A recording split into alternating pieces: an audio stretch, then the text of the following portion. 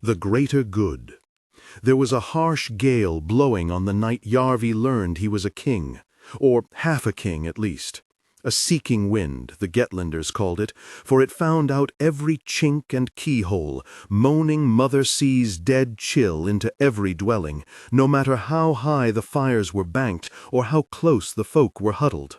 It tore at the shutters in the narrow windows of Mother Gundring's chambers, and rattled even the iron-bound door in its frame.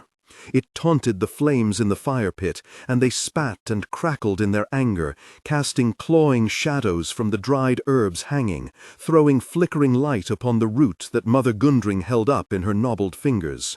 And this? It looked like nothing so much as a clod of dirt, but Yarvi had learned better. Black-tongue root. And why might a minister reach for it, my prince? A minister hopes they won't have to.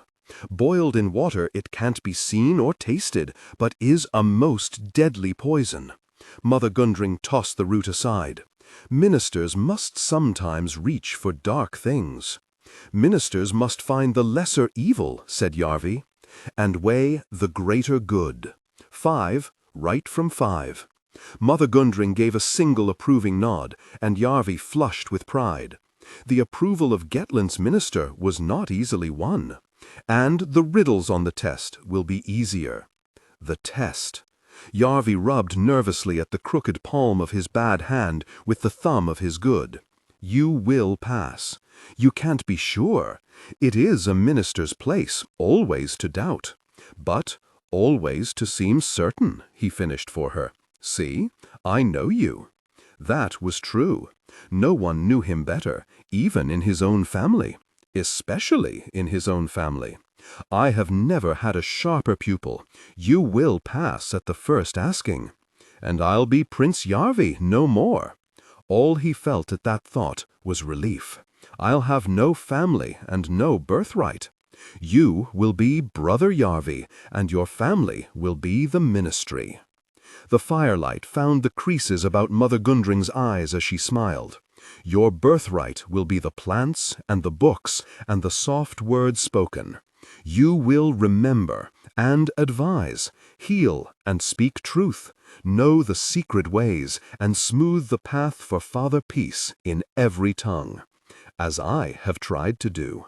There is no nobler work, whatever nonsense the muscle-smothered fools spout in the training square.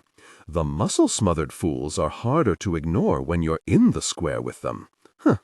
She curled her tongue and spat into the fire. Once you pass the test, you only need go there to tend a broken head when the play gets too rough. One day you will carry my staff. She nodded toward the tapering length of studded and slotted elf metal which leaned against the wall. One day you will sit beside the Black Chair and be Father Yarvi.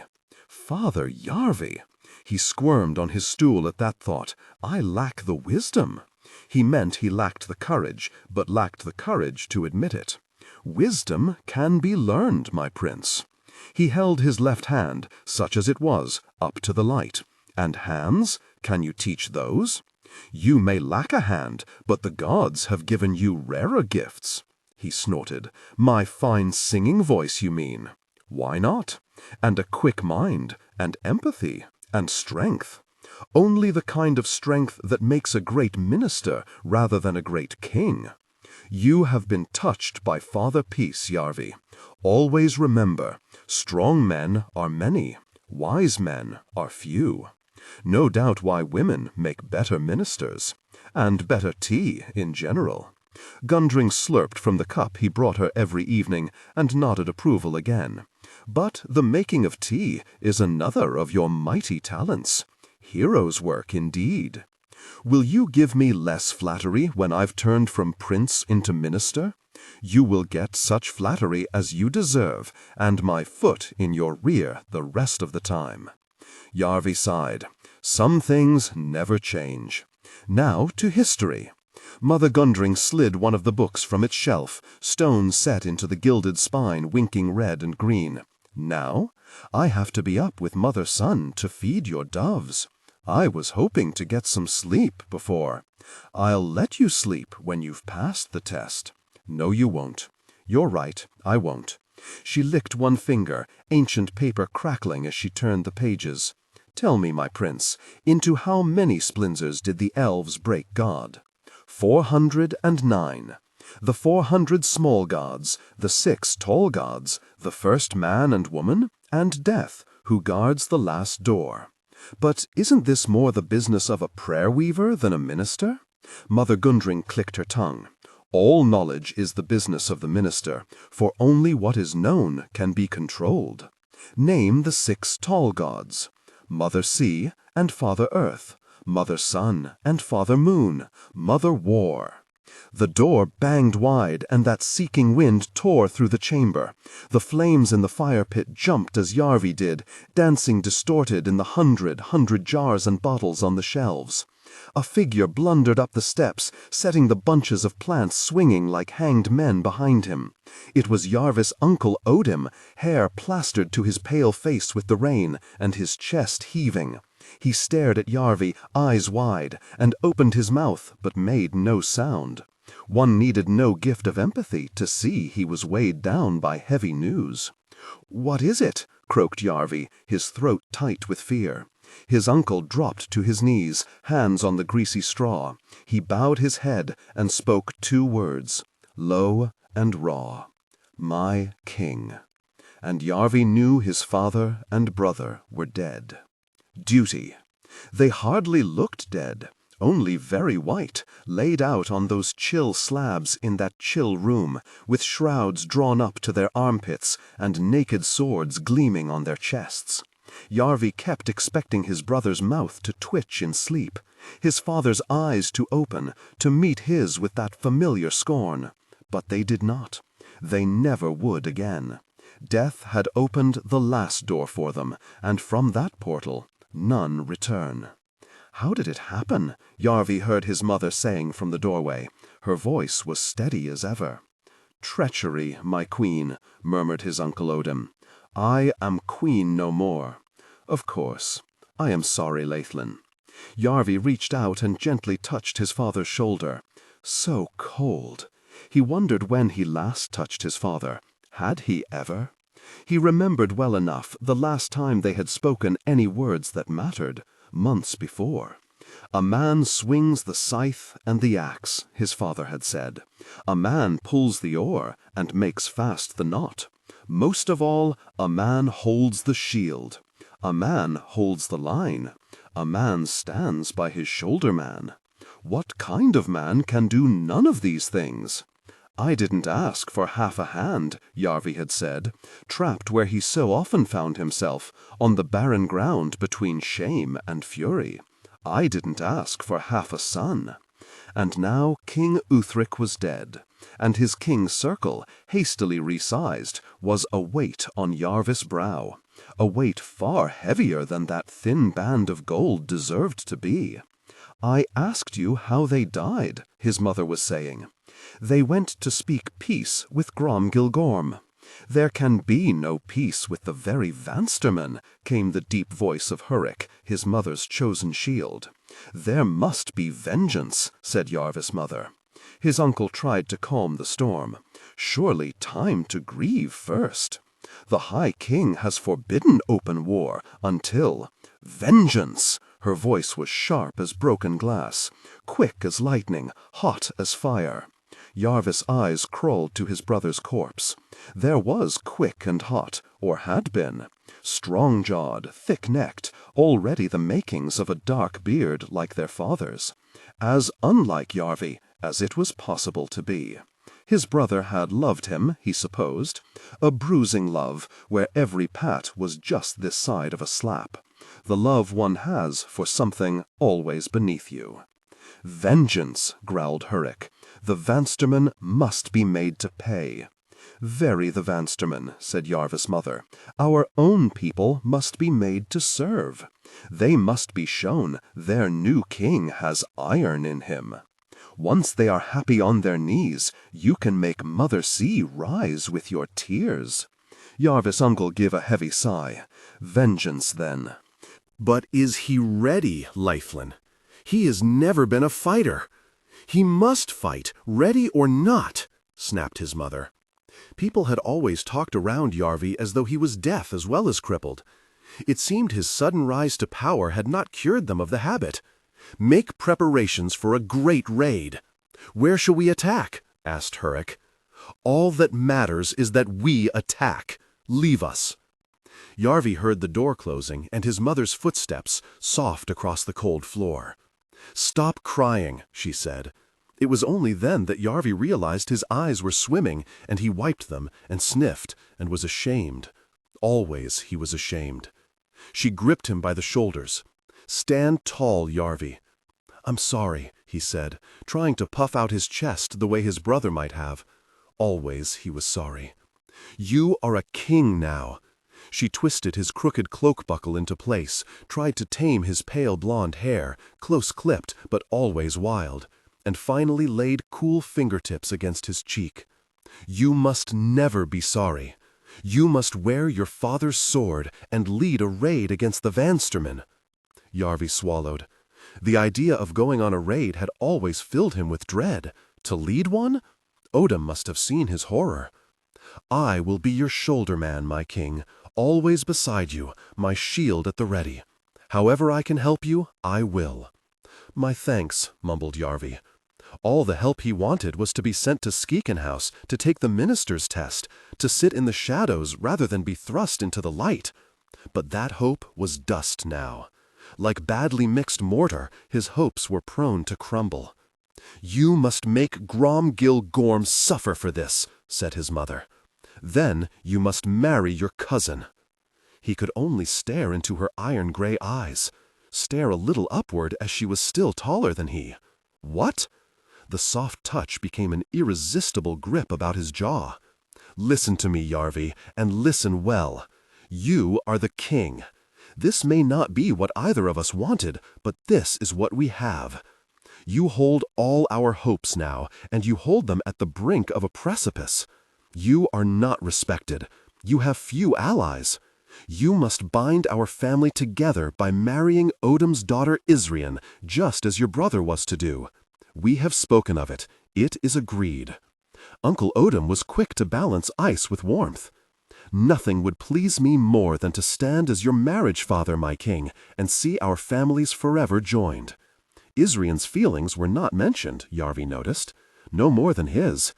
But his mother's brow hardened, her eyes narrowed.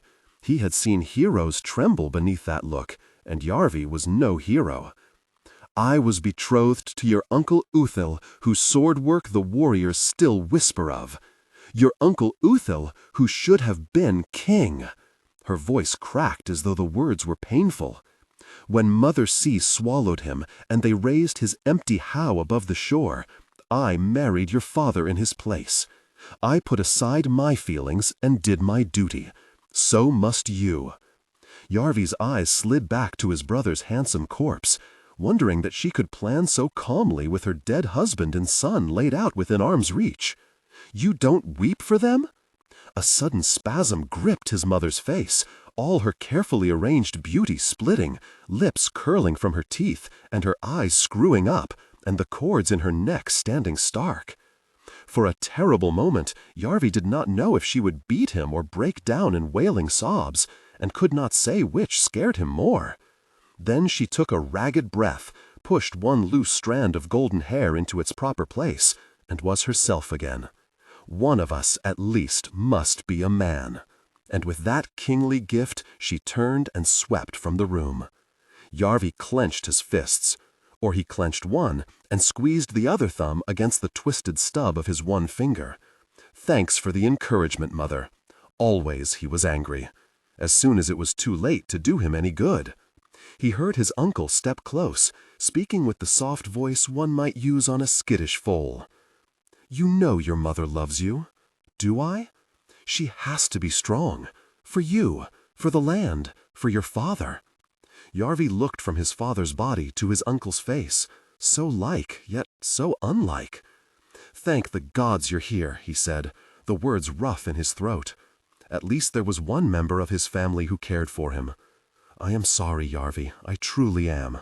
Odom put his hand on Yarvi's shoulder, a glimmer of tears in his eyes. "But Laithlin is right. We must do what is best for Gettland. We must put our feelings aside."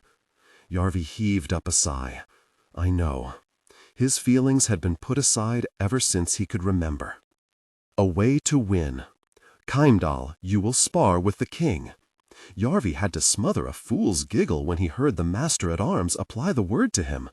Probably the 80 young warriors gathered opposite were all stifling their own laughter.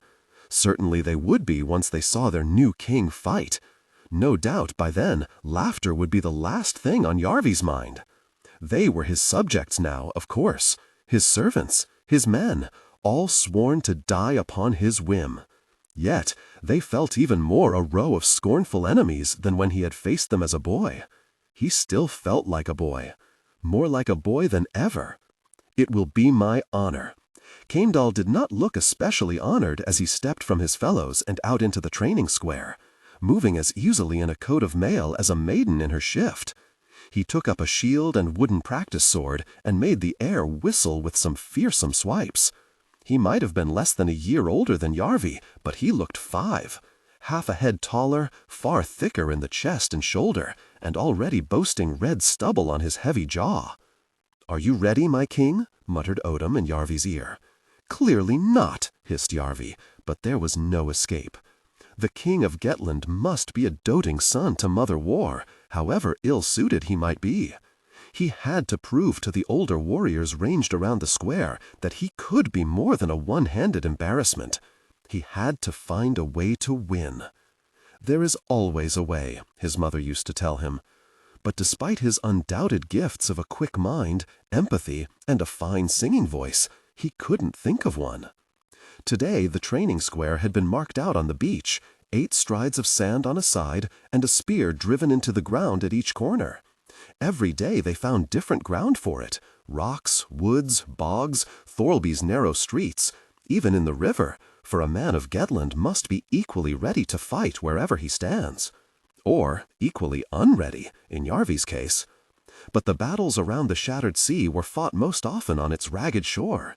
So on the shore they practiced most often, and Yarvi had taken enough mouthfuls of sand in his time to beach a longship.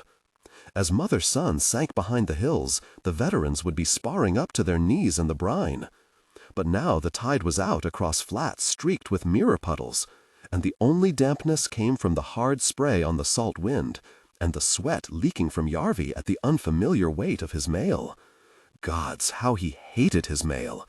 How he hated Hunnin, the master-at-arms who had been for so many years his chief tormentor. How he loathed swords and shields, and detested the training square, and despised the warriors who made it their home. And most of all, how he hated his own bad joke of a hand, which meant he could never be one of them. "Watch your footing, my king," murmured Odin. "My footing won't be my problem," snapped Yarvi. "I have 2 feet, at least." For 3 years he had scarcely touched a sword, spending every waking hour in Mother Gundring's chambers, studying the uses of plants and the tongues of far-off places, learning the names of the small gods, and taking such very special care over his penmanship. While he had been learning how to mend wounds, these boys, these men, he realized with a sour taste in his mouth, had put all their efforts into learning how to make them. Odin gave him a reassuring clap on the shoulder, which nearly knocked him over. "Keep your shield up. Wait for your chance." Yarvi snorted.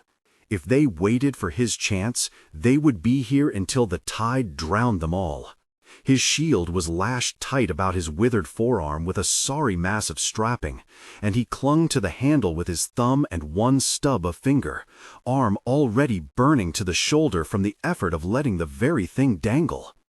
"Our king has been away from the square for some time," called Master Hunnin, and worked his mouth as though the words were bitter.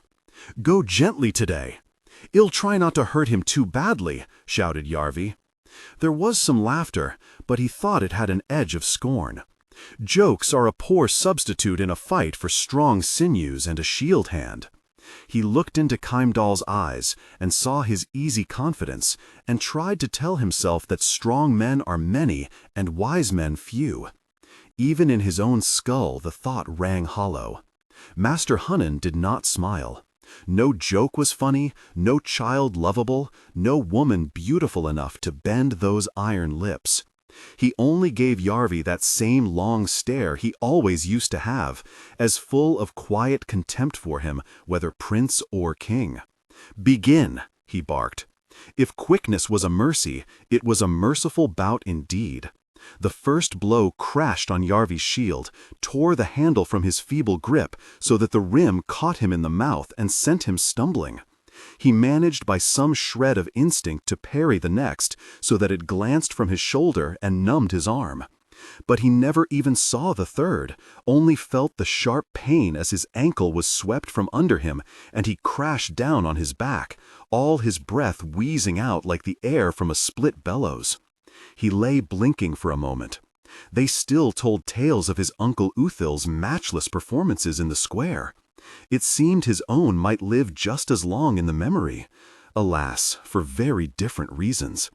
Heimdall thrust his wooden sword into the sand and offered his hand. "My king." Far better disguised than it used to be, but Yarvi thought there was a mocking curl to the corner of his mouth. "You've got better," Yarvi forced through his clenched teeth, twisting his crippled hand free of the useless shield straps, so Heimdall had no choice but to grasp it to pull him to his feet. "As have you, my king."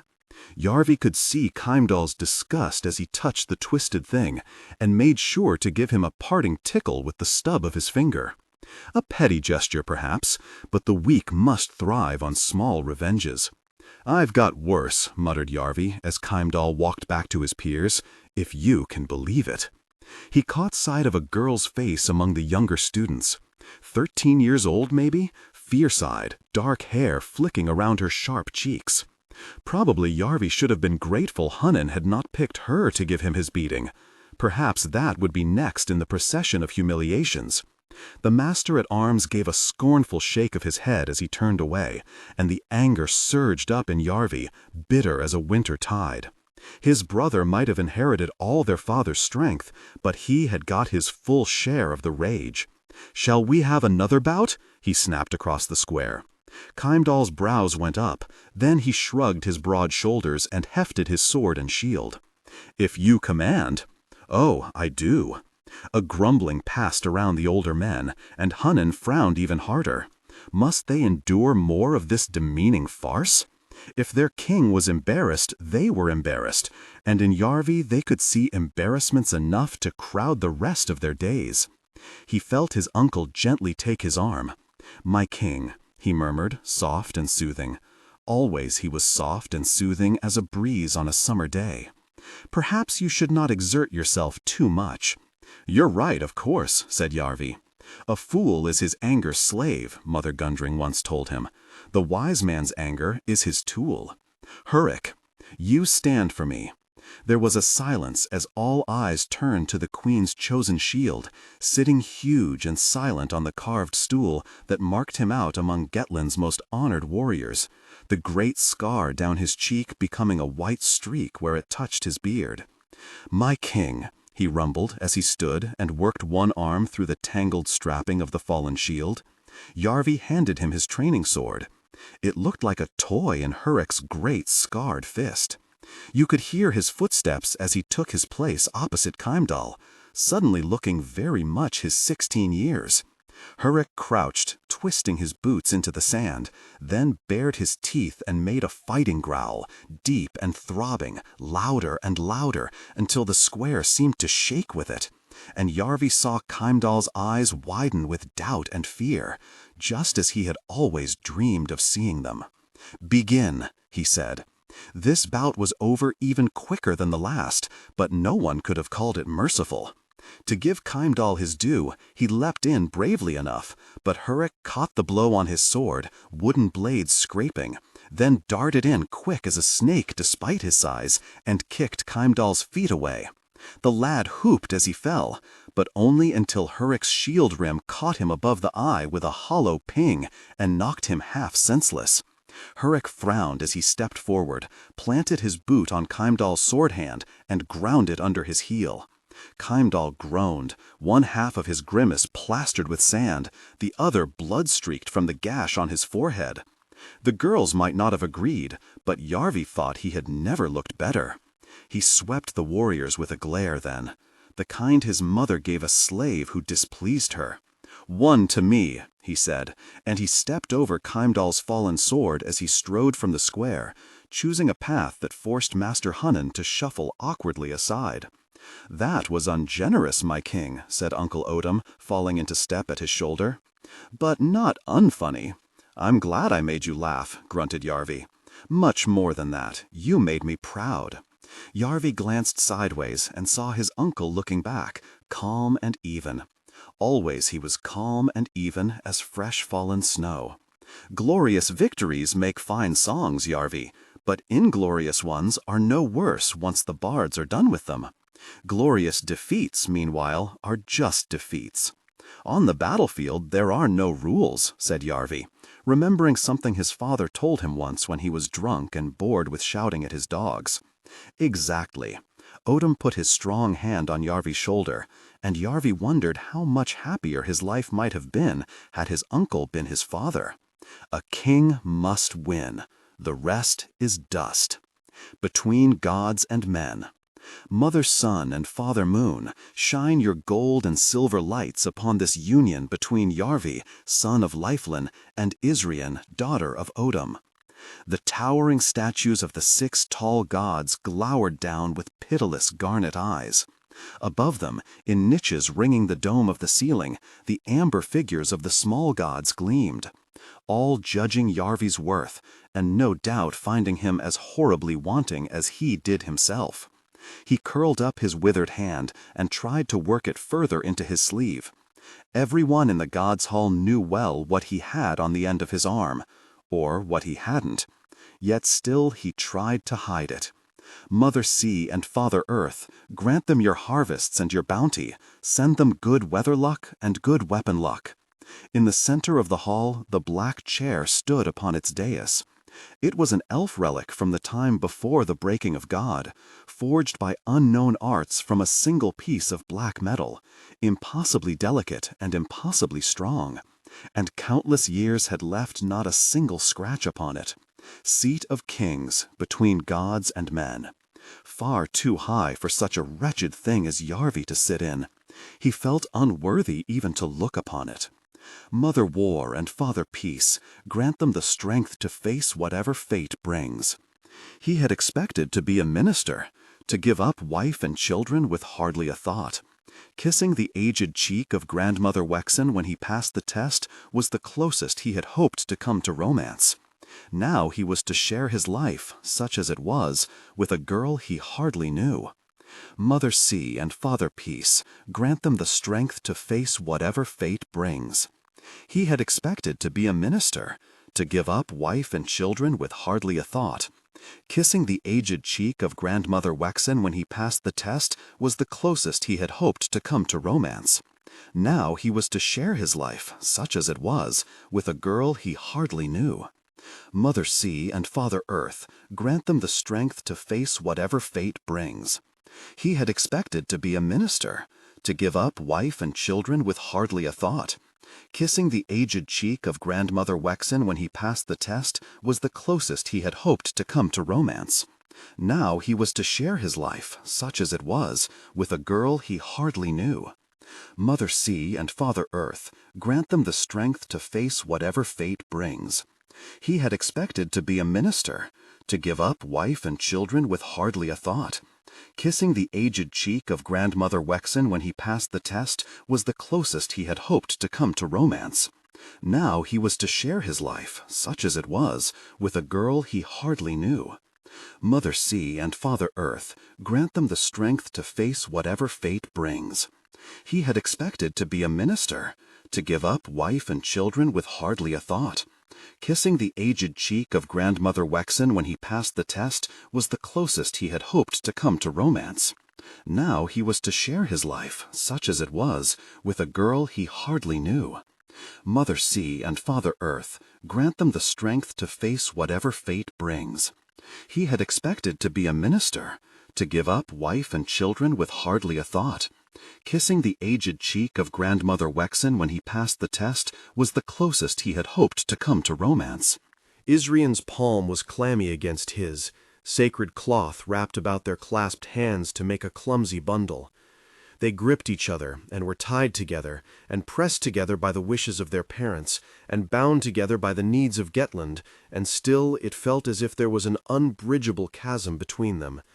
O he who sprouts the seed, grant them healthy issue. Yarvi knew what every guest was thinking. Not crippled issue, not one-handed issue.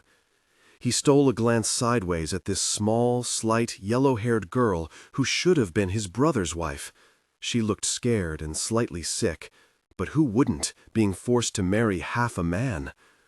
This was everyone's second best, a day of celebration mourned by all, a tragic compromise. Oh, she who guards the locks, keep safe their household. Only Brynjolf the prayer weaver was enjoying himself. He had spun one ponderous blessing for Isrian at her betrothal to Yarvi's brother, and now, to his delight, if not hers, got the chance to construct a second. His voice droned on, exhorting tall gods and small gods to grant fertility in their fields and obedience in their slaves, and no one would have been surprised by a plea for regularity in their bowels next. Yarvi hunched his shoulders, swamped by one of the heavy furs his father used to wear, dreading the magnitude of Brynjolf's blessing at the wedding itself. O she of the ewer, pour prosperity upon this royal couple, upon their parents and their subjects, and upon all of Gettland. The prayer weaver stepped back, smug as a new parent, his chin vanishing into the roll of fat beneath it.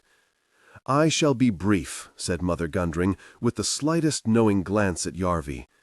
He spluttered on a stifled laugh, then caught his mother's eye upon him, cold as the winter sea, and had no need to stifle another.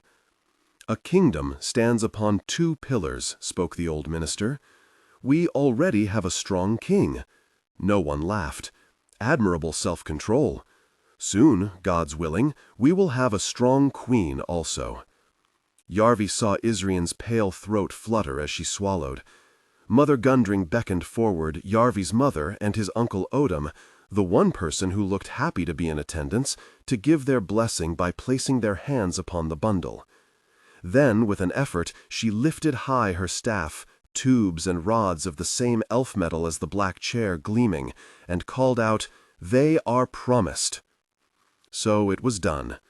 Isrian was not asked for an opinion on the matter, and neither was Yarvi. It seemed there was little interest in the opinions of kings, certainly not of this one. The audience, 100 strong or more, served up restrained applause. The men-heads of some of Gettland's greatest families, sword hilts and cloak buckles set with gold, beat approval on broad chests with heavy fists.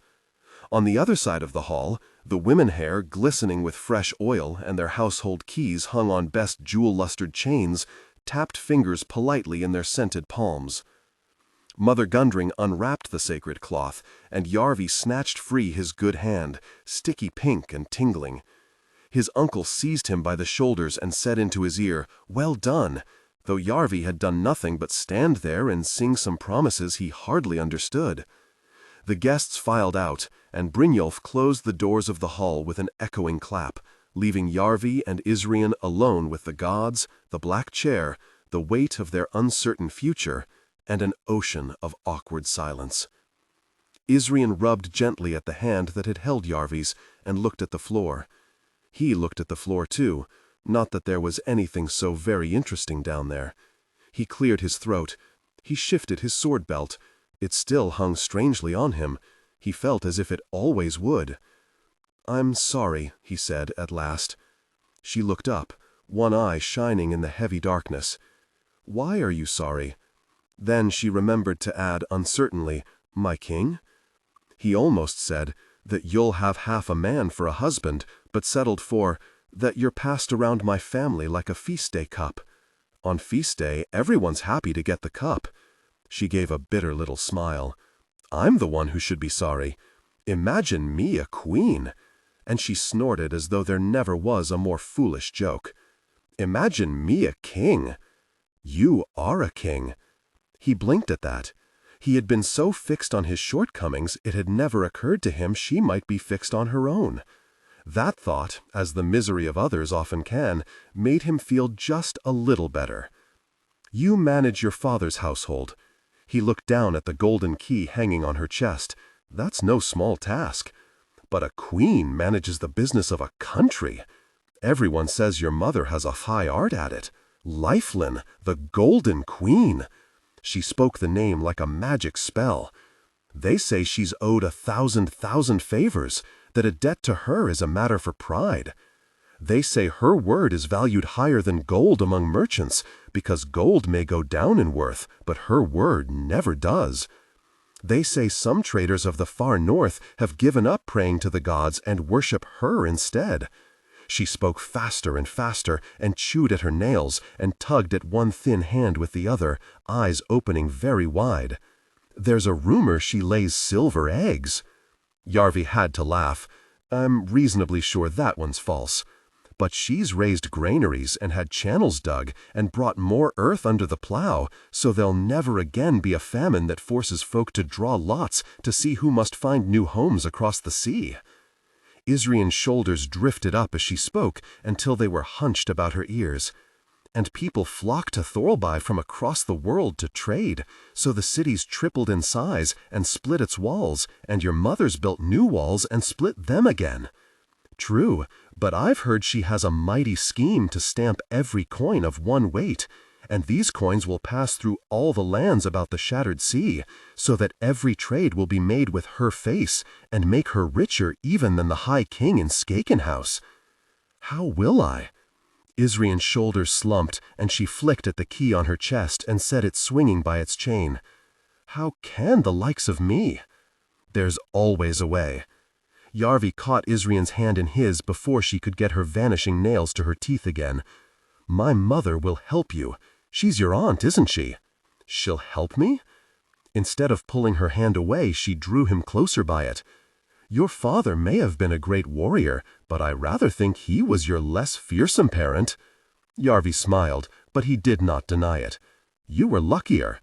My uncle's always as calm as still water." Isrian glanced nervously toward the door. "You don't know my father like I do." "Then I'll help you." He had held her half the morning, and it could have been a dead fish in his clammy palm. Now it felt like something else entirely, strong and cool and very much alive. Isn't that the point of a marriage? Not just that. She seemed suddenly very close, taper light reflected in the corners of her eyes, teeth shining between parted lips. There was a smell to her, not sweet and not sour, he could not name it. Faint, but it made his heart jump. He did not know if he should close his eyes. Then she did, so he did, and their noses bumped awkwardly. Her breath tickled his cheek and made his skin flush hot, frighteningly hot. Her lips just barely brushed his, and he broke away with all the dignity of a startled rabbit, caught his leg on his sword, and nearly fell over it. "Sorry," she said, shrinking back and staring at the floor. "It's me who should be sorry." For a king, Yarvi spent a great deal of his time apologizing. "I'm the sorriest man in Gettland. No doubt my brother gave you a better kiss. More practice, I suppose. All your brother did was talk about the battles he'd win," she muttered at her feet. "No danger of that with me."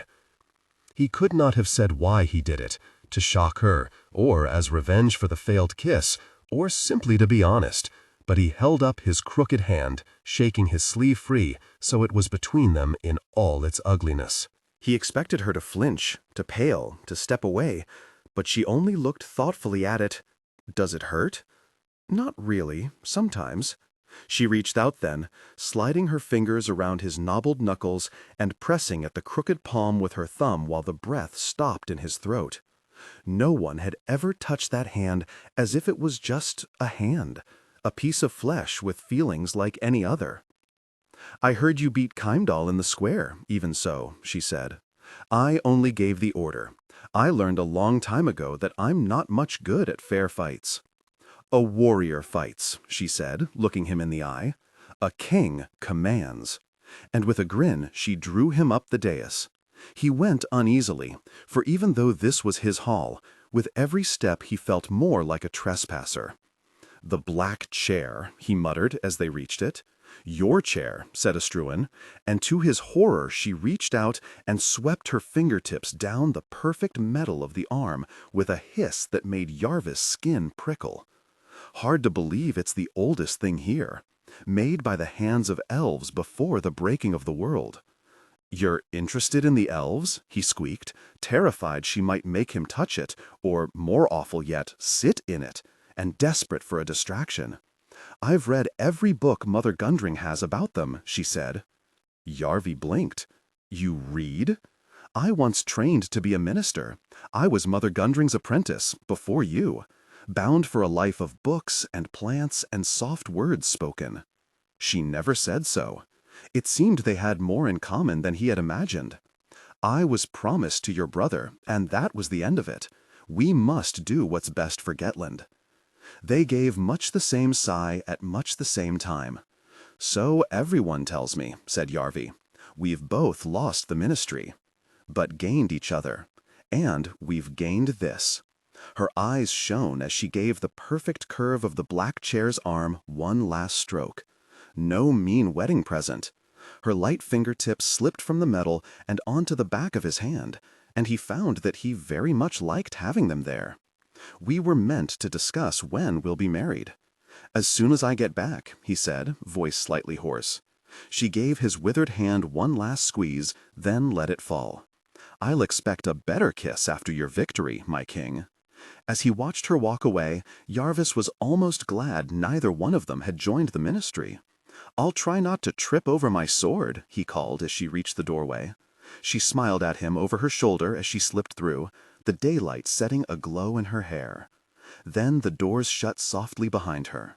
Leaving Yarvi marooned on the dais, in the midst of all that silent space, his doubts suddenly looming even higher than the tall gods above. It took a fearsome effort to turn his head back toward the black chair. Could he truly sit in it, between gods and men? He who could hardly bring himself to touch it with his crippled joke of a hand. He made himself reach out, his breath coming shallow. Made himself lay his one trembling fingertip upon the metal. Very cold and very hard, just as a king must be.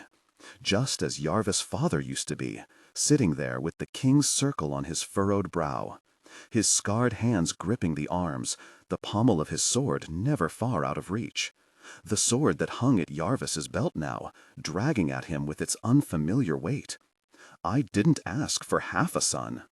And Yarvi shrank from the empty chair with even less dignity than when his father still sat in it. Not toward the doors of the gods' hall and the waiting crowd beyond, but away toward the statue of Father Peace, pressing himself to the stone and working his fingers into the crack beside the giant leg of the patron god of ministers. In silence, the hidden door sprang open, and like a thief fleeing the scene of his crime, Yarvi slipped into the blackness beyond. The citadel was full of secret ways, but nowhere so riddled as the gods' hall. Passages passed under its floor, inside its walls, within its very dome. Ministers of old had used them to show the will of the gods, with the odd little miracle feathers fluttering down, or smoke rising behind the statues. Once blood had been dripped on Gettland's reluctant warriors as the king called for war. The passageways were dark and full of sounds, but Yarvi had no fear of them. These tunnels had long been his domain. He had hidden from his father's blazing anger in the darkness, from his brother's crushing love, from his mother's chill disappointment. He could find his way from one end of the citadel to the other without once stepping into the light. Here he knew all the ways, as any good minister should. Here he was safe. Doves. The dovecote was perched in the top of one of the citadel's highest towers, streaked inside and out with centuries of droppings, and through its many windows a chill wind blew.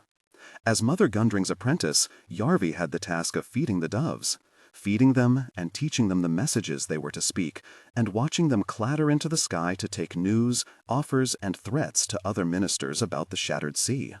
From the many cages ranked around the walls, they looked down on him now, the doves, and one great bronze-feathered eagle which must have brought a message from the High King in Skeckenhouse. The one person in the lands around the Shattered Sea who had the right to make requests of Yarvi now. Yet here he sat against the dropping speckled wall, picking at the nail on his shriveled hand, buried beneath a howl of demands he could never fulfill.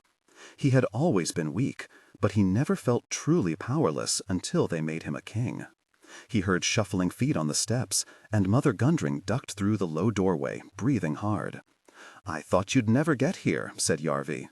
"My king," replied the old minister once she had the breath, "you were expected before the Gods' Hall.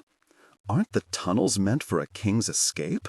From armed enemies, from your family, your subjects, not to mention your bride-to-be, less so."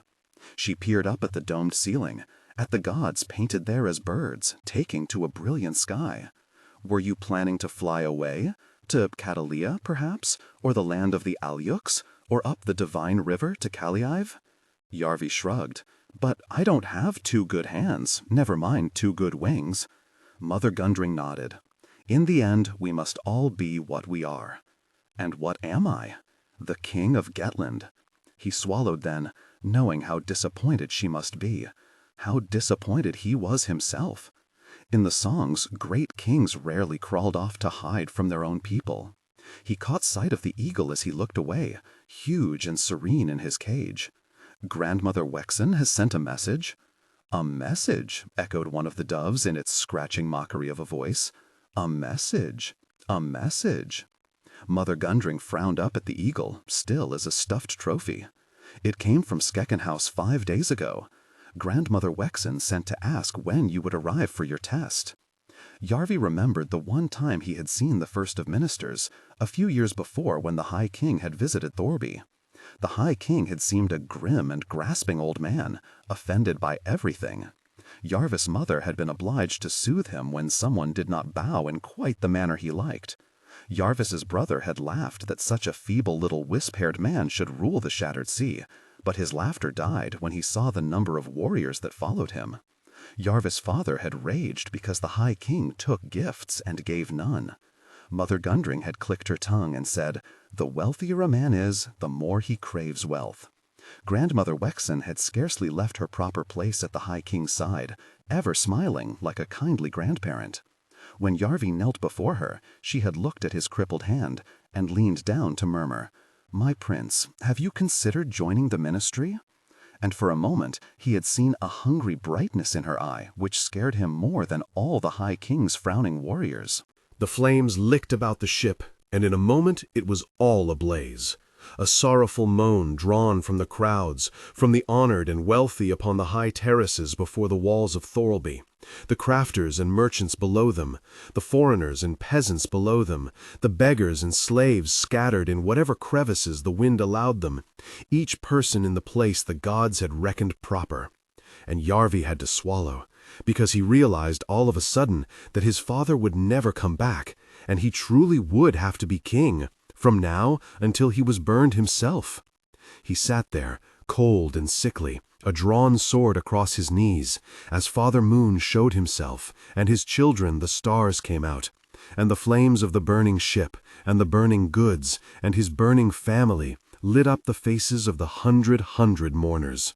As scattered lights showed in the stone buildings of the city, and the wattle hovels huddled outside the walls, and in the towers of the citadel upon the hill, his citadel, although to him it had always had the look of a prison. It took a hero's struggle to stay awake. He had barely slept last night, or any night since they put the king's circle on him. The shadows in the cold depths of his father's yawning bedchamber seemed crowded with fears, and by ancient tradition there was no door he could bolt, since the King of Gettland is one with the land and the people and must hide nothing from them. Secrets and bedroom doors were luxuries reserved for luckier folk than kings. A queue of proud men in their war gear and proud women with keys polished, some of them sore trouble to King Luthric while he lived, filed past Yarvi and his mother to wring their hands and press gaudy grave gifts on them and speak in swollen terms of the dead lord's high deeds. They lamented that Gettland would never see his like again, then remembered themselves and bowed and mouthed, "My king," while behind their smiles, no doubt they wondered how it might be made to profit them to have this one-handed weakling in the black chair. Only the occasional hiss passed between Yarvi and his mother. "Sit up. You are a king. Do not apologize. You are a king. Straighten your cloak buckle. You are a king. You are a king. You are a king." As if she was trying to convince him, and herself, and the world of it, against all the evidence.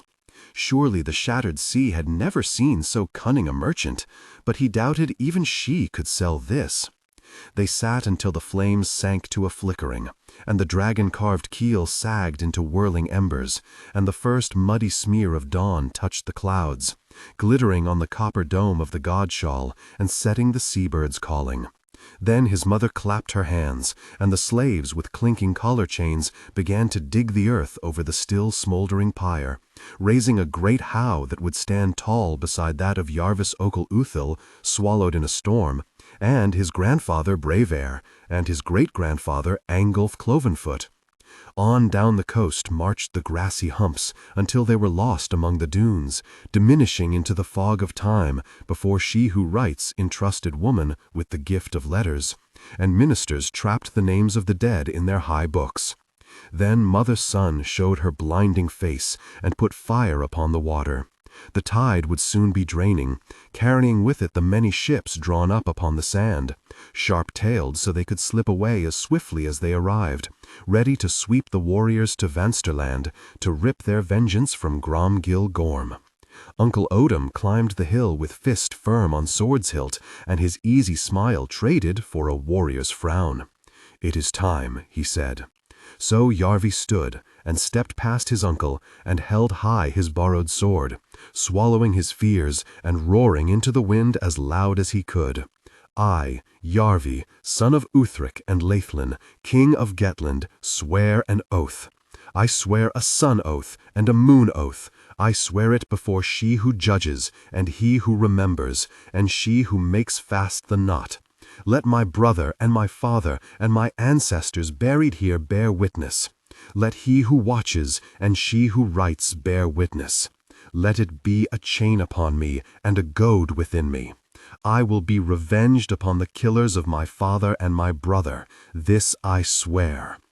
The gathered warriors clashed the bearded heads of their axes against their helms, and their fists against their painted shields, and their boots against Father Earth in grim approval. Yarvis' uncle frowned. "That is a heavy oath, my king." "I may be half a man," said Yarvi, struggling to get his sword back into its sheepskin-lined sheath, "but I can swear a whole oath." The men appreciated it, at least. "These are men of Gettland," said Hurrick. "They appreciate deeds." "I thought it was a fine oath." Isrian stood near, yellow hair streaming in the wind. "A kingly oath." Yarvi found he was very glad to see her there. He wished no one else had been. Then he could have kissed her again, and probably made a better effort at it. But all he could do was smile, and half raise his half hand in an awkward farewell. There would be time for kisses when they next met. My king. It seemed even Mother Gundring's eyes, forever dry in any smoke or dust or weather, held tears. "May the gods send you fine weather luck, and even better weapon luck. Don't worry, my minister," he said. "There's always the chance I'll survive." His true mother shed no tears. All she did was fasten his twisted cloak buckle yet again and say, "Stand like a king, Yarvi. Speak like a king. Fight like a king." "I am a king," he said, however much of a lie it felt, and he forced through his tightened throat, "I'll make you proud," even though he had never known how. But he looked back, as he walked with his uncle's gently steering hand upon his shoulder, the warriors forming snakes of glimmering steel as they filed toward the water, and he saw his mother clutch Hurrick by his mail and drag him close, strong man though he was. "Watch over my son, Hurrick," he heard her say in a choking voice. "He is all I have."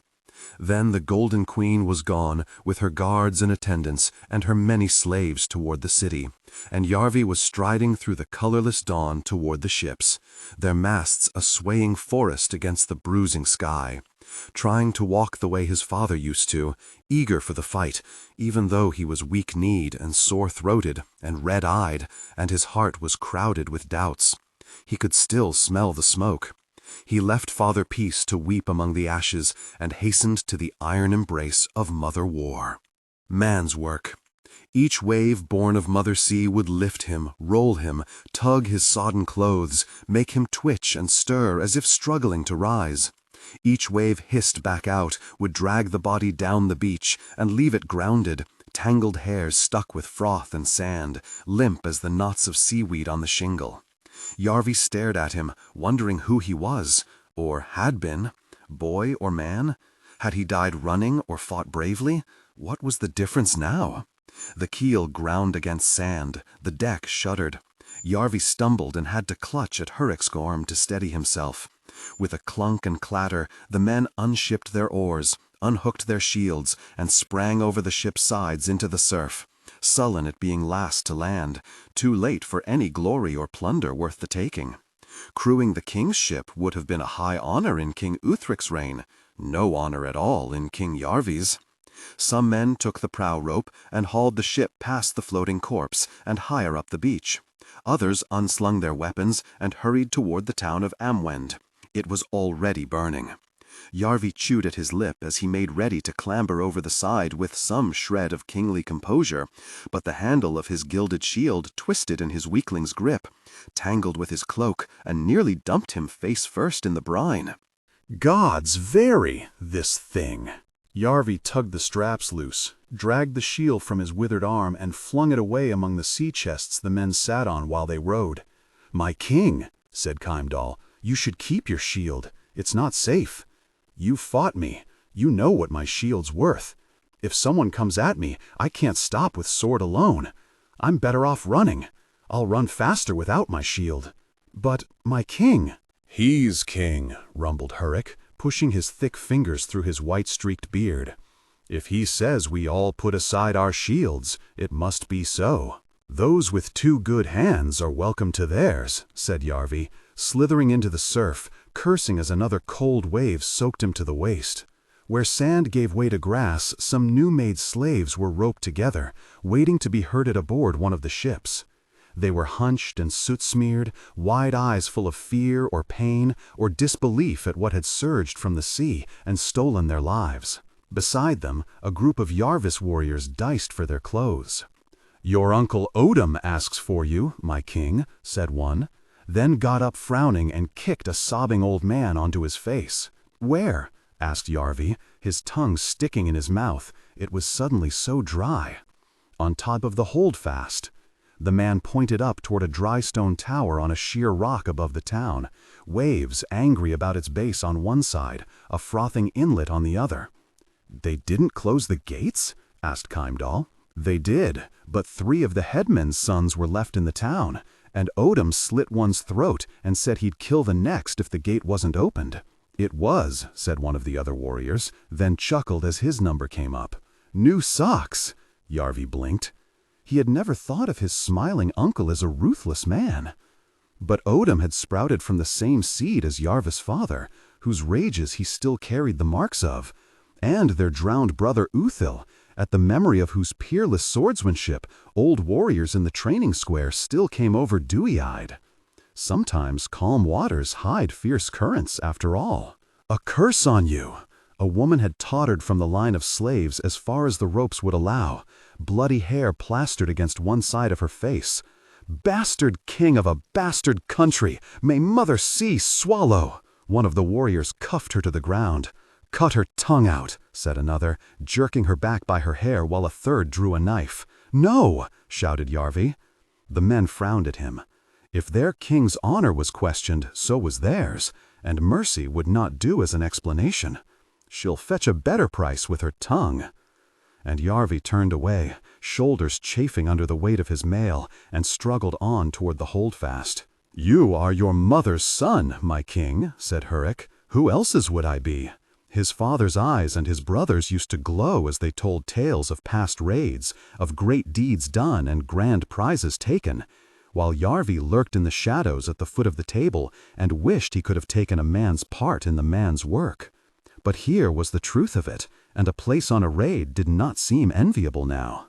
The fighting was over, if there had been any worthy of the name, but still it seemed Yarvi labored through a nightmare, sweating in his mail and chewing at the inside of his mouth and startling at sounds. Screams and laughter, figures darting through the wriggling haze of fires, smoke scratching at his throat. Crows pecked and circled and cawed their triumph. Theirs was the victory most of all.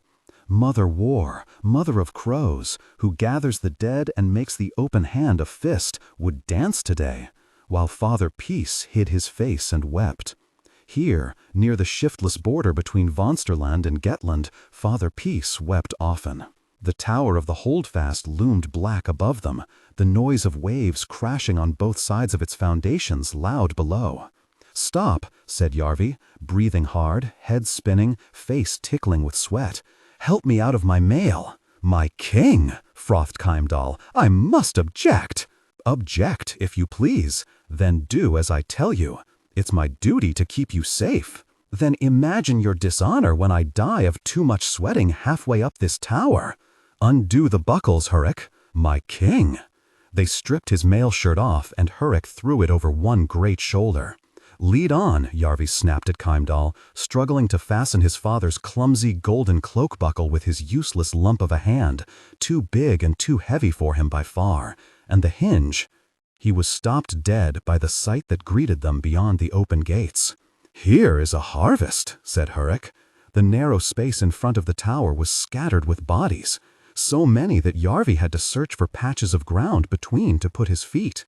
There were women there and children. Flies buzzed, and he felt the sickness rising and fought it down. He was a king, after all, and a king rejoices in the corpses of his enemies. One of his uncle's warriors sat beside the entrance to the tower, cleaning his axe as calmly as he might have beside the training square at home. "Where is Odom?" Yarvi muttered at him. The man gave a squint-eyed grin and pointed upward. "Above, my king."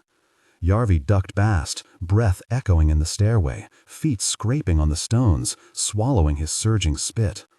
On the battlefield, his father used to say, there are no rules. Up and up in the fizzing darkness, Hurrick and Heimdall toiling behind him.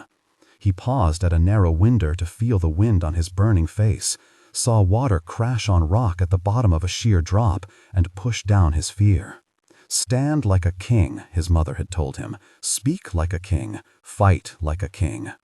There was a platform at the top, propped on timbers, a wooden parapet about the edge no taller than Yarvi's thigh. Low enough to bring the giddy sickness flooding back when he saw how high they had climbed. Father Earth and Mother Sea spread out small around them, the forests of Vonsterland stretching off into the haze of distance. Yarvi's uncle Odom stood calmly watching Amwend burn, columns of smoke smudging the slate-gray sky. The tiny warriors bent to the business of destruction, the little ships lined up where surf met shingle to collect the bloody harvest. A dozen of his most seasoned men were around him, and kneeling in their midst a prisoner in a fine yellow robe, bound and gagged, his face swollen with bruises and his long hair clotted with blood. "A good day's work," called Odom, smiling at Yarvi over his shoulder. "We have taken 200 slaves, and livestock, and plunder, and burned one of Grom-Gil Gorm's towns."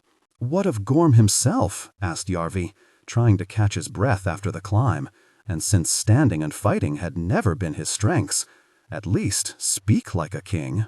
Odom sucked sourly at his teeth. "The breaker of swords will be on his way, Hurrick?" "Doubtless." Hurrick stepped from the stairway and straightened to all his considerable height. "Battle draws that old bear, surely as it draws the flies." "We must round up the men and be back at sea within the hour," said Odom. "We're leaving?" asked Heimdall. "Already?" Yarvi found he was angry, tired and sick, and angry at his own weakness, and his uncle's ruthlessness, and the world that was this way. "Is this our vengeance, Odom?" He waved his good hand toward the burning town. "On women and children and old farmers?" His uncle's voice was gentle, as it always was, gentle as spring rain. "Vengeance is taken piece by piece, but you need not worry about that now." "Did I not swear an oath?" growled Yarvi. For the last 2 days he had been prickling whenever someone used the words, "my king." Now he found he prickled even more when they did not. "You swore. I heard it, and thought it too heavy an oath for you to carry." Odom gestured at the kneeling prisoner, grunting into his gag. "But he will free you of its weight." "Who is he?" "The headman of Amwend. He is the one who killed you." Yarvi blanked. "What?" "I tried to stop him, but the coward had a hidden blade." Odom held up his hand, and there was a dagger in it, a long dagger with a pommel of black jet. In spite of the heat of the climb, Yarvi felt suddenly very cold, from the soles of his feet to the roots of his hair. It shall be my greatest regret that I moved too late to save my much-loved nephew. And carelessly as cutting a joint of meat, Odom stabbed the headman between his neck and his shoulder, and kicked him onto his face, blood welling across the rooftop. "What do you mean?" Yarvis' words came shrill and broken, and he was suddenly aware how many of his uncle's men were about him, all armed, all armored. As Odom stepped calmly, so calmly toward him, he stepped back on shaky knees to nowhere but the low parapet and the high drop beyond. "I remember the night you were born." His uncle's voice was cold and level as ice on a winter lake. "Your father raged at the gods over that thing you have for a hand. You've always made me smile, though. You would have been a fine jester." Odom raised his brows and sighed. "But is my daughter really to have a one-handed weakling for a husband? Is Gettland really to have half a king, a crippled puppet dangling on his mother's string? No, nephew, I think not." Heimdall snatched Yarvis' arm and dragged him back, metal scraping as he drew his sword. "Get behind me, my blood." Spray blinded in Yarvis' face and half blinded him. Heimdall fell to his knees, spitting and gurgling, clutching at his throat, black leaking between his fingers. Yarvi stared sideways and saw Hurek frowning back, a drawn knife in his hand, the blade slick with Heimdall's blood. He let Yarvis' mail drop jingling to the floor. "We must do what is best for Gettland," said Odom. "Kill him." Yarvi tottered away, his jaw dropping wide, and Hurek caught a fistful of his cloak. With a ping, his father's heavy golden buckle sprang open. Suddenly released, Yarvi reeled back. The parapet caught him hard in the knees, and, breath whooping, he tumbled over it. Rock and water and sky spun about him, and down plummeted the king of Gettland, and down, and the water struck him as a hammer strikes iron, and Mother Sea took him in her cold embrace. The enemy. Yarvi came to himself in the darkness, smothered by rushing bubbles, and he writhed and thrashed and twisted with the simple need to stay alive. The gods must yet have had some use for him, for, when it seemed his ribs would burst, and he must breathe in whether it was sea or sky, his head broke from the water. Spray blinded him, and he coughed and kicked, was sucked under, tossed and tumbled by the current. A surging wave flung him onto rock, and he clutched at shredding barnacle and green slick weed, just long enough to find another breath. He fought with the buckle, freed himself of the drowning embrace of his sword belt, legs burning as he struggled at the merciless sea, kicking free of his leaden boots. He gathered all his strength, and as the swell lifted him, he hauled himself up, trembling with effort, onto a narrow ledge of stone washed by the salt spray, speckled with jellies and sharp-shelled limpets. No doubt he was lucky still to be alive, but Yarvi did not feel lucky. He was in the inlet on the north side of the holdfast, a narrow space, walled in by jagged rocks, into which the foaming waves angrily surged, chewing at the stone, slopping and clapping and flinging glittering spray. He scraped the wet hair from his eyes, spat salt, his throat raw, good hand and bad grazed and stinging. His foolhardy decision to strip off his mail had saved his life, but the padded jacket underneath was bloated with seawater, and he pawed at the straps, finally shrugged it free, and hunched, shivering. "Do you see him?" he heard, the voice coming from so close above that he shrank against the slick rock, biting his tongue. "Gotta be dead," another voice. "Dashed on the rocks. Mother Sea has him for sure. Odom wants his body. Odom can fish for it then," a third voice now. "Or Hurek can. He let the cripple fall. And which'll you be tellin' first to swim, Odom or Hurek?" Laughter at that. "Gorm's on his way. We've no time to dredge for one-handed corpses. Back to the ships, and tell King Odom his nephew adorns the deep." And the voices faded toward the beach. King Odom, his own uncle who he had loved like a father, always there with a soothing word and an understanding smile and a steering hand on Yarvi's shoulder. His own blood. Yarvi was clinging with his good hand, but the bad one he bunched into a trembling fist, his father's anger stealing up on him, so strong he could hardly breathe for it. But his mother had always said, "Never worry about what has been done, only about what will be." His mother. He gave a needy sob at the thought of her. The Golden Queen always knew what should be done. But how to reach her? The ships of Gettland were already leaving. The Vanstermen would soon arrive. All Yarvi could do was wait for dark, find some way back over the border and south to Thorby. There is always a way. If he had to walk 100 miles through the forest without boots, he would do it. He would be revenged on his unworthy uncle and on that traitor Hurek, and he would take back the Black Chair. He swore it over and over as Mother Sun hid her face behind the rocks and the shadows lengthened. He had not reckoned on that most ruthless of revenges, though, the tide. Soon the icy waves washed the shelf on which he clung. Over his bare feet rose the cold water, over his ankles, over his knees, and before long the sea was surging into that narrow space even more fiercely than before. He would have liked to weigh his choices, but for that you need more than one. So he climbed, shivering and weary, aching and cold, weeping and cursing the name of Odom with every slippery foot or handhold. It was an awful risk, but better than throwing himself on the mercy of Mother Sea, for, as every sailor knows, she has none.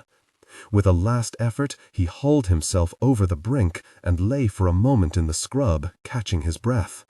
He groaned as he rolled over, began to stand. Something cracked him on the side of the head, tore a cry from him, and filled his skull with light. The land reeled and struck him on the side. He crawled up, groggy, drooling blood. A Gettland dog, judging by his hair, and he squealed as he was dragged up by it. A pup, at least. A boot caught him and dumped him on his face. He scrambled a pace or two and was kicked down again. 2 men were herding him, 2 mailed men with spears. Vanstermen, no doubt, though apart from the long braids about their hard faces, they looked little different to the warriors who had frowned at him in the training square. To the unarmed, armed men all looked the same. "Up," said one, rolling him over with another kick. Then, "Stop kicking me," he gasped. They gave him a spear butt on the other side of his face for that, and he resolved to make no more jokes. One of them hauled him up by the collar of his torn shirt, and half dragged him, half marched him on. There were warriors everywhere, some on horseback. Peasants, too, perhaps townsfolk who had fled at the sight of ships, returned to the ruins of their homes, soot-smeared and tear-streaked, to dig through the wreckage. Bodies were laid out for burning, their shrouds flapped and tugged in the sea wind. But Yarvi needed all his pity for himself. "Kneel, dog." He was sent sprawling once more, and this time saw no pressing need to rise, moaning with each breath and his battered mouth one great throb. "What do you bring me?" came a clear voice, high and wandering, as if it sang a song. "A Gettlander. He climbed from the sea beside the holdfast, my king. The mother of waters washes up strange bounty. Look upon me, sea creature." Yarvi slowly, fearfully, painfully raised his head, and saw 2 great boots capped with scuffed steel, then baggy trousers striped red and white, then a heavy belt with a golden buckle, the hilts of a great sword, and 4 knives, then mail of steel with zigzag lines of gold forged in. Then a white fur about great shoulders, the wolf's head still on, garnets set into its empty eyes. Upon it a chain of jumbled lumps of gold and silver, precious stones winking.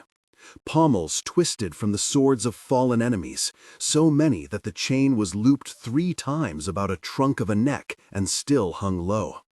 Finally, so high above Yarvi that the man stood a giant, a craggy face, lopsided as a wind-blown tree, long hair and beard hanging wild and streaked with silver gray, but about the twisted mouth and eyes, a smile. The smile of a man who studies beetles, wondering which to squash. "Who are you, person?" asked the giant. "A cook's boy." The words were clumsy in Yarvi's bloodied mouth, and he tried to work his crippled hand into his damp shirt sleeve so it could not betray him. "I fell into the sea." "A good liar weaves as much truth into the cloth as they can," Mother Gundring once told him. "Shall we play a guessing game?" the giant asked, winding a strand of his long hair around and around one finger. "Of what my name might be?" Yarvi swallowed. He did not need to guess. "You are Grom Gil Gorm, breaker of swords and maker of orphans, king of the Vanstermen. You win." Gorm clapped his massive hands. "Though what you win remains to be seen. I am king of the Vanstermen, lately including these ill-doomed wretches that your countrymen of Gettland have so freely robbed, butchered, and stolen as slaves, against the wishes of the High King in Skeckenhouse, who has asked that swords stay sheathed. He loves to spoil our fun, but there it is." Gorm's eyes wandered over the scene of ruin. "Does this strike you as just, cook's boy?" "No," croaked Yarvi, and he did not have to lie. A woman stepped up beside the king. Her hair was shaved to black and gray stubble, her long white arms covered from shoulder to finger with blue designs. Some Yarvi recognized from his studies. Charts for the reckoning of the future in the stars, circles within circles in which the relationships of the small gods were plotted, runes that told of times and distances and amounts permitted and forbidden. About one forearm 5 elf bangles were stacked, relics of great age and value, gold and steel and bright glass flashing, talismans worked with symbols whose meanings were drowned in the depths of time. And Yarvi knew this must be Mother Scare, Gorm's minister, she who sent the dove to Mother Gundring, luring Yarvi's father to his death with promises of peace. "What king of Gettland ordered such slaughter?" she asked, her voice every bit as harsh as a dove's. "Odom." And Yarvi realized with some pain it was the truth. Her lip wrinkled as if at a sour taste. So the fox killed his brother the wolf. Treacherous beasties. Gorm sighed, turning a pommel absently around and around on his chain.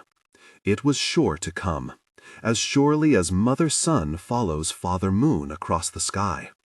"You killed King Uthric," Yarvi found, had spat from his bloody mouth. "Do they say so?" Gorm raised his great arms, the weapons at his belt shifting. "Then why do I not boast of it? Why are my skalds not setting the story to song? Would my triumph not make a merry tune?" He laughed and let his arms drop. "My hands are bloody to the shoulder, cook's boy, for of all things blood pleases me the most. But, sad to say, not all men that die are killed by me." One of the daggers had eased forward in his belt, its horn handle pointing toward Yarvi. He could have snatched it. Had he been his father, or his brother, or brave Kindle who died trying to protect his king, he might have lunged for that blade, sunk it into Grom Gil Gorm's belly, and fulfilled his solemn oath for vengeance. "Do you want this bauble?" Gorm drew the knife now, and held it out to Yarvi by the bright blade. "Then take it. But you should know that Mother War breathed upon me in my crib. It has been foreseen that no man can kill me." How huge he seemed against the white sky, hair blowing and mail shining, and the warm smile on his battle-weathered face. Had Yarvi sworn vengeance against this giant? He, half man, with his one thin white hand? He would have laughed at the arrogance of it were he not shivering with cold and fear. "He should be pegged on the beach and his guts unwound for the crows," said Gorm's minister, her blue eyes fixed on Yarvi. "So you always say, Mother Scare." Gorm slid the knife back into his belt. "But the crows never thank me. This is just a little boy. It is hardly as if this outrage was his idea." Truer than he knew. "Unlike the noble King Odom, I do not need to swell myself with the killing of weak things. What of justice?" The minister frowned over at the shrouded bodies, muscles working on the sides of her shaven head. "The low folk are hungry for vengeance." Gorm pushed out his lips and made a farting sound. "It is the lot of low folk to be hungry. Have you learned nothing from the golden queen of Gettland, wise and beautiful Leithlin? Why kill what you can sell? Collar him and put him with the others." Yarvi squawked as one of the men dragged him up, while another snapped a collar of rough iron around his neck. "If you change your mind about the knife," Gorm called after him, smiling all the while, "you can seek me out. Fare you well, ex-cook's boy."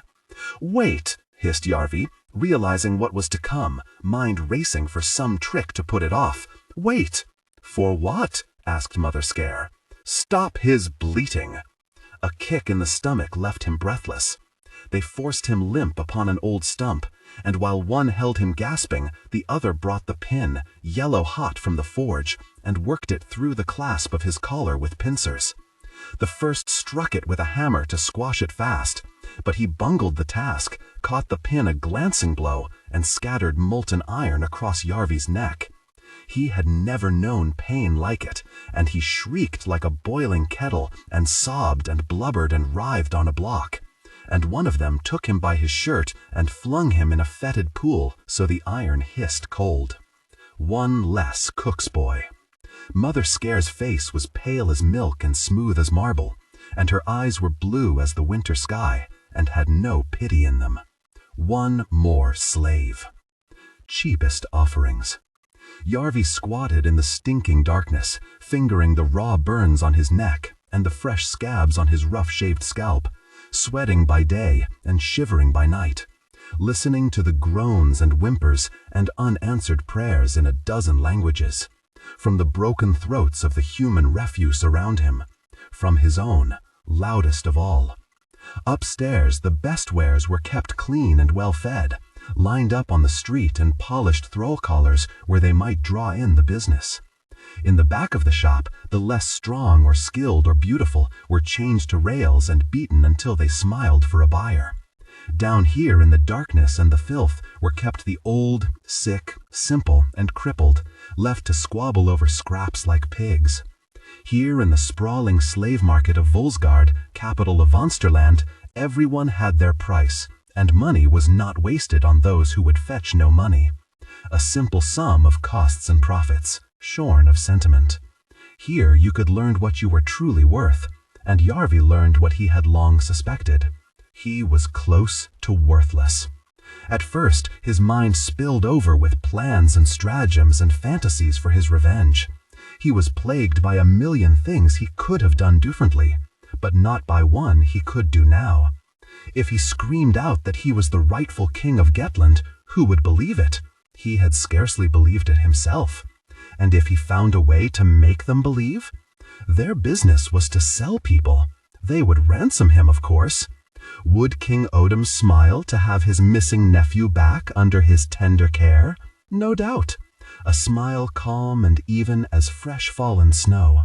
So Yarvi squatted in that unbearable squalor, and found it was amazing what a man could get used to. By the second day, he scarcely noticed the stink. By the third, he huddled up gratefully to the warmth of his gods-forsaken companions in the chill of the night. By the fourth, he was rooting through the filth as eagerly as any of them when they were tossed the slops at feeding time. By the fifth, he could hardly remember the faces of those he knew best. His mother and Mother Gundring became confused. His treacherous uncle and his dead father melted together. Hurrick no longer could be told from Keimdall. Istrian faded to a ghost. Strange how quickly a king could become an animal, or half a king, half an animal. Perhaps even those we raise highest never get that far above the mud. It was not long after sunrise on his 7th day in that man-made hell, the calls of the merchant in dead men's armor next door just starting to challenge the squawking of the seabirds, that Yarvi heard the voice outside. "We're looking for men as can pull an oar," it said, deep and steady, the voice of a man used to straight talk and blunt dealing. 9 pairs of hands. A softer, subtler voice followed the first. "The Trembles has left some gaps on our benches." "Of course, my friends." The voice of the shop's owner, Yarvis owner, now slick and sticky as warm honey. "Behold, name of the Shend, a champion of his people, taken in battle. See how tall he stands? Observe those shoulders. He could pull your ship alone. You will find no higher quality." A hog snort from the first customer. "If we was after quality, we'd be at the other end of the street. You don't grease an axle with the best oil," came the second voice. Footsteps from above, and dust sifting down, and shadows shifting in the chinks of light between the boards over Yarvis' head. The slaves around him stiffened, quieting their breathing so they could listen. The shop owner's voice filtered muffled to their ears, a little less honey on it now. "Here are 6 healthy Inglings. They speak little of the tongue, but understand the whip well enough. Fine choices for hard labor, and at an excellent price." "You don't grease an axle with good dripping either," said the second voice. "Show us to the pitch and pig fat, flesh dealer," growled the first. The damp hinges grated as the door at the top of the steps was opened, the slaves all cringing on instinct into a feeble huddle at the light, Yarvi along with them. He might have been new to slavery, but at cringing he had long experience. With many curses and blows of his stick, the flesh dealer dragged them into a wobbling, wheezing line, chains rattling out a miserable music. "Keep that hand out of sight," he hissed, and Yarvi twisted it up into the rags of his sleeve.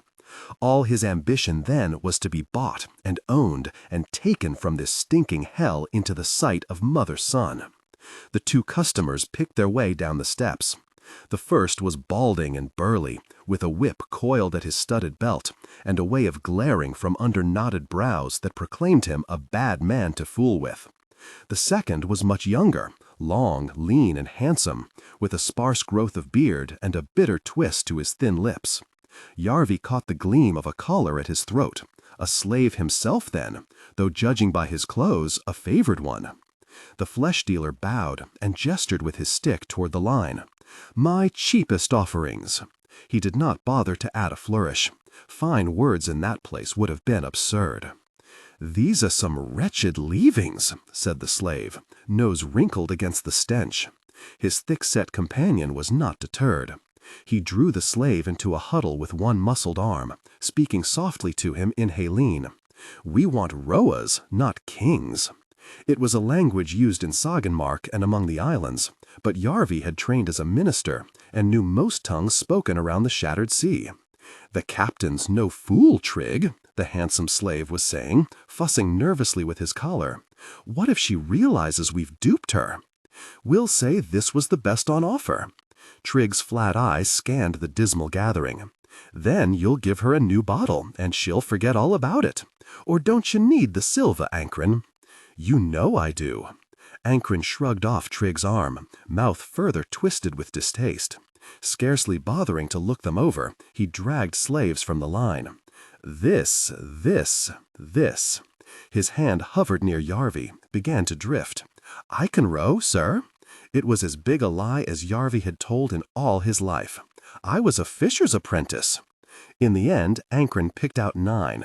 Among them were a blind Throvenlander who had been sold by his father instead of their cow, an old islander with a crooked back, and a lame Vansterman who could barely restrain his coughing for long enough to be paid for. Oh, and Yarvi, rightful king of Gettland. The argument over price was poisonous, but in the end Trigg and Ankren reached an understanding with the flesh dealer.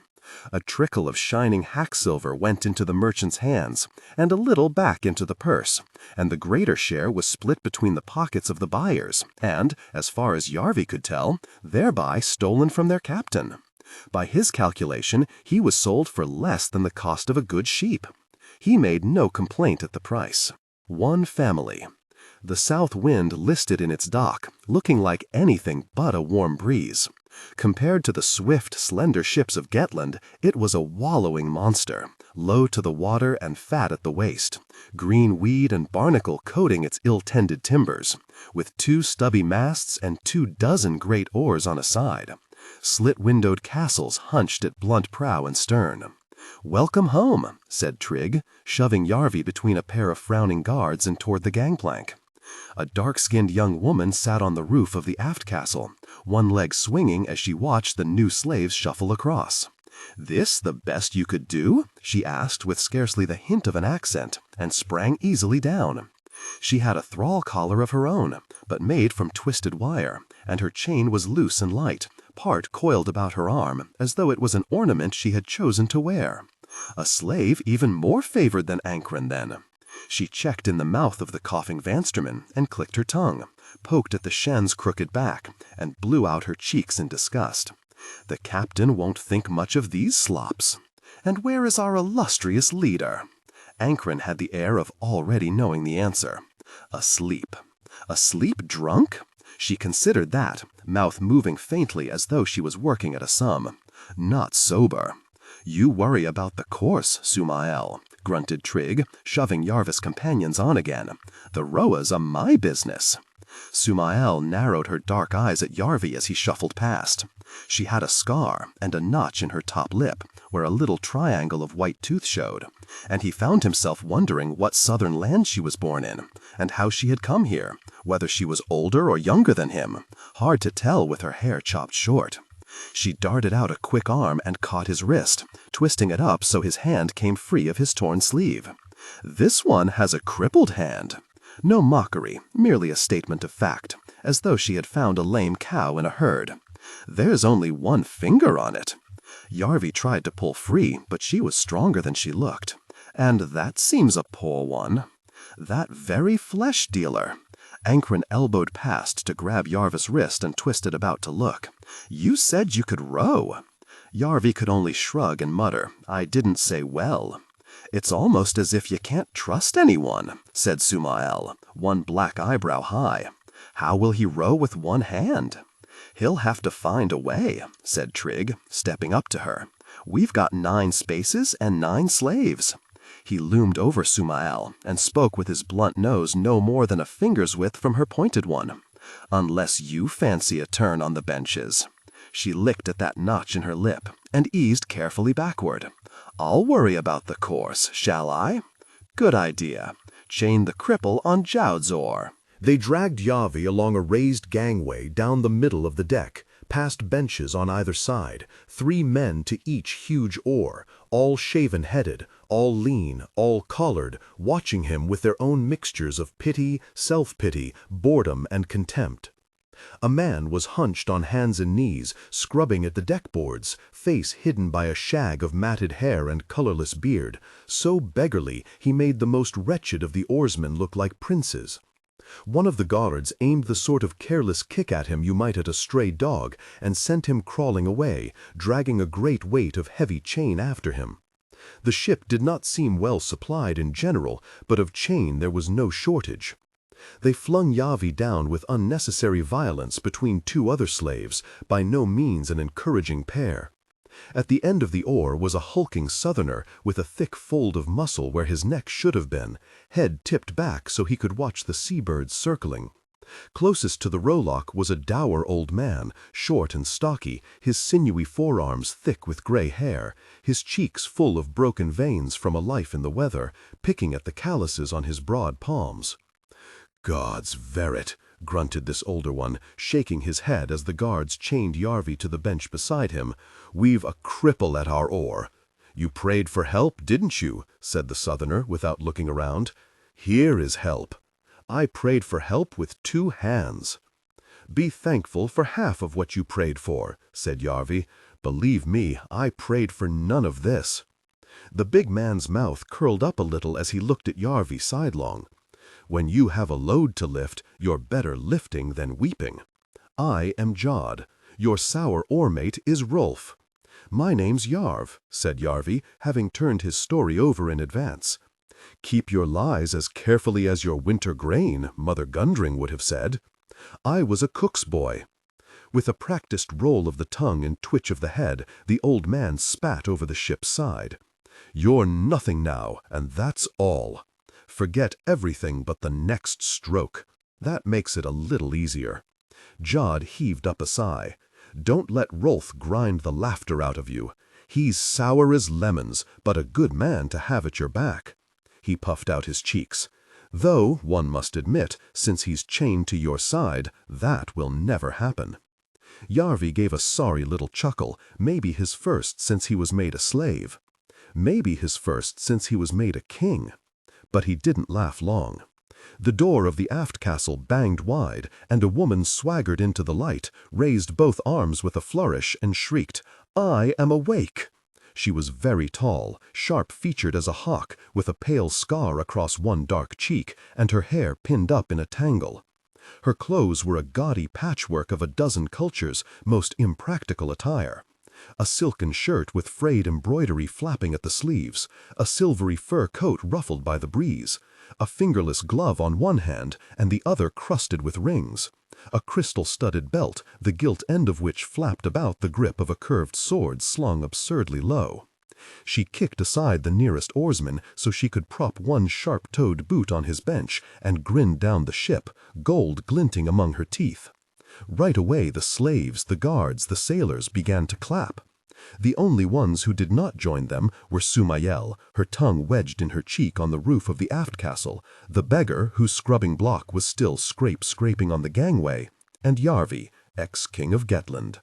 "Very this difficult person," murmured Rolf again as she hopped lightly from the back of the beggar's head. Yarvi was watching the wretched scrubber as he clambered up, wiped blood from his mouth, retrieved his block, and without a sound crawled stiffly back to his work. Only his eyes showed through his matted hair for an instant as he looked toward the captain's back, bright as stars. "Now!" shouted Shattuck Sheeram, swarming effortlessly up the ladder onto the roof of the aft castle and pausing to twirl her ring-crusted fingers. "South to Thorby, my little ones, profits await. And Ankron." "My captain," said Ankron, bowing so low he nearly grazed the deck. "Bring me some wine. All this blather has given me a thirst."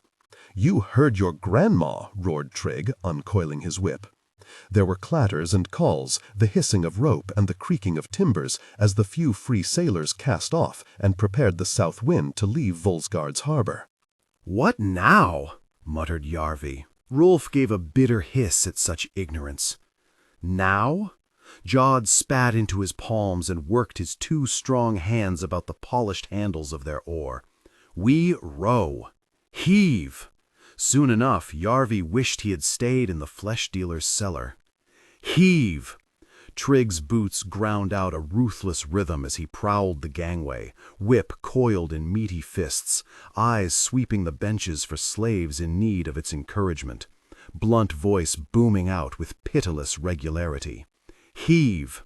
It was no surprise that Yarvis's withered hand was even worse at gripping the handle of a great oar than it had been the handle of a shield. But Trigg made Master Hunnan seem a doting nursemaid in Yarvis's memory. The whip was his first answer to any problem, but when that did not cause more fingers to sprout, he lashed Yarvis' crooked left wrist to the oar with chafing thongs. Heave! With each impossible haul upon the handles of that terrible oar, Yarvis' arms and shoulders and back burned worse. Though the hides on the bench were worn to a silky softness and the handles to a dull polish by his predecessors, with each stroke his seat was worse chafed, his hands worse blistered. With each stroke, the whip cuts and the boot bruises, and the slow healing burns about his rough-forged thrall collar were more stung by salt sea and salt sweat. Heave!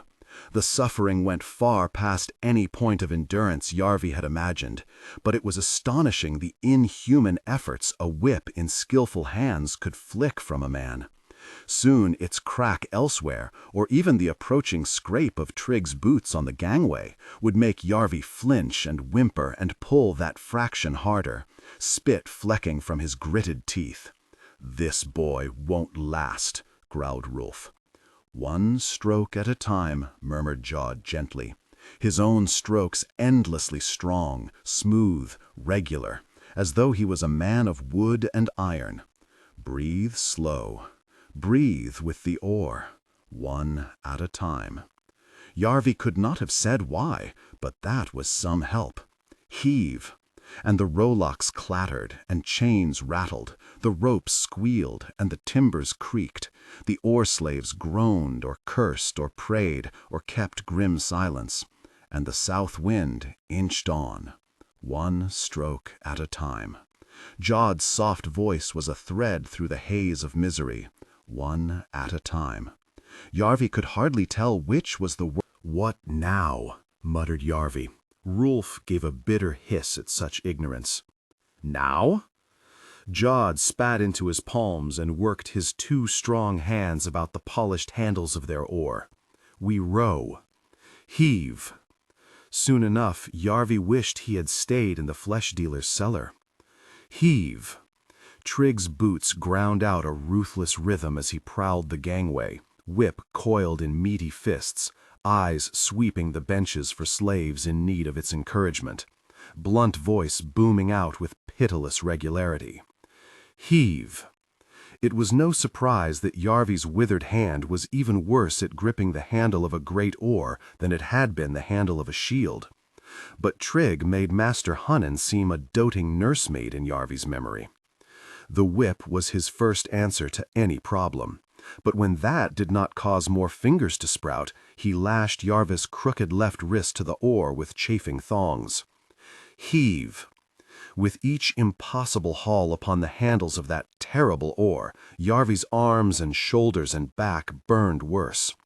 Though the hides on the bench were worn to a silky softness, and the handles to a dull polish by his predecessors, with each stroke his seat was worse chafed, his hands worse blistered. With each stroke the whip cuts, and the boot bruises, and the slow-healing burns about his rough-forged thrall collar were more stung by salt sea and salt sweat. Heave! The suffering went far past any point of endurance Yarvi had imagined, but it was astonishing the inhuman efforts a whip in skillful hands could flick from a man. Soon its crack elsewhere, or even the approaching scrape of Trigg's boots on the gangway, would make Yarvi flinch and whimper and pull that fraction harder, spit flecking from his gritted teeth. "This boy won't last," growled Rolf. "One stroke at a time," murmured Jod gently, his own strokes endlessly strong, smooth, regular, as though he was a man of wood and iron. "Breathe slow. Breathe with the oar, one at a time." Yarvi could not have said why, but that was some help. Heave! And the rowlocks clattered, and chains rattled, the ropes squealed, and the timbers creaked. The oar-slaves groaned, or cursed, or prayed, or kept grim silence. And the south wind inched on, one stroke at a time. Jod's soft voice was a thread through the haze of misery. One at a time. Yarvi could hardly tell which was the worse torture, the whip stinging, or his skins chafing, or his muscles burning, or the hunger, or the weather, or the cold, or the squalor.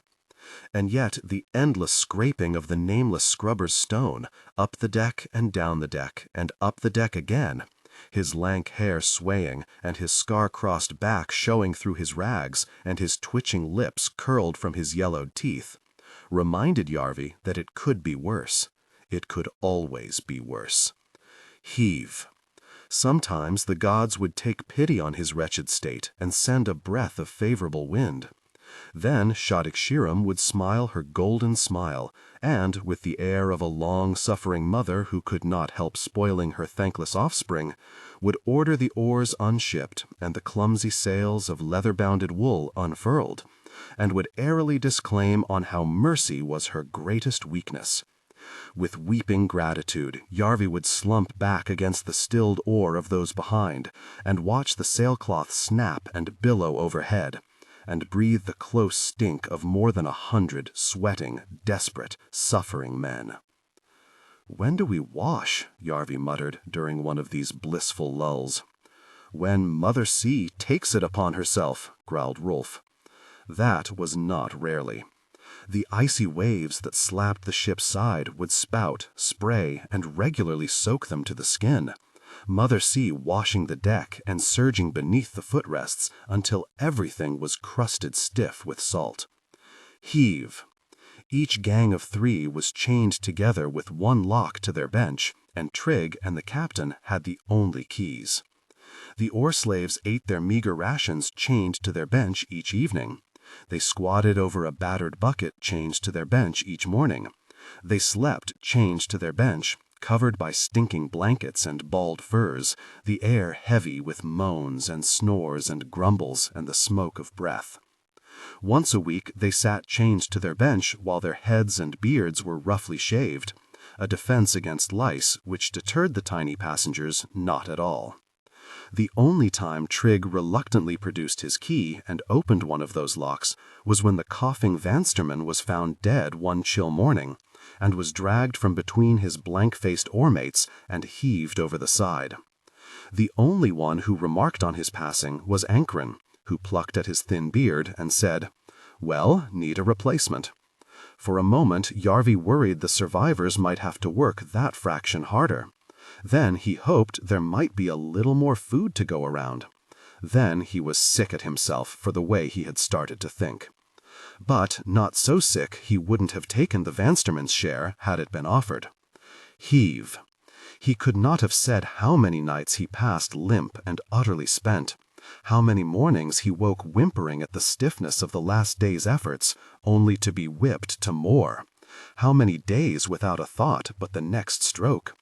But finally an evening came when he did not sink straight into a dreamless sleep. When his muscles had started to harden, the first raw blisters had burst, and the whip had fallen on him less. The south wind was moored in an inlet, gently rocking.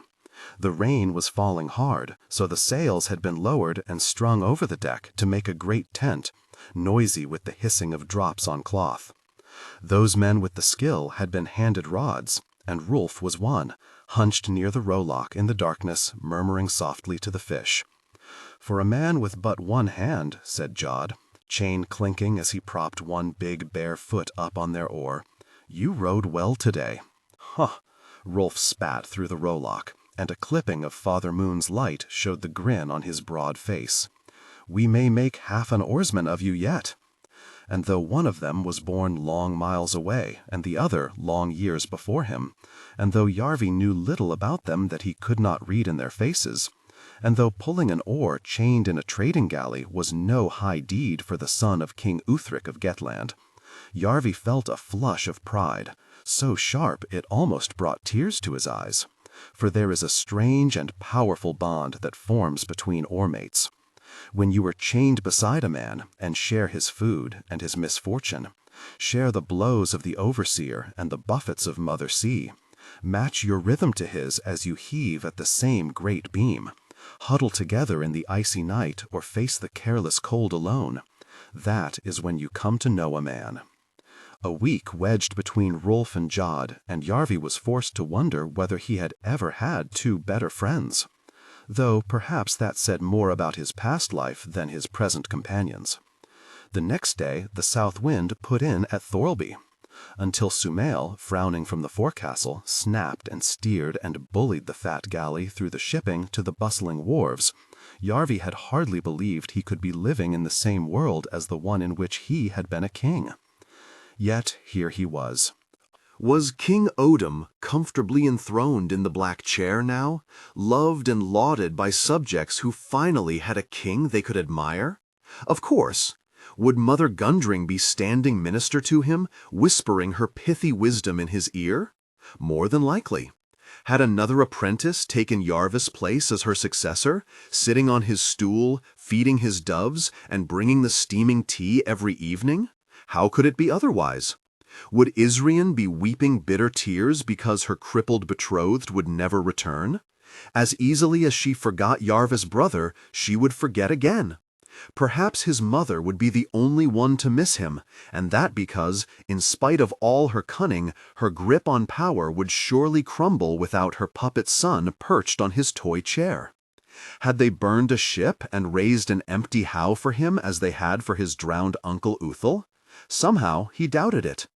He realized he had bunched his shriveled hand into a trembling, knobbled fist. "What's troubling you?" asked Jod. "This was my home." Rolf gave a sigh. "Take it from one who knows, cook's boy. The past is best buried." "I swore an oath," said Yarvi. "An oath there can be no rowing away from." Rolf sighed again. "Take it from one who knows, cook's boy. Never swear an oath." "But once you have sworn," said Jod, "what then?" Yarvi frowned up toward the citadel, his jaw clenched painfully tight. Perhaps the gods had sent him this ordeal as a punishment, for being too trusting, too vain, too weak. But they had left him alive. They had given him a chance to fulfill his oath, to spill the blood of his treacherous uncle, to reclaim the Black Chair. But the gods would not wait forever. With every dawn, the memory of his father would fade. With every noon, his mother's power would wane. With every dusk, his uncle's grip on Gettland would grow firmer. With every sunset, Yarvis' chances dwindled into darkness. He would take no vengeance and reclaim no kingdom, lashed to an oar and chained to a bench, that much was clear. He had to get free. The minister's tools. Stroke by back-breaking stroke, Thorlby and home and Yarvis' old life slipped into the past. Southward dragged the south wind, though the wind rarely seemed to blow her oar-slaves much help. Southward down the ragged coast of Gettland, with its islands and inlets, its walled villages and fishing boats bobbing on the tide, its fenced farmsteads on sheep-dotted hillsides. And on went Yarvis' pitiless, sinew-shredding, tooth-grinding war against the oar. He could not have said he was winning. No one won. But perhaps his defeats were not quite so one-sided. Sumel brought them tight to the coast as they passed the mouth of the Helm River, and the ship began to hum with muttered prayers.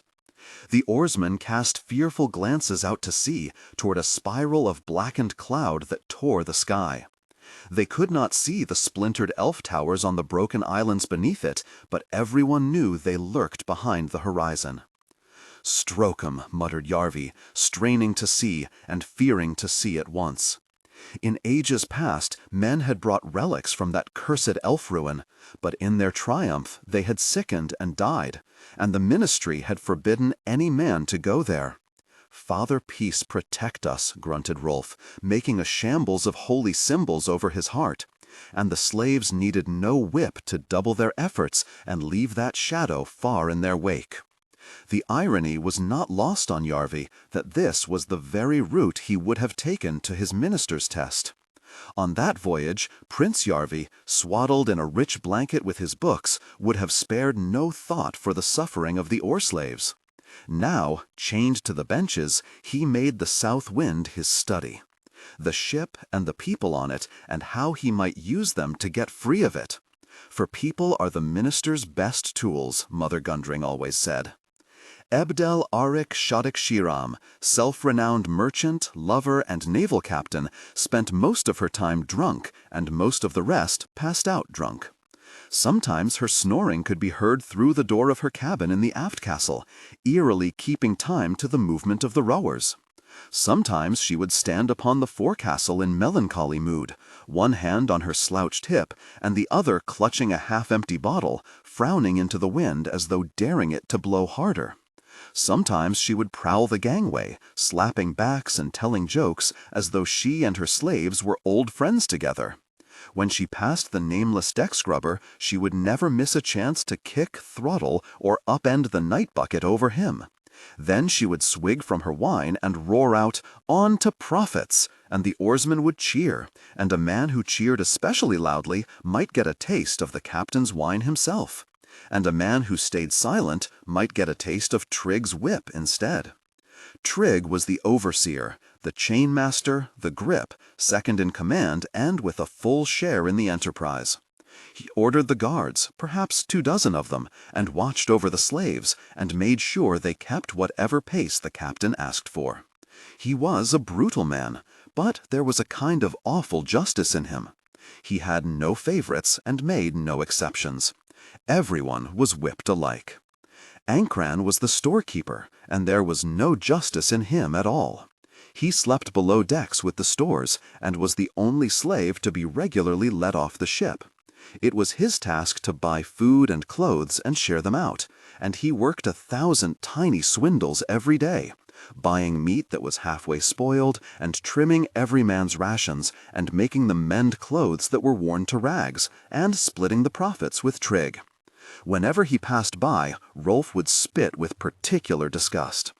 "What does that crooked bastard want with the money?" "Some men simply like money," said Jod mildly. "Even slaves? Slaves have the same appetites as other men. It's the chance to indulge them they lack."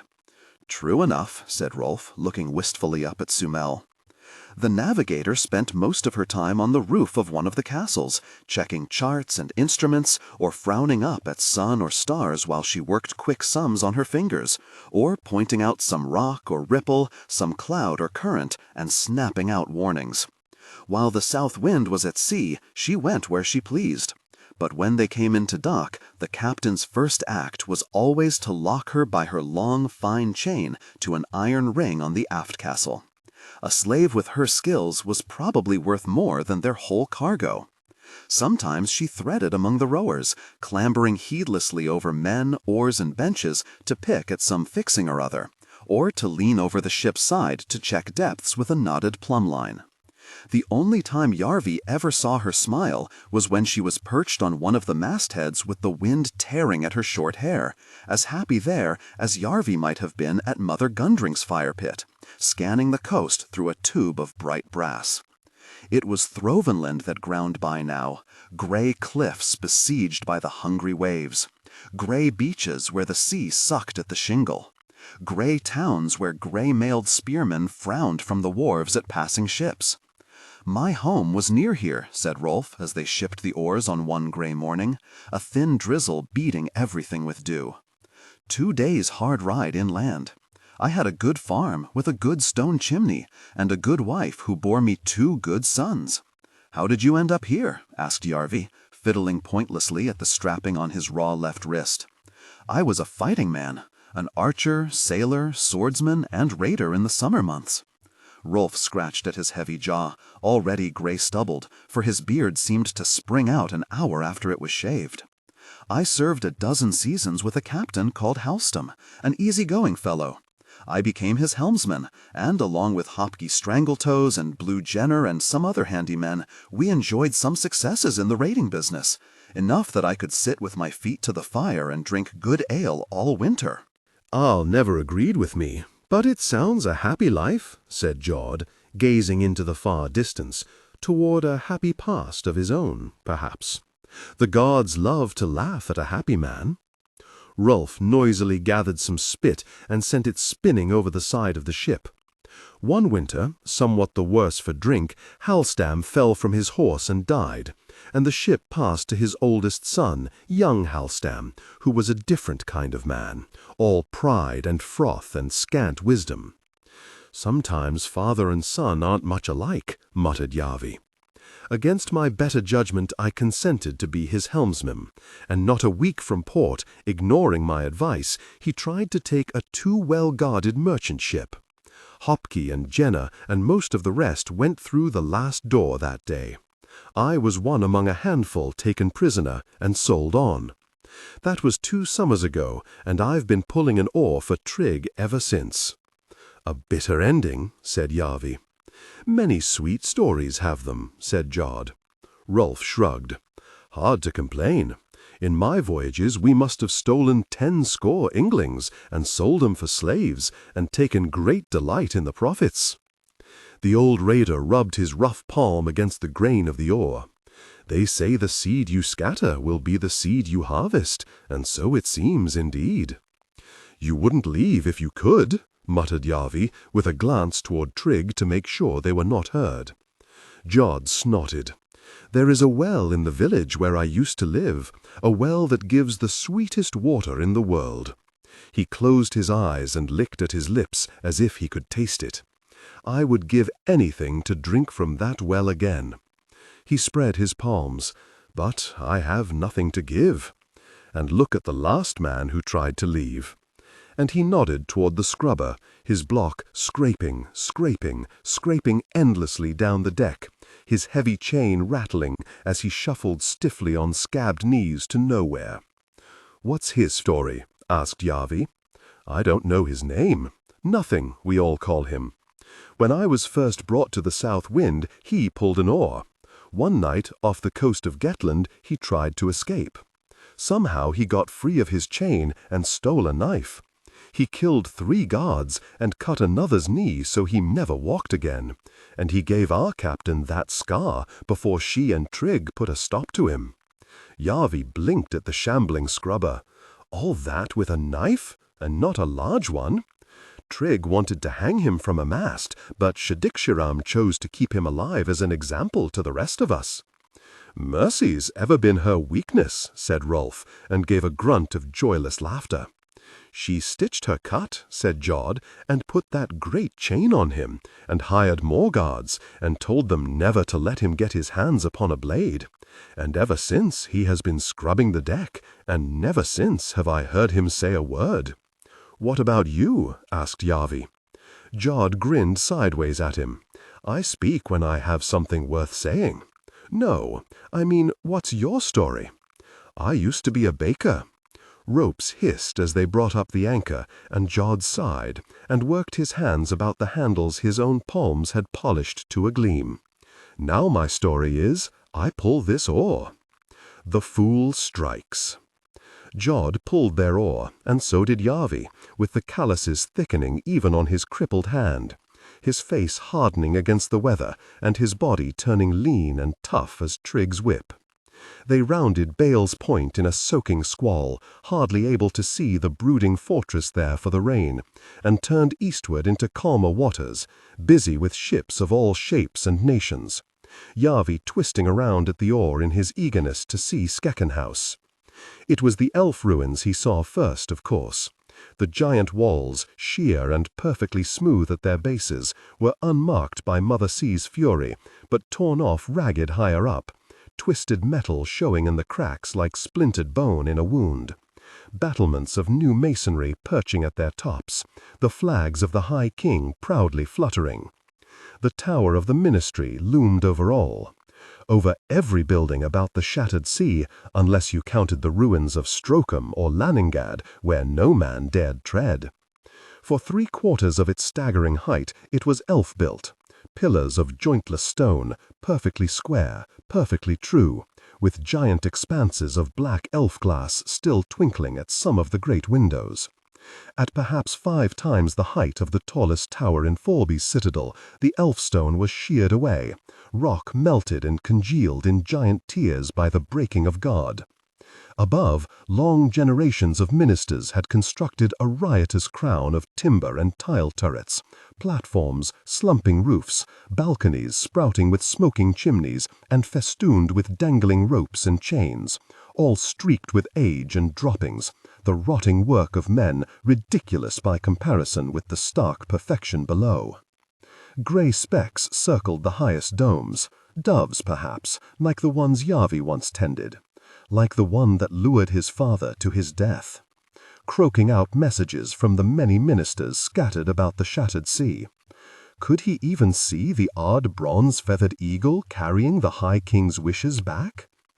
In that ancient tower, Yarvi would have taken the test. There he would have kissed the cheek of Grandmother Wexen when he passed, There his life as a prince would have ended, and his life as a minister begun, and his life as a wretched slave never come to pass. "Unship the oars," called Sumal. "Unship the oars," bellowed Trig, to make sure everyone saw he gave the orders. "Oars out, oars in," grunted Rolf. You'd think they could make up their bloody minds. Skeckenhouse. Yarvi rubbed at the red raw patches on his wrist as the south wind was heaved into its berth, while Sumal leaned from the aft castle and screamed at the struggling dockers to take care. "The center of the world," Jod snorted. "Compared to the great cities of Catalia, this is a stable. We're not in Catalia." "No." The big man heaved a heavy sigh. "Sadly." The docks stank of old rot and salt decay, and with impressive power to be noticed over the stink of Yarvi and his companions. Many of the berths were vacant. The windows of the decaying buildings behind gaped dark and empty.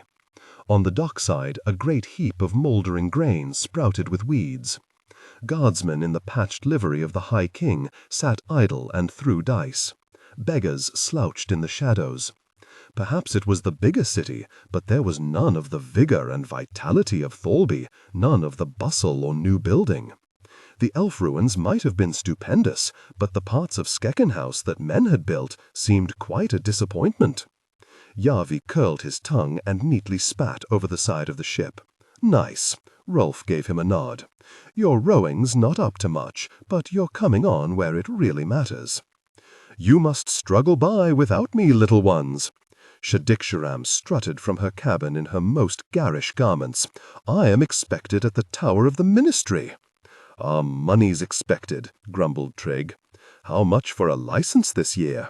My guess would be a little more than last year." Shadiksharam licked a knuckle so she could twist a particularly gaudy bauble over it. "There is, in general, an upward trajectory to the High King's fees. Better to toss our money to Mother Sea than to the Ministry's jackals. I'd toss you to Mother Sea if I didn't think she'd toss you straight back." Shadiksharam held out her jewel-crusted hand at arm's length to admire. "With a license, we can trade anywhere around the Shattered Sea. Without one, pah!" And she blew all profits away through her fingertips. "The High King is jealous of his revenues," muttered Jod. "Course he is," said Rolf, as they watched their captain aim a lazy kick at nothing, then stroll across the bouncing gangplank, Ankron scrambling after her on a short length of chain. "It's his revenues make him high. Without 'em, he'll crash to earth like the rest of us." "And great men need great enemies," said Jod, "and wars are a very expensive hobby. Building temples comes close behind." Rolf nodded up at the skeleton of a huge building showing itself above the nearest roofs, so covered in a ramshackle web of scaffolds, hoists, and platforms, Yarvi could hardly make out its shape. "That's the High King's temple? To this new god of his?" Rolf spat out of the rowlock, missed, and spattered the timbers instead. A monument to his own vanity. 4 years in the building and still not halfway done. "Sometimes I think there can be no such thing as gods at all," mused Jod, stroking thoughtfully at his pursed lips with a fingertip. "Then I wonder who can be making my life such hell." "An old god," said Yarvi, "not a new." "How do you mean?" asked Rolf. "Before the elves made their war upon her, there was one god. But in their arrogance, they used a magic so strong it ripped open the last door, destroyed them all, and broke the one god into the many." Yarvi nodded toward that giant building site. "Some in the south believe the one god cannot ever be truly broken, that the many are merely aspects of the one. It seems the High King has seen the merits of their theology, or at least Grandmother Wexen has." He considered that. Or perhaps she sees a profit in currying favor with the Empress of the South by praying the same way she does. He remembered the hungry brightness in her eye as he knelt before her. Or she thinks that folk who kneel to one god will kneel more easily to one High King. Rolf spat again. The last High King was bad enough, but he ranked himself as first among brothers. The older this one gets, the more he's taken with his own power. He and his very minister won't be happy till they're set above their own one God, and all the world kneels before their withered backsides. A man who worships the one God cannot choose his own path. He is given it from on high, mused Yarvi. He cannot refuse requests, but must bow to commands. He drew up a length of his chain and frowned down at it. The one God makes a chain through the world, from the High King, through the little kings, to the rest of us, each link with its right place. All are made slaves. Jod was frowning sideways. You are a deep thinker, Yorv. Yarvi shrugged and let his chain drop. Less use than a good hand to an oarsman. How can one God make all the world work anyway? Rolf held his arms out to encompass the rotting city and all its people. How can one God be for the cattle and the fish and the sea and the sky, and for war and peace both? A lot of very nonsense. Perhaps the one God is like me. Sumail sprawled on the aft castle, propped on one elbow with her head resting on her bony shoulder and one leg dangling. Lazy? Grunted Jod.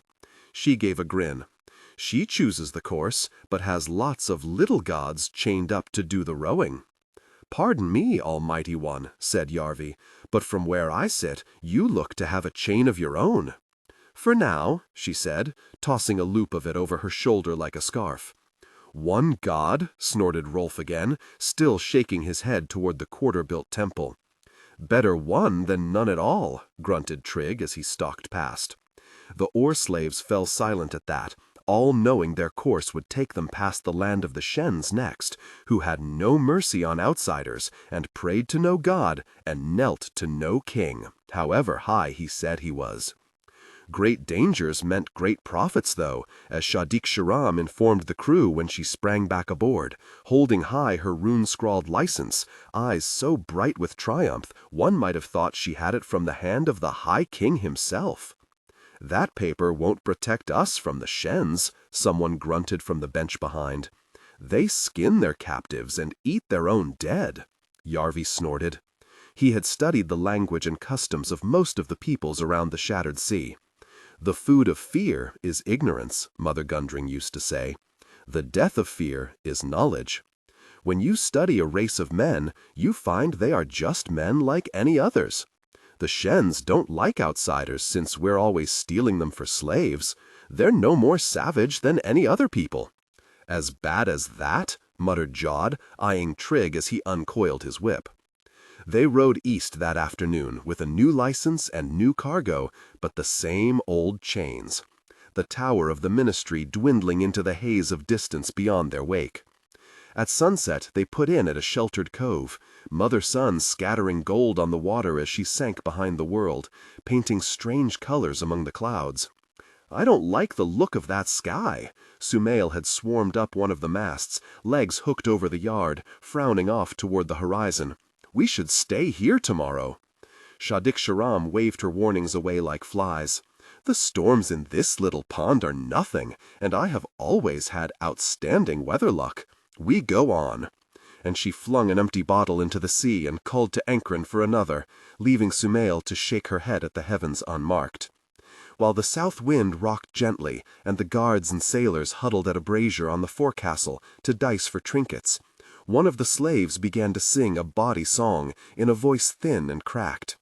At one point he forgot the words and filled them in with nonsense sounds, but at the end there was a scattering of tired laughter and the hollow thumping of fists on oars in approval. Another man broke in with a rousing bass, the song of Baal the Builder, who in truth had built nothing but heaps of corpses, and made himself the first High King with fire and sword, and a hard word for everyone. Tyrants look far better when looked back on, though, and soon enough other voices joined the first. Eventually Baal passed through the last door in battle, as heroes do, and the song came to an end, as songs do, and the singer was rewarded with a round of wood-thumping of his own.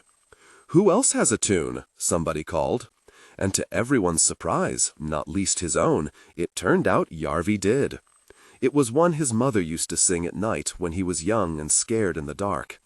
He did not know why it came to him then, but his voice soared high and free, to places far from the reeking ship and things these men had long forgotten. Jod blinked at him, and Rolf stared, and it seemed to Yarvi that, chained and helpless in this rotting tub, he had never sung half so well. There was a silence when he was done, with only the faint creaking of the ship on the shifting water, and the wind in the rigging, and the far high calls of distant gulls. "Give us another," someone said. So Yarvi gave them another, and another, and another after that. He gave them songs of love lost and love found, of high deeds and low.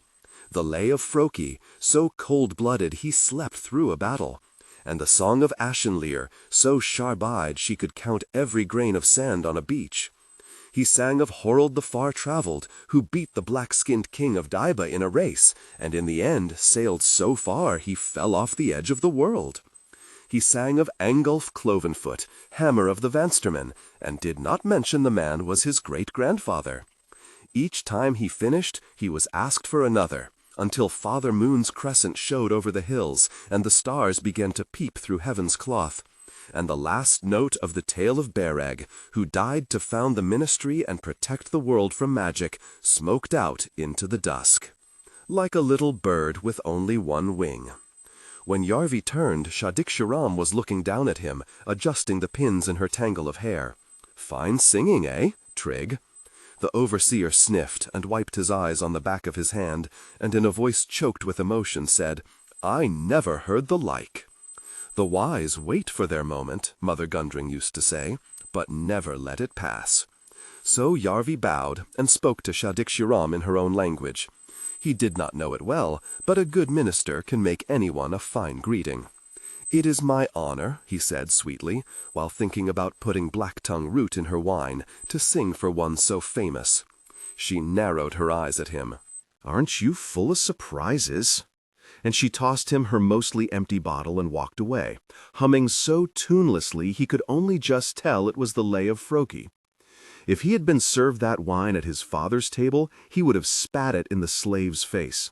But now it seemed the best he ever tasted, full of sun and fruit and freedom. It was a wrench to share the splash he had, but the sight of Rolf's huge smile after he took his swallow was well worth the price. As they made ready to sleep, Yarvi found the other slaves were looking at him differently. Or perhaps it was that they were looking at him at all. Even Sumael gave him a thoughtful frown from her place outside the captain's cabin, as though he were a sum she could not quite make add up. "Why are they watching me?" he murmured to Jod. "It is rare they get a good thing. You gave them one." Yarvi smiled as he pulled the stinking furs to his chin. He would not be cutting the guards down with an eating knife, but perhaps the gods had given him better weapons. Time might be slipping through his fingers. He lacked a full set, after all. But he had to be patient. Patient as the winter. Once, after his father had hit him in a rage, Yarva's mother had found him crying.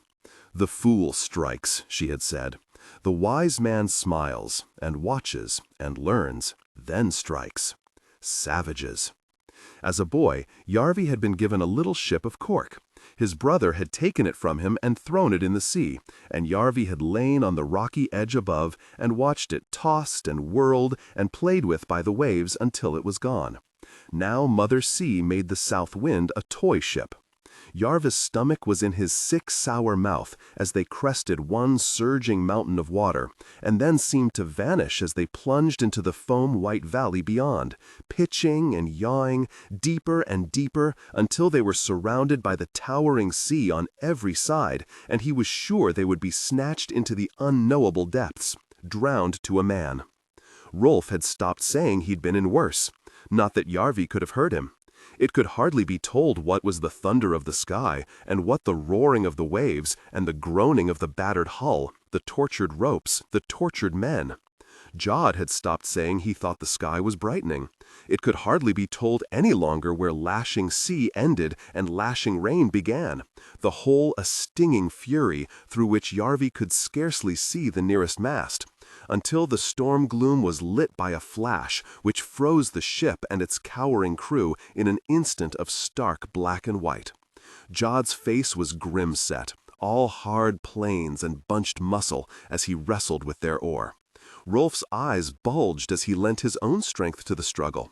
Sumael clung to the ring she was chained to when they were in dock, shrieking something no one could hear over the shrieking wind.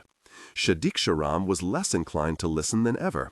She stood on the aft castle's roof, one arm hooked around the mast as though it were a drinking companion, shaking her drawn sword at the sky, laughing, and, when the gale dropped enough for Yarvi to hear her, daring the storm to blow harder. Orders would have been useless now anyway. The oars were maddened animals, Yarvi dragged by the strapping about his wrist as his mother had used to drag him when he was a child. His mouth was salty with the sea, salty with his blood where the oar had struck him. Never in his life had he been so scared and helpless. Not when he hid from his father in the secret places of the citadel, not when he looked into Hurrick's blood-spotted face and Odom said, "Kill him." Not when he cowered at the feet of Grom Gilgorm.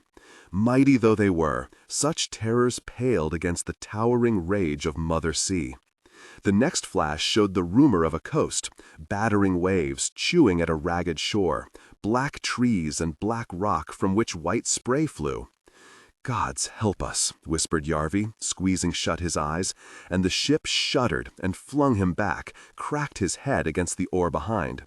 Men slid and tangled, tumbled from their benches to the farthest extent of their chains, clutching at anything that might spare them from being strangled by their own thrall collars.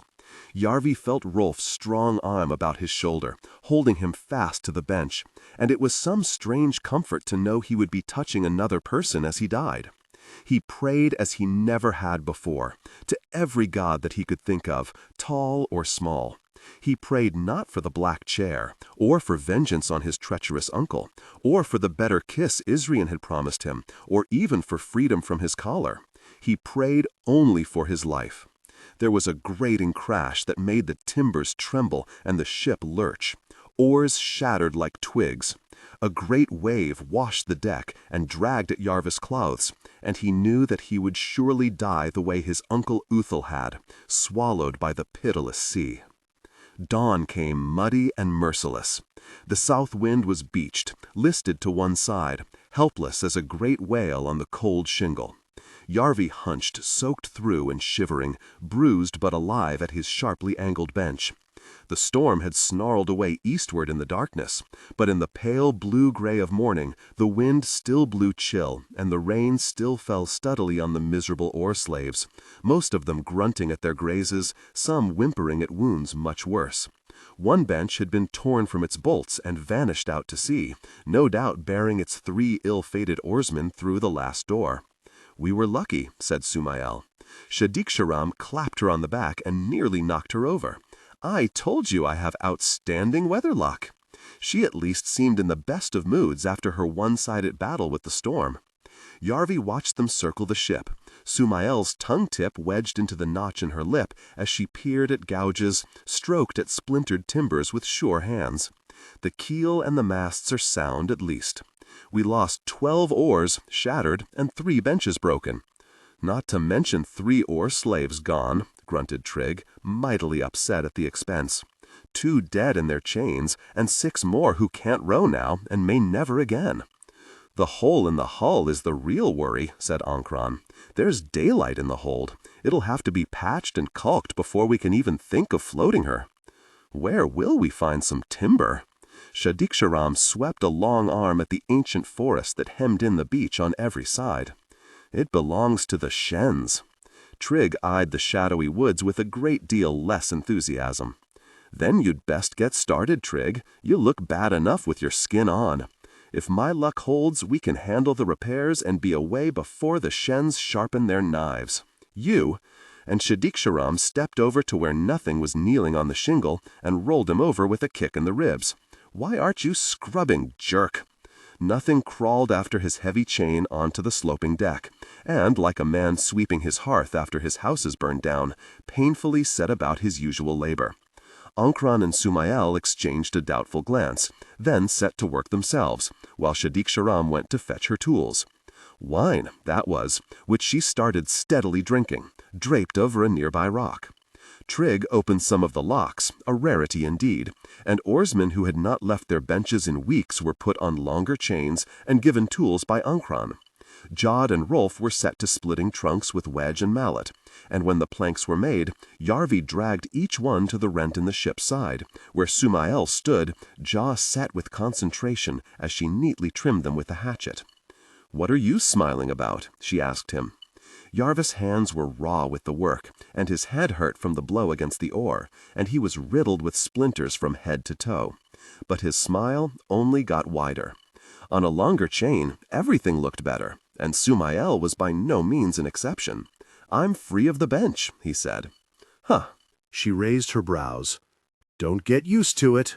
There. A screech shrill as a cock dropped on a cook slab. One of the guards was pointing inland, face ghostly pale. A man stood at the tree line. He was stripped to the waist in spite of the weather, body streaked with white paint, hair a black thicket. He had a bow over his shoulder, a short axe at his hip. He made no sudden move, roared no threat, only looked calmly toward the ship and the slaves busy around it, then turned without hurry and disappeared into the shadows. But the panic he sparked could hardly have been greater had he been a charging army. "Gods help us," whispered Ankran, plucking at his thrall collar as if it sat too tight for him to breathe. "Work faster," snarled Shadik-Sharam, so worried she stopped drinking for a moment. They doubled their efforts, constantly glancing toward the trees for any more unwelcome visitors. At one point, a ship passed out at sea, and two of the sailors splashed into the surf, waving their arms and screaming for help. A small figure waved back, but the ship made no sign of stopping. Rolf wiped the sweat from his forehead on one thick wrist. "I wouldn't have stopped." "Nor I," said Jowd. "We will have to help ourselves." Yarvi could only nod. "I wouldn't even have waved." That was when more Shens slipped noiselessly from the blackness of the forest. 3, then 6, then 12, all armed to the teeth, each arrival greeted with growing horror by Yarvi as much as anyone. He might have read that the Shens were peaceable enough, but these ones did not look as if they had read the same books he had. "Keep working," growled Trig, grabbing one man by the scruff of his neck and forcing him back to the felled trunk he had been stripping. "We should run them off, give 'em a shock." Shadik-Sharam tossed her latest bottle across the shingle. "For every one you see, there'll be 10 hidden. You'd be the one getting the shock, I suspect, but try it, by all means. I'll watch." "What do we do then?" muttered Ankran. "I'll be doing my best not to leave them any wine." The captain pulled the cork from a new bottle. "If you wanted to save them some trouble, I suppose you could skin yourself." And she chuckled as she took a swig. Trig nodded toward nothing, still on his knees, scrubbing at the deck. "Or we could give him a blade." Shadik-Sharam stopped laughing abruptly. "Never. The wise wait for their moment, but never let it pass." "Captain," said Yarvi, setting down his plank and stepping humbly forward, "I have a suggestion." "You going to sing to them, cripple?" snapped Trig. "Talk to them." Shadik-Sharam regarded him through languidly narrowed eyes. "You know their tongue?" "Enough to keep us safe, perhaps even to trade with them."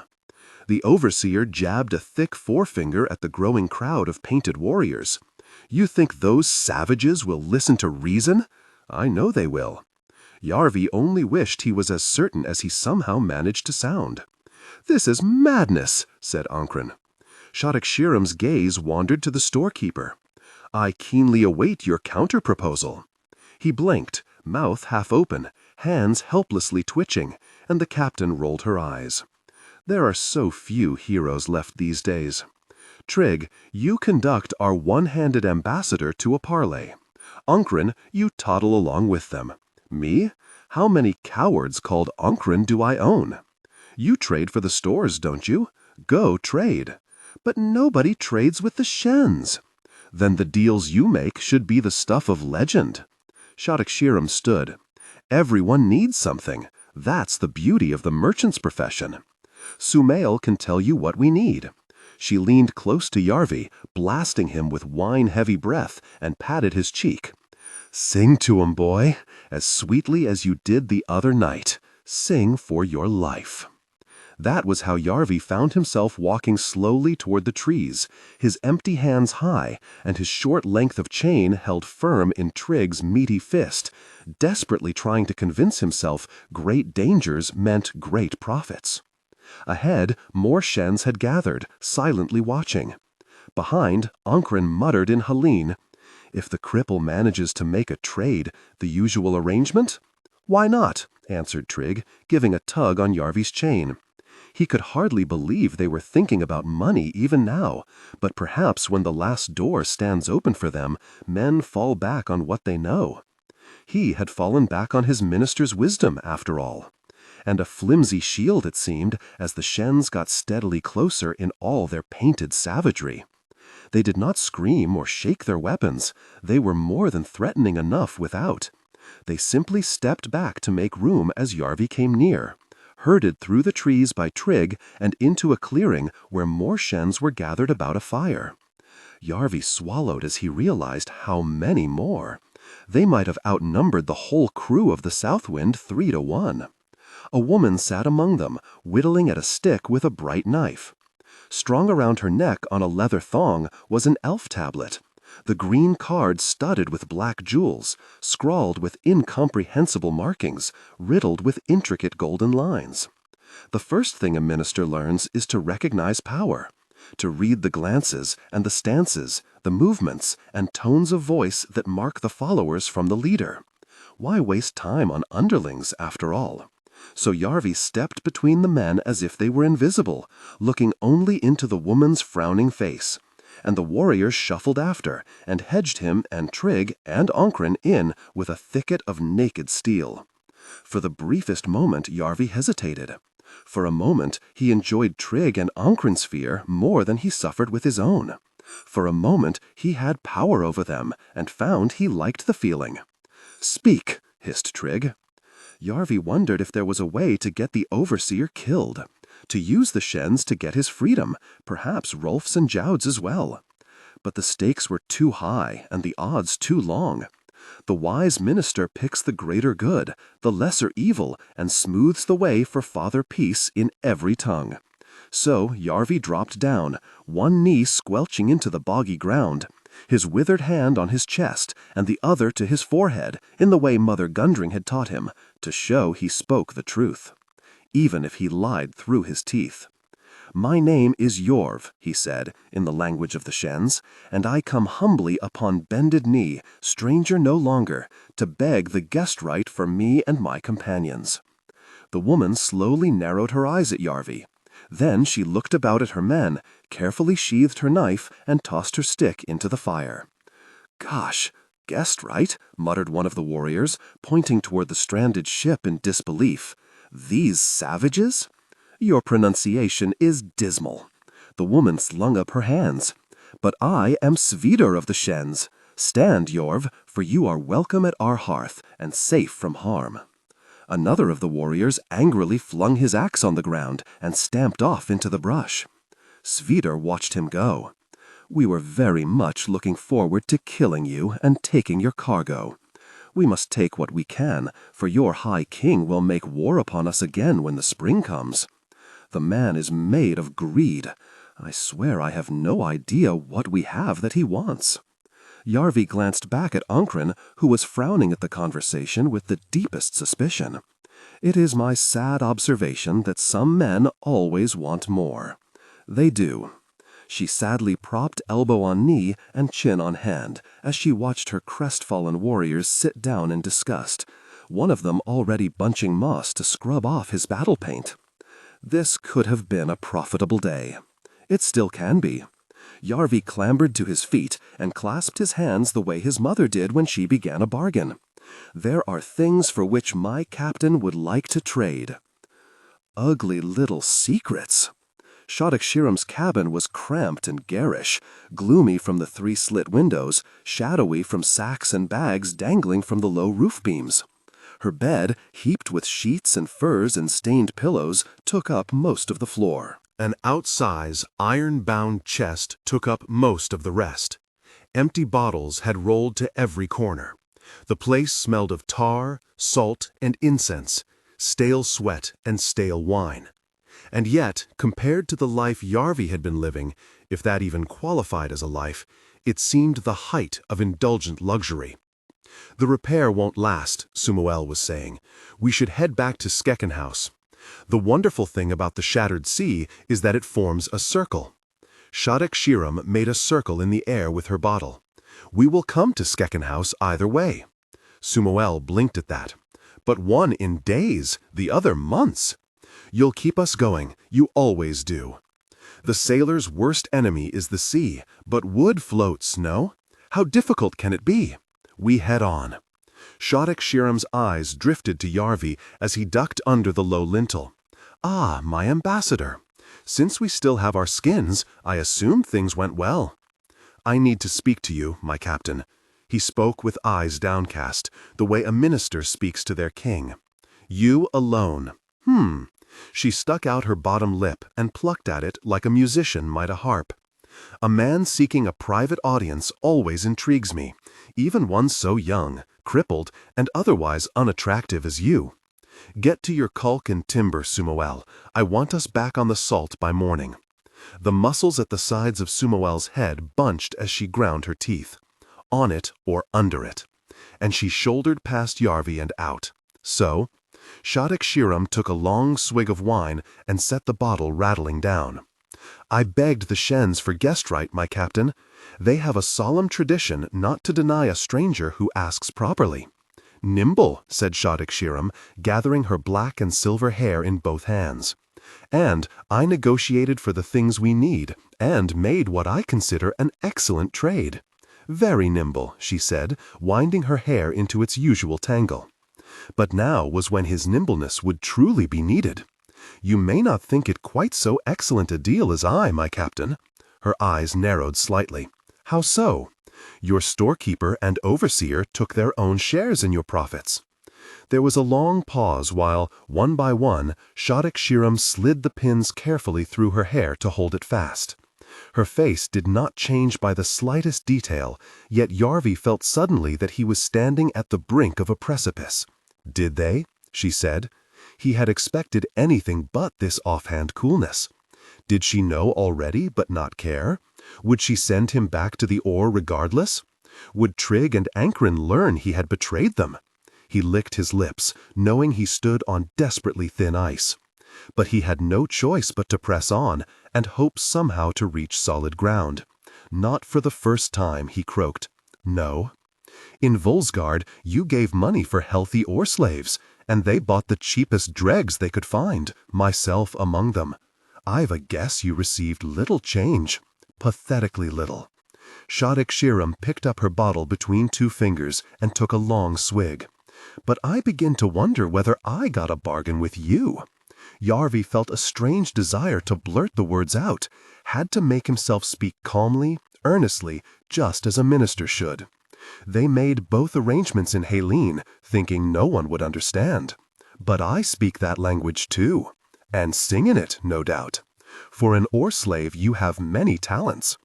A minister should endeavor never to be asked a question they do not already know the answer to, and Yarvi had a lie hanging ready for that. My mother was a minister. A minister's belt should remain ever fastened. Shadok-Shiram sucked air through her pursed lips. Oh, ugly little secret. Life is full of them. "So it is, boy, so it is. She taught me tongues and numbers and the lore of plants and many other things. Things that could be of use to you, my captain. A useful child indeed. You may need 2 hands to fight someone, but only 1 to stab them in the back, eh? Ankren," she sang through the open door. "Ankren, your captain would speak with you." The storekeeper's footsteps came fast, but not as fast as Yarvi's heart. "I've been checking the stores, Captain, and there's a hatchet missing." He saw Yarvi as he ducked through the doorway, and his face twitched, shock at first, then suspicion, and finally, he tried to smile. "Can I bring you more wine?" Never again. There was an ugly pause, while the captain smiled bright-eyed, and the color steadily drained from Ankren's face, and the blood in Yarvi's temples surged louder and louder. "I expect Trig to rob me. He's a free man, and must look to his own interests. But you? To be robbed by one's own possessions?" Shadok-Shiram drained her bottle, licked the last drops from the neck, and weighed it lazily in her hand. "You must see that is something of an embarrassment." The storekeeper's thin lips twisted. "He's lying, Captain." "But his lies match my suspicions so closely." "It's all so fast that Yarvi hardly saw it, only heard the hollow thud." Shadok-Shiram clubbed Ankren with the base of her bottle. He dropped with a grunt and lay blinking, blood streaming down his face. She stepped forward, lifting her boot over his head, and, calmly, steadily, frowning with concentration, started stamping on it. "Swindle me?" she hissed through gritted teeth. "Steal from me?" as her boot smashed Ankren's nose sideways. "Take me for a fool?"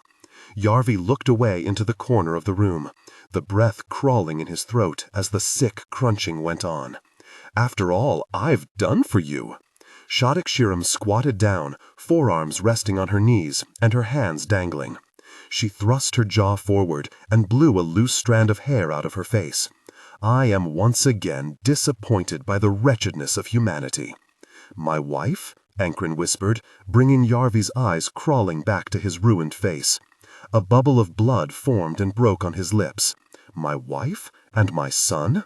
"What of them?" snapped Shadok-Shiram, frowning at a red spatter that had caught the back of her hand and wiping it clean on Ankren's clothes. "The flesh dealer you bought me from in Thorby." Ankren's voice was squelchy. "Yoverfell, he has them." He coughed and pushed a piece of tooth out of his mouth with his tongue. "He said he'd keep them safe as long as I brought him their price every time we passed through. If I don't pay—" Yarvi felt weak at the knees, so weak he thought he might fall. Now he understood why Ankren had needed all that money. But Shadok-Shiram only shrugged. "What's that to me?" And she twisted her fingers in Ankren's hair and pulled a knife from her belt. "Wait!" shouted Yarvi. The captain looked over at him sharply. "Really? Are you sure?" It took everything he had to force his mouth into a watery smile. "Why kill what you can sell?" She squatted there a moment, staring at him, and he wondered if she would kill them both.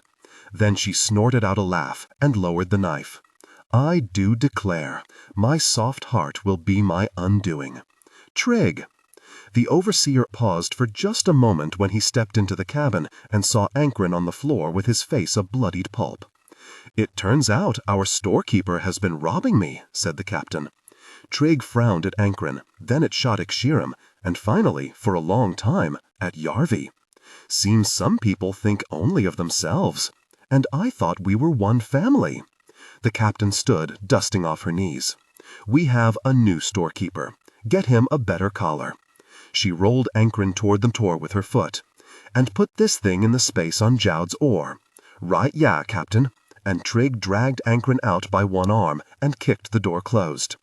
"You see that I am merciful," said Shadok-Shiram brightly, with merciful gestures of the blood-spotted hand which still loosely held her knife. "Mercy is my weakness." "Mercy is a feature of greatness," Yarvi managed to croak. Shadok-Shiram beamed at that. "Isn't it? But, great though I am, I rather think Ankren has used up all my mercy for this year." She put her long arm about Yarvi's shoulders, hooking her thumb through his collar, and drew him close, close, close enough to smell the wine on her whisper. "If another storekeeper betrayed my trust," and she trailed off into silence, more eloquent than any words.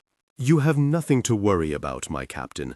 Yarvi looked into her face, so close that her black eyes seemed to merge into one. "I have no wife or children to distract me. Only an uncle to kill, and his daughter to marry, and the Black Chair of Gettland to reclaim. Am your man. You're scarcely a man, but otherwise excellent. and she wiped her knife one way, then the other on the front of Yarvi's shirt. Then wriggle down to your stores, my little one-handed minister, ferret out where Ankren was hiding my money, and bring me up some wine. And smile, boy. THIS pulled a golden chain from around her neck and hung it over one of the posts of her bed. A key dangled from it, the key to the oar-slave's locks. I like my friends smiling and my enemies dead. She spread her arms wide, wriggled the fingers, and toppled back onto her furs. Today dawned with such little promise, she mused at the ceiling. But it turns out everyone got what they wanted. Yarvi thought it unwise to point out, as he hurried for the door, that Ankren, not to mention his wife and child, would probably not have agreed. Enemies and allies. To no one's surprise, Yarvi found himself much better suited to the stores than the oars. At first, he could hardly crawl into his shadowy, creaking new domain below decks for the confusion of barrels and boxes, of overspilling chests, of swinging bags hooked to the ceiling. But within a day or two, he had everything as organized as Mother Gundring's shelves had been, in spite of the pale new planks of the repair, steadily oozing salt water. It was not a comforting task, bucketing out the brackish puddle that built up every morning, but a great deal better than being back on the benches. Yarvi found a length of bent iron to bash at any nail that gave a hint of loosening, and tried not to imagine that just beyond that straining tissue of rough-sawn wood, Mother Sea's full, crushing weight was bearing in. The south wind limped eastward, and, wounded and undermanned though she was, within a few days reached the great market at Roystock, 100 shops pressed onto a boggy island near the mouth of the Divine River. Small, swift ships were caught at the tangle of wharves like flies in a spider's web, and their lean and sunburned crews were caught too. Men who had rowed hard weeks upstream and carried their ships for even harder ones at the tall hulls were swindled from their strange cargoes for a night or two of simple pleasures. While Sumail cursed and struggled to patch the leaking patches, Yarvi was taken ashore on Trigg's chain, looking for stores and oar-slaves to replace what the storm had taken. There, in narrow lanes aswarm with humanity of every cut and color, Yarvi bartered. He had watched his mother do it, Laithlin, the Golden Queen, no sharper eye or quicker tongue around the shattered sea, and found he had her tricks without thinking. He haggled in 6 languages, merchants aghast to find their own secret tongues turned against them. He flattered and blustered, snorted derision at prices and contempt at quality, stamped off and was begged back, was first as yielding as oil, then immovable as iron, and left a trail of weeping traders in his wake.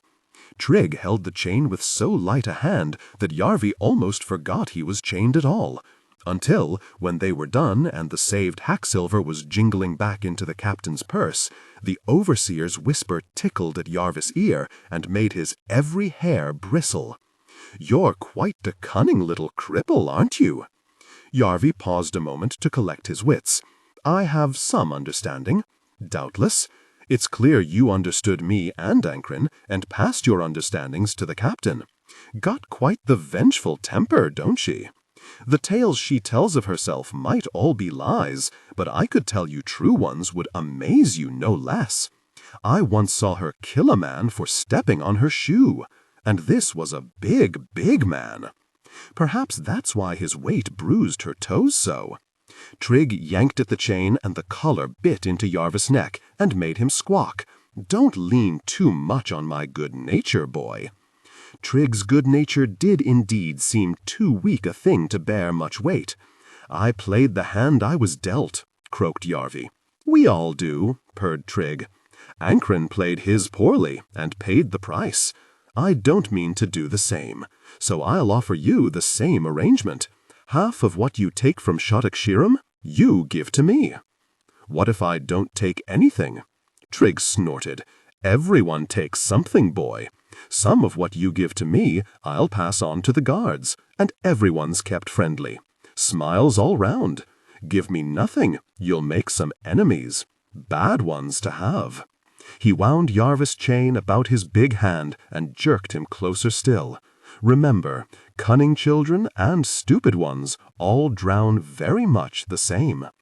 Yarvi swallowed once more. Mother Gundring used to say, "A good minister never says no if they can say perhaps." The captain's watchful. She doesn't trust me yet. Only give me a little time. With a shove, Trigg sent him stumbling back toward the south wind. Just make sure it's a little. That was well enough with Yarvi. Old friends in Thorlbun, not to mention old enemies, would not wait for him forever. Charming though the overseer was, Yarvi hoped very much to quit Trigg's company before too long. From Roystock they turned northward. They passed lands that had no name, where fens of mirror pools stretched into unknown distances, thousands of fragments of sky sprinkled across this bastard offspring of earth and sea, lonely birds calling out over the desolation, and Yarvi breathed deep the salt chill and longed for home. He thought often of Isrian, trying to remember her scent as she leaned close, the brush of her lips, the shape of her smile, sun glowing through her hair and the doorway of the god-shawl. Scant memories turned over and over in his mind until they were worn threadbare as a beggar's clothes. Was she promised to some better husband now? Smiling at some other man? Kissing another lover? Yarvi clenched his teeth. He had to get home. His every idle moment was crowded with plans for escape.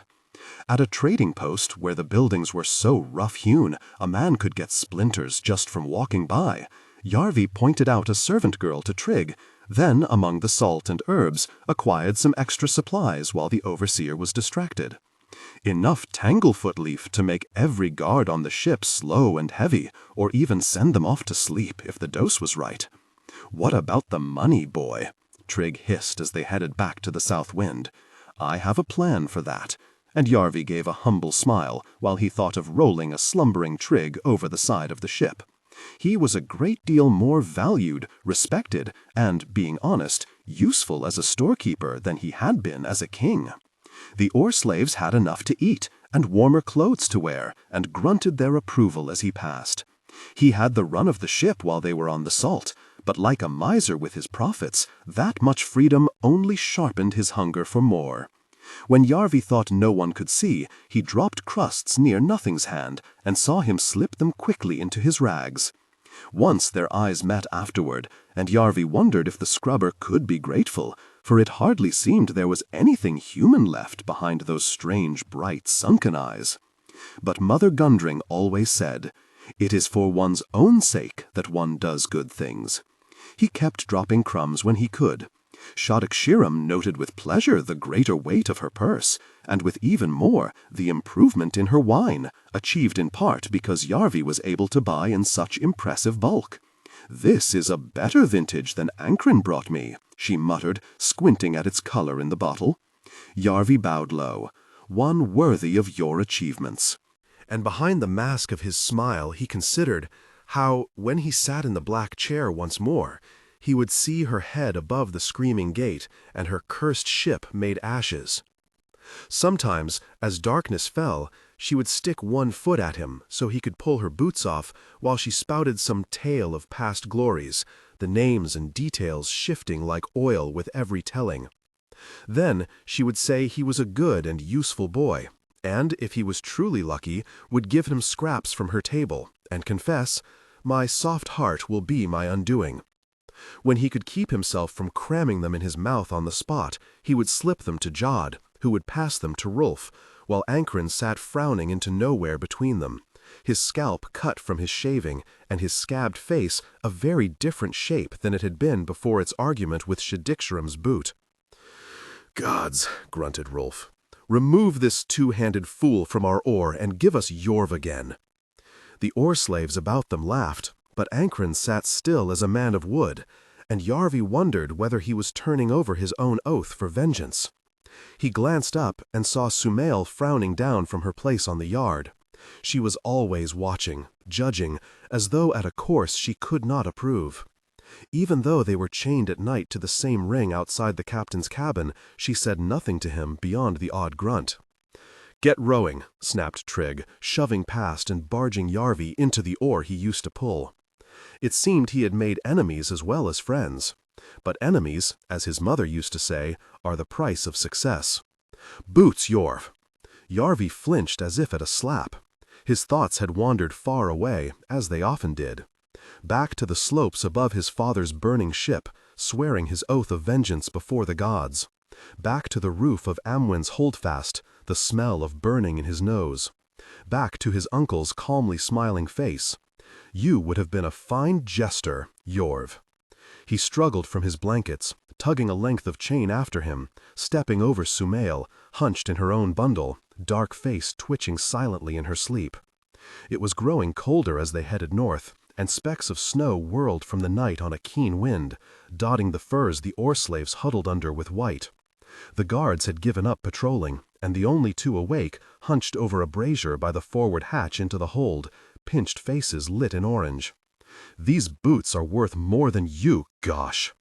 Shadixarum was sitting on her bed, eyes shining wet, straining forward and trying to grab her foot, but so drunk she kept missing. When she saw him, she sagged back. "Give me a hand, eh? As long as you don't need two," said Yarvi. She gurgled with laughter. "You're a clever little crippled bastard, aren't you? I swear the gods sent you. Sent you to get my boots off." Her chuckles became like snores, and by the time he wrestled her second boot off and heaved her leg onto the bed, she was sound asleep, head back, hair fluttering over her mouth with each snorting breath. Yarvi stopped still as stone. Her shirt had come open at the collar, and the chain slipped from it. Glinting on the furs beside her neck was the key to every lock on the ship. He looked toward the door, open a crack, snow flitting outside.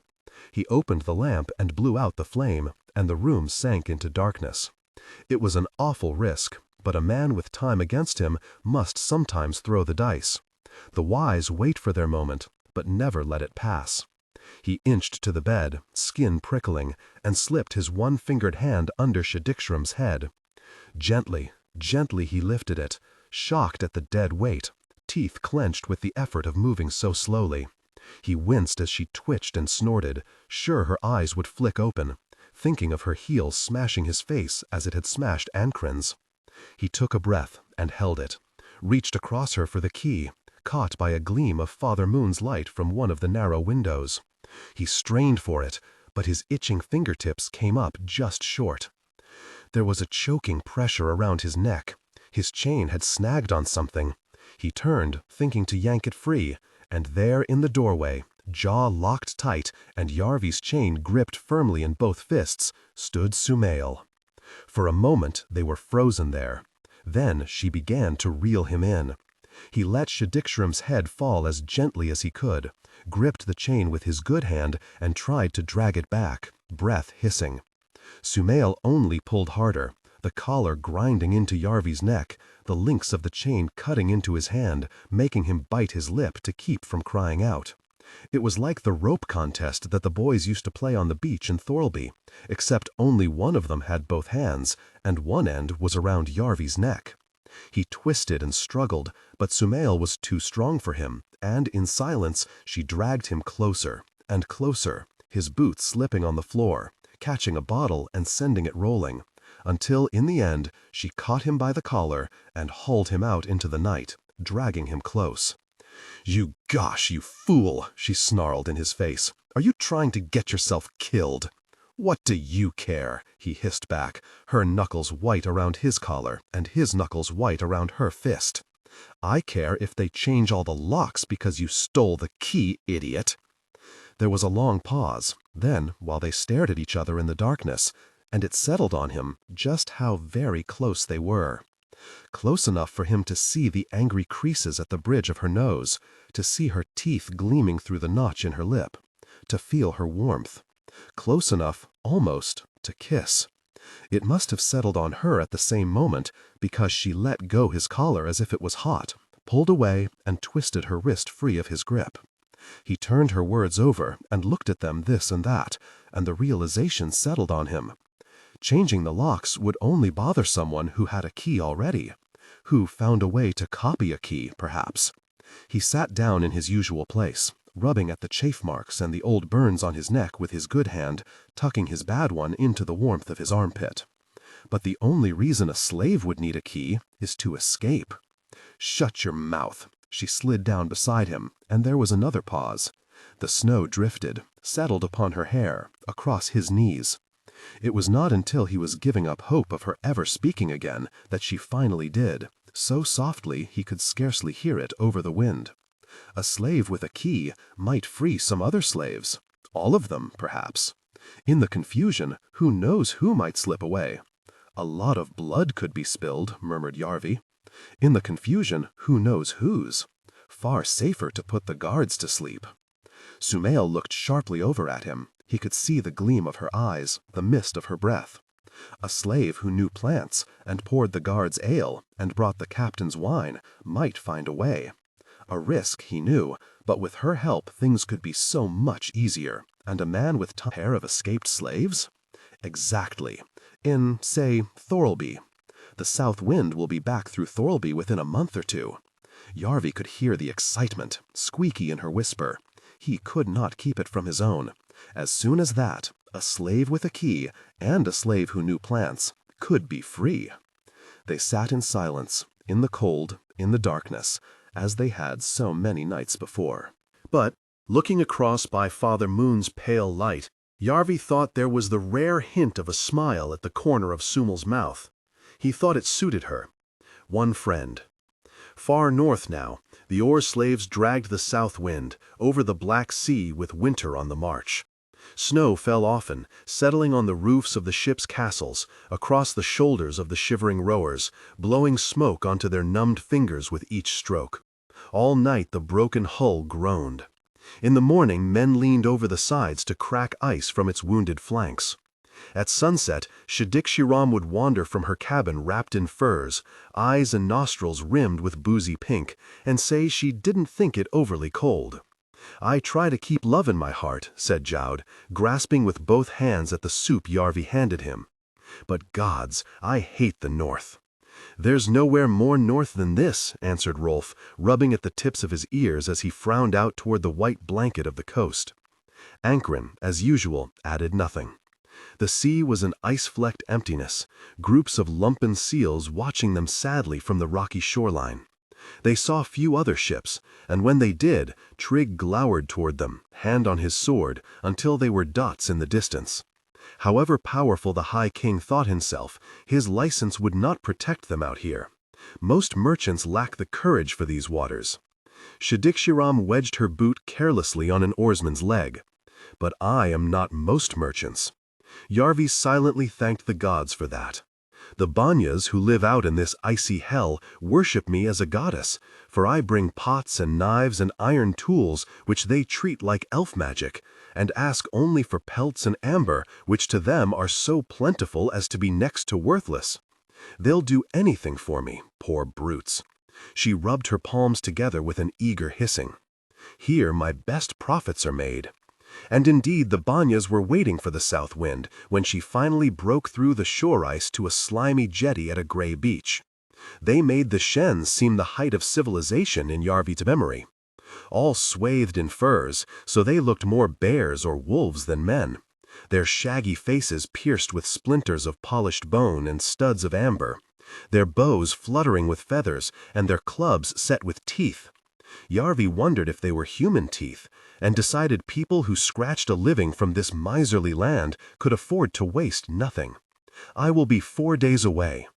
Shidikshirram vaulted over the ship's side and clomped down the warped timbers of the jetty, the south wind sailors following with her cargo lashed to clumsy sleds. "Trigg, you're in charge. She'll be better'n when you left her," the overseer called back with a grin. 4 days of idleness, Yarvi hissed as the last light stained the sky red, fretting at his thrall collar with his withered thumb. Every night spent on this rotting tub, it seemed to chafe him more. Patience. Sumal spoke through closed teeth, scarred lips hardly moving, dark eyes on the guards, and on Trigg in particular. "A few weeks and we might be with your friends in Thorlby." She turned her familiar frown on him. "You'd better have friends in Thorlby." "You'd be surprised who I know." Yarvi wriggled down into his furs. "Trust me," she snorted. "Trust?" Yarvi turned his back to her. Sumal might be spiky as a hedgehog, but she was tough and clever, and there was no one on this ship he would rather have had beside him. He needed an accomplice, not a friend, and she knew what to do and when. He could see it as though it was already done. Every night he lulled himself to sleep with thoughts of it. The south wind rocking gently at a wharf beneath the citadel of Thorlby. The guards snoring a drugged slumber beside their empty ale cups. The key turning smoothly in the lock. He and Sumal stealing together from the ship, chains muffled with rags, through the steep and darkened streets he knew so well. Boot-printed slush on the cobbles, snow on the steep roofs. He smiled as he pictured his mother's face when she saw him. He smiled even more as he pictured Odom's, just before he rammed the knife into his guts. Yarvi stabbed and cut and stabbed, his hands slippery hot with traitor's blood, and his uncle squealed like a slaughtered pig. "The rightful king of Gettland," came the shout, and all applauded. None louder than Gromgil Gorm, who smashed his great hands together with every squelch of the blade. And Mother Scare, who shrieked and capered in her joy, and turned into a cloud of clattering doves. The squelching became a sucking, and Yarvi looked over at his brother, white and cold on the slab. Isrian leaned over his face, kissing, kissing. She smiled up at Yarvi through the shroud of her hanging hair. That smile. "I'll expect a better kiss after your victory." Odom propped himself up on his elbows. "How long is this going to take?" "Kill him," said Yarvi's mother. "One of us at least must be a man." "I am a man," snarled Yarvi, stabbing and stabbing, his arms burning with the effort. "Or half a man?" Hurrick raised an eyebrow. "That much?" The knife was slippery in Yarvi's grip, and all the doves were a terrible distraction, staring at him, staring, and the bronze-feathered eagle in their midst with a message from Grandmother Wexen. "Have you considered the ministry?" it croaked at him. "I am a king," he snarled, cheeks burning, hiding his useless clown's hand behind his back. "A king sits between gods and men," said Caimdall, blood leaking from his cut throat. "A king sits alone," said Yarvi's father, leaning forward in the black chair, the wounds that had been dry, all dripping fresh and spilling a slick of blood across the floor of the god-shawl. Odom's screams had turned to giggles. "You would have been a fine jester." "Very you," snarled Yarvi, trying to stab harder, but the knife was so heavy he could hardly lift it. "What are you doing?" asked Mother Gundring. She sounded scared. "Shut up, difficult person," said Odom, and he caught Yarvi around the neck and squeezed. Yarvi woke with a horrible jolt to find Trigg's hands around his throat. A crescent of fierce grins swam above him, teeth shining in torchlight. He retched and twisted, but he was held fast as a fly in honey. "You should have taken the deal, boy." "What are you doing?" asked Sumal again. She'd never heard her sound scared before. But she sounded nowhere near as scared as Yarvi was. "I told you to shut your mouth," one of the guards snarled in her face, "unless you want to go with him." She shrank back into her blankets. She knew what to do and when. Perhaps a friend would have been better than an accomplice after all, but it was a little late now to find one. "I told you, clever children drown just like stupid ones." Trigg slid his key into the lock and unfastened Yarvi's chain. Freedom, but not quite how he had pictured it. "We're going to put you in the water and see if it's true." And Trigg dragged Yarvi down the deck like a chicken plucked and ready for the pot. Past the oarsmen sleeping on their benches, the odd one peering from his bald furs. None of them stirred to help him. Why would they? How could they? Yarvi's heels kicked pointlessly at the deck. Yarvi's hands fumbled at Trigg's, good and bad equally useless. Perhaps he should have bargained, bluffed, flattered his way free. But his bursting chest could only gather the air to make a small, wet sound, like a fart. At that moment, the soft arts of the minister were shown to have their limitations. "We've got a bet going," said Trigg, "on how long it takes you to sink." Yarvi plucked at Trigg's arm, scratched at his shoulder with his nails, but the overseer scarcely noticed. Out of the corner of his weeping eye, he saw Sumal standing, shaking off her blankets. When Trigg unlocked Yarvi's chain, he unlocked hers too. But Yarvi knew he could expect no help from her. He could expect no help at all. "Let this be a lesson to the rest of you." Trigg stabbed at his chest with his free thumb. "This is my ship. Cross me, and you're done." "Let him be," someone growled. "He's done no harm, Jod," Yarvi saw as he was dragged past. But no one marked the big man. Beside him, from Yarvi's old place, Ankren watched, rubbing at his crooked nose. It did not look like such a bad place now. You should have taken the deal. Trigg bundled Yarvi over the shipped oars like a sack of rags. "I can forgive a lot in a fine singer boy, but—" With a sudden yelp, the overseer fell sprawling, hands suddenly loose, and Yarvi jabbed his twisted little finger in Trigg's eye, gave him a wriggling kick in the chest, and went tumbling free. Trigg had tripped on Nothing's heavy chain, pulled suddenly taut. The deck scrubber hunched in the shadows, eyes gleaming behind his hanging hair. "Run," he whispered. Perhaps Yarvi had made one friend after all. The first breath he heaved in made his head reel.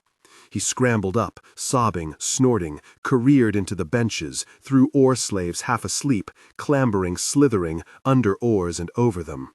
People were shouting, but Yarvi could scarcely hear the words through the throbbing of blood in his ears, like the mindless thunder of a storm. He saw the forward hatch, wobbling, shuddering. His hand closed around the handle. He hauled it open and pitched face first into the darkness. Death waits. Yarvi fell, knocked his shoulder, cracked his head, tumbled over sacks and sprawled on his face. Wet on his cheek. In the hold. He rolled with an effort, dragged himself into the shadows. Dark down here. Pitch dark, but a minister must know the ways, and he felt them out now with his fingertips. Roaring in his ears, burning in his chest, terror tickling at every part of him, but he had to master it and think. There is always a way, his mother used to tell him. He could hear the guards shouting as they looked down into the hatch, too close behind. He jerked his chain after him, squirming between crates and barrels in the hold, a flicker of light from the torches above, catching bands and rivets, guiding him toward the ship's stores. He slithered through the low doorway, sloshing between shelves and boxes in the freezing puddle that was today's leakage. He crouched against the ship's cold side, breath whooping and wheezing. More light now as the guards brought their torches down after him. Where is he? There had to be a way. Surely they'd be coming from the other direction soon, from the aft hatch. His eyes flickered to its ladder. Had to be some way. No time for a plan. All his plans were gone like smoke. Trigg would be waiting. Trigg would be angry. His eyes darted to every sound, to every glint of light, searching desperately for some means of escape, some place to hide, but there was none. He needed an ally. He pressed himself helplessly back against the wood, felt the icy dampness there, heard the drip of salt water. And Mother Gundring's voice came to him, soft and careful at the fire pit. When a wise minister has nothing but enemies, she beats one with a worse. Yarvi dived below the nearest shelf, fumbling in the black, and his fingers closed around the iron bar he kept to knock in nails. The sailor's worst enemy is the sea, Shadix-Shiram never tired of saying. Where are you, boy? He could just see the outlines of Sumal's repair, and he rammed the iron bar between hull and fresh timbers and dragged on it with all his strength. He gritted his teeth and worked it deeper and snarled out all his fury and his pain and his helplessness and ripped at that bar as though it was Trigg and Odom and Gromgil Gorm combined. He tore at it, strained at it, wedged the wrist of his useless hand around it, the tortured wood creaking, pots and boxes clattering down as he barged the shelves with his shoulder. He could hear the guards now, near, the glow of their lamps in the hold, their humped shapes in the low doorway, the gleam of their blades. "Come here, cripple!" he screamed as he made one last muscle-tearing effort. There was a crack as the timbers suddenly gave. Yarvi lurched, flailing backward, and hissing with the rage of a devil released from hell, Mother Sea burst into the stores. Yarvi brought a shelf crashing down with him, was soaked in an instant in icy water, rolled gasping toward the aft hatch, up and slithering sodden, the din of shouting men and furious sea and splintering wood in his ears. He floundered to the ladder, the water already to his knees. A guard was at his heels, clutching in the darkness. Yarvi flung the bar at him, sent him stumbling into the jet of water, and it tore him across the store like a toy. More leaks had sprung, the sea showering in at a dozen angles, the wails of the guards hardly heard over its deafening roar. Yarvi dragged himself up the ladder a couple of rungs, heaved the hatch open, slithered through and stood, swaying, wondering if some magic had transported him onto the deck of some other ship in the midst of battle. The gangway between the benches crawled with men, struggling in the garish light of burning oil, which a broken lamp must have sprayed across the forecastle. Flickering flames danced in the black water, in the black eyes of panicked slaves, on the drawn blades of the guards. Yarvi saw Jod grab one of them and fling him bodily into the sea. He was up from his bench. The slaves were freed, or some of them. Most were still chained, huddling toward the rowlocks to escape the violence. A few lay bleeding on the gangway. Others were even now leaping over the side, preferring to take their chance with Mother Sea than with Trigg's men, who were flailing about them without mercy. Yarvi saw Rolf butt a guard in the face, heard the man's nosebone pop and his sword clatter away across the deck. He had to help his oarmates. The fingers of his good hand twitched open and closed. Had to help them, but how? The last few months had only reinforced Yarvi's long-held opinion that he was no hero. They were outnumbered and unarmed. He flinched as a guard cut down a helpless slave, axe opening a yawning wound.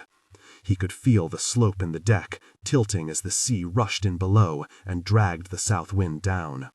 A good minister faces the facts and saves what he can. A good minister accepts the lesser evil. Yarvi clambered across the nearest bench, toward the ship's side and the black water beyond. He set himself to dive. He was halfway off the ship when he was snatched back by his collar. The world tumbled, and he crashed down, gasping like a landed fish. Trigg stood over him, the end of his chain in one fist. "You're going nowhere, boy." He leaned down and planted his other hand around Yarvi's throat, just under his collar, so the metal bit into his jaw. But this time, the overseer squeezed even harder.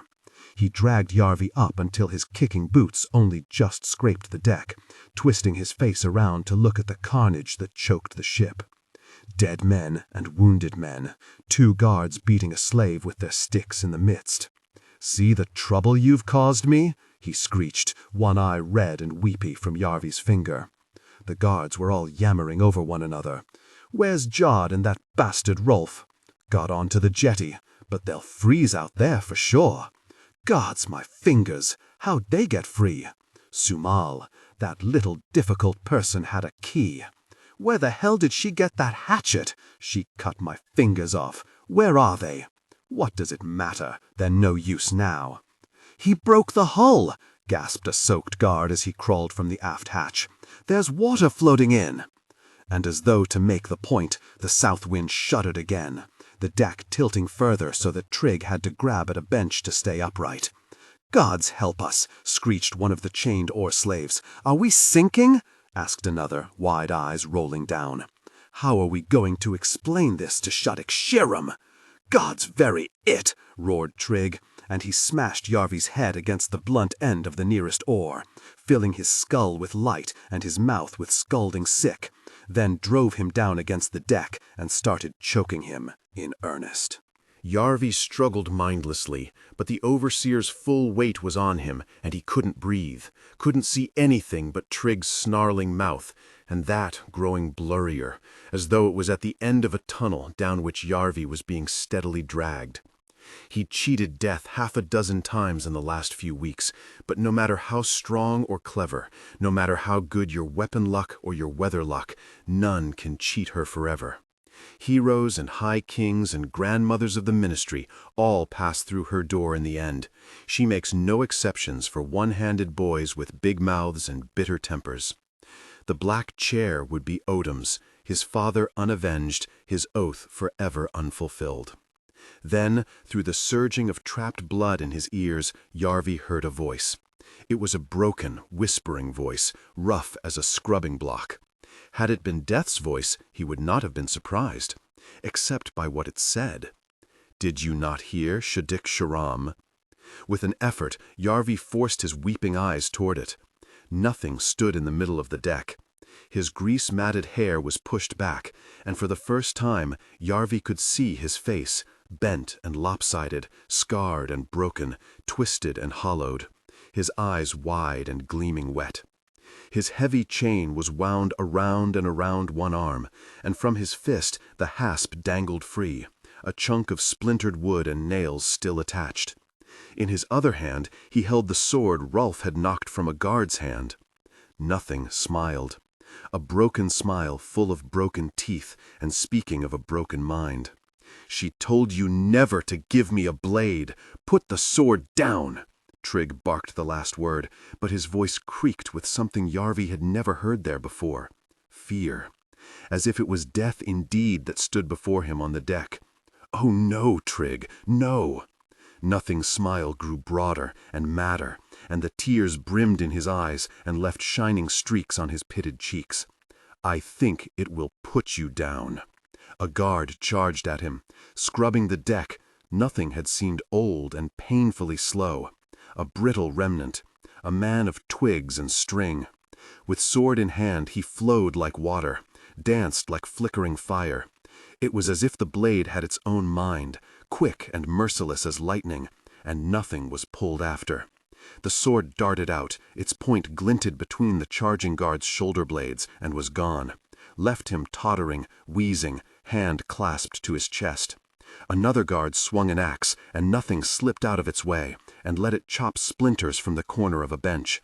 It went up again, and with a click of metal, the arm that held it spun off into the darkness. The guard sank to his knees, eyes goggling, and nothing's bare foot knocked him flat. A third came at him from behind, sword raised.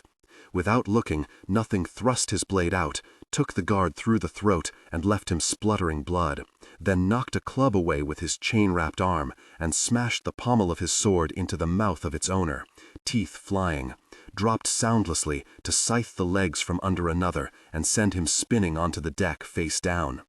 All this in the space of time that Yarvi might have taken one breath. If he could have taken a breath.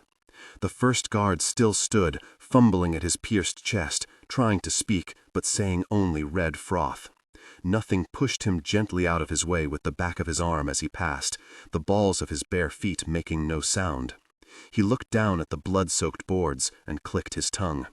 The deck is very dirty. He looked up, wasted face all black-dashed and red-speckled. "Shall I scrub it, Trig?" The overseer backed away while Yarvi fumbled helplessly with his hand. "Come closer, and I kill him! Kill him!" Nothing shrugged. Death waits for us all.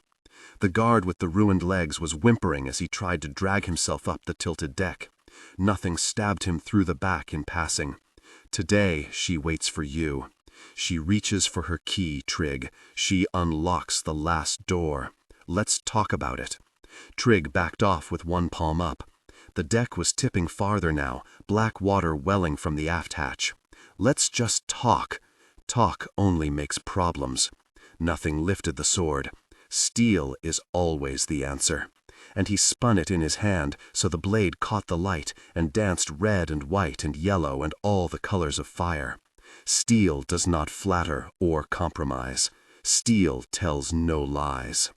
"Just give me a chance," whined Trig, water pouring over the sides of the ship now, flooding among the benches. "Why? I've got dreams. I've got plans." With a hollow click, the sword split Trig's skull down to his nose. His mouth kept making words for a moment, but no breath came to give them sound. He flopped back, kicking a little, and Yarvi tore free of his limp hand, gasping in air and coughing and trying to drag his collar free so he could breathe. "Perhaps I shouldn't," said Nothing, twisting the sword from Trigg's head, "but I feel much better." All around them men were screaming. If any guards survived, they'd preferred the sea to Nothing's sword. Some slaves were trying to clamber over their sinking benches to drier ones behind. Others straining at their chains as the water surged higher and higher. Others with faces only just showing, mouths sucking at the air, and their eyes bulging with horror. Still others, Yarvi knew, must already be below the black surface, holding their breath for a few more moments while they struggled hopelessly at their locks. He dropped to his hands and knees, retching, head spinning, digging at Trigg's bloody clothes for his key, struggling not to look at his split face, but catching a glimpse anyway, of features distorted and fleshy pulp gleaming inside the great wound. And he swallowed vomit, rooting again for the key, the wails of the trapped slaves loud in his ears. Leave it.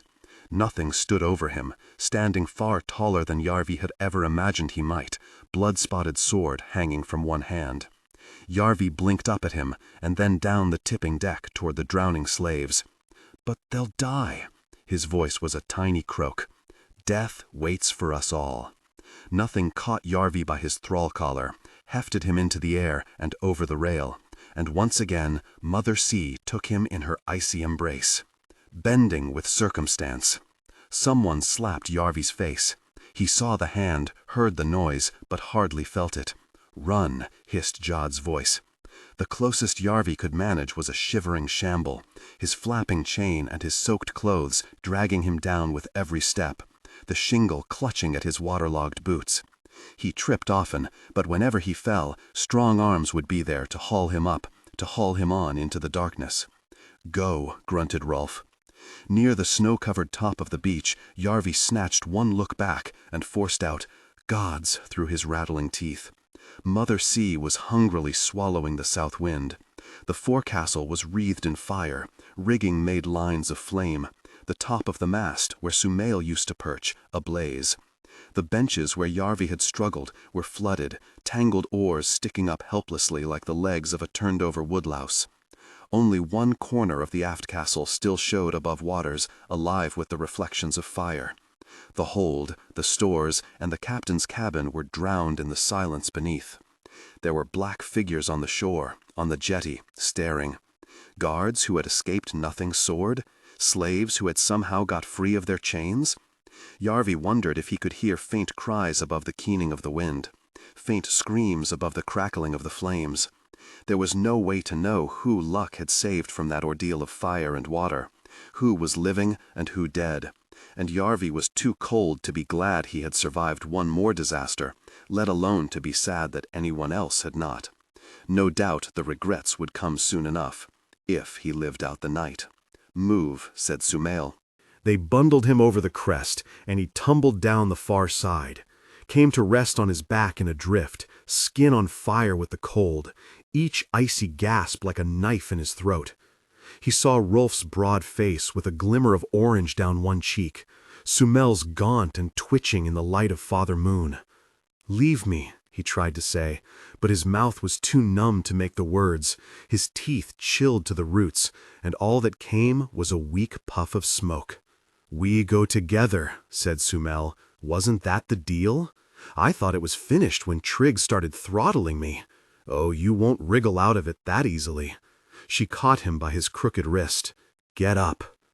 He had been betrayed by his own family, his own people, and found loyalty among a set of slaves who owed him nothing. He was so pathetically glad of it he wanted to weep, but he had a feeling he would need his tears later. With Sumail's help he managed to get up. With Rolf's and Jod's to flounder on, hardly thinking about the course except to keep the sinking south wind somewhere at his back. The icy wetness squelched in his boots. The wind cut through his soaked and chafing clothes as though he wore nothing.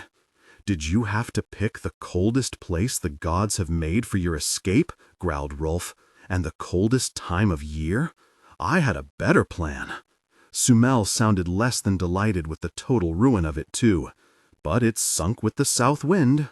Plans must sometimes bend with circumstance," said Jod. "Bend?" growled Rolf. "This one snapped in pieces."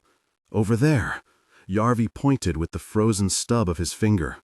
Up ahead, a stunted tree clawed at the night, each branch picked out on top in white, underneath in the faintest flickering of orange. He hardly dared believe his own eyes, but he started toward it as fast as he could, even so, half walking, half crawling, all desperate. At that moment, even a dream of fire seemed better than nothing. "Wait," hissed Sumel. "We don't know who." "We don't care," said Rolf, floundering past. The fire had been built in a hollow beneath that twisted tree, where there was some shelter from the wind, the fragments of a broken crate carefully arranged, the smallest flame flickering in their midst. Hunched over it, coaxing it into life with his smoking breath, was Ankren. Had Yarvi made the choice of who to save, Ankren's name would have been far from the first on his lips. But freeing Rolf and Jod meant freeing their ormate, and Yarvi would have thrown himself at Odin's feet right then had he offered warmth. He flopped onto his knees, holding his shaking hands toward the flames. Jod planted his fists on his hips. "You made it, then." "Some turds float," said Rolf. Ankren only rubbed at his crooked nose. "If my stench bothers you, you could find your own fire."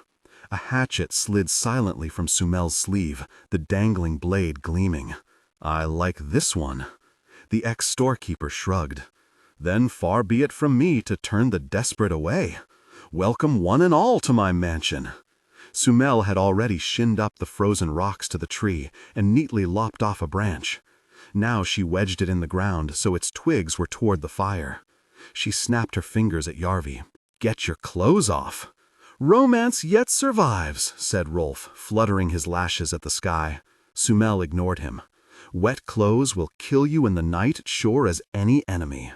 Now the cold was loosening its grip. Yarvi was feeling his bruises, every muscle aching, and his head sore, and his neck throbbing from Trigg's hands. Even had he wanted to, he lacked the strength to object. He peeled off his soaked clothes, some of the hems already stiff with ice, and huddled as close to the fire as he dared, near naked but for collar and chain. Rolf dumped an old fleece around his shuddering shoulders. "I'm lending that," he said, "not giving it." "Much appreciated, either way," Yarvi forced through his chattering teeth as he watched Sumel hang his clothes facing the flames, where they began to gently steam. "What if someone sees the light?" Jod was asking, frowning back the way they had come. "If you'd rather freeze, sit in the darkness. You'll find plenty of it." Ankren tried to prod more warmth from the fire with a twig. "For my part, I suspect the fight, then the ship aflame, then the ship sinking, will have dampened their appetite for a search." "As long as we're well gone before dawn," said Rolf. "Gone where?" asked Sumel, squatting beside Yarvi. East was the obvious choice. East along the coast, the way the south wind had brought them. But west was where Yarvi needed to go. West to Vansterland, west to Gettland, west to Odin and vengeance, and the sooner the better. He glanced around this motley fellowship, all huddled over the life-giving flames, faces pinched and strange in its light, wondering how he could possibly convince them to go the wrong way. "East, of course," said Rolf. "How long ago did we pass that trading post?" Sumel spent a moment reckoning on her fingers. "On foot, we might make it in 3 days. It'll be hard going." Rolf scrubbed with his nails at his stubbly chin. "Very hard going." "And I'll be going west," said Ankren, bent jaw clenched and his eyes fixed on the flames. There was silence as they all looked at him. "West to where?" asked Jod. "Thorlby." Yarvi could only raise his brows at help from such an unexpected quarter. Rolf burst out laughing. "Thank you for giving me one good chuckle before I die, Master Ankren. Our ex-storekeeper's walking to Gettland, to Vansterland. I'll try to find a ship to take me from there." Rolf chuckled again. "So you're only going to walk to Volsgard?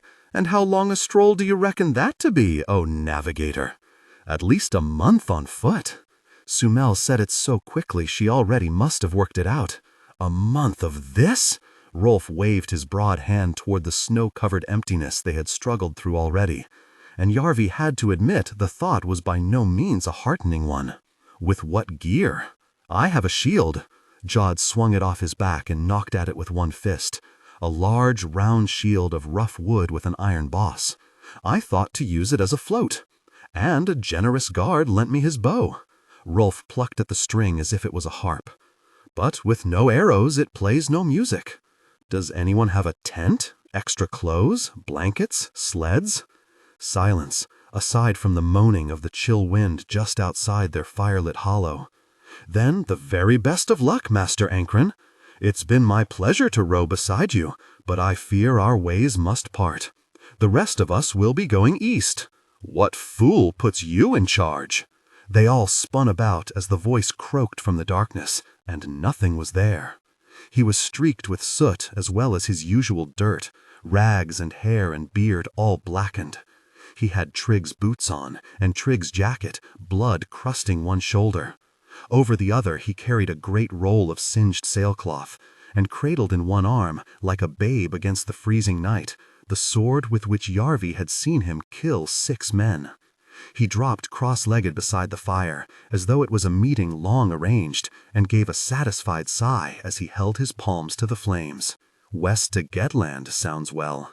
We will be followed. Trigg? Asked Sumel.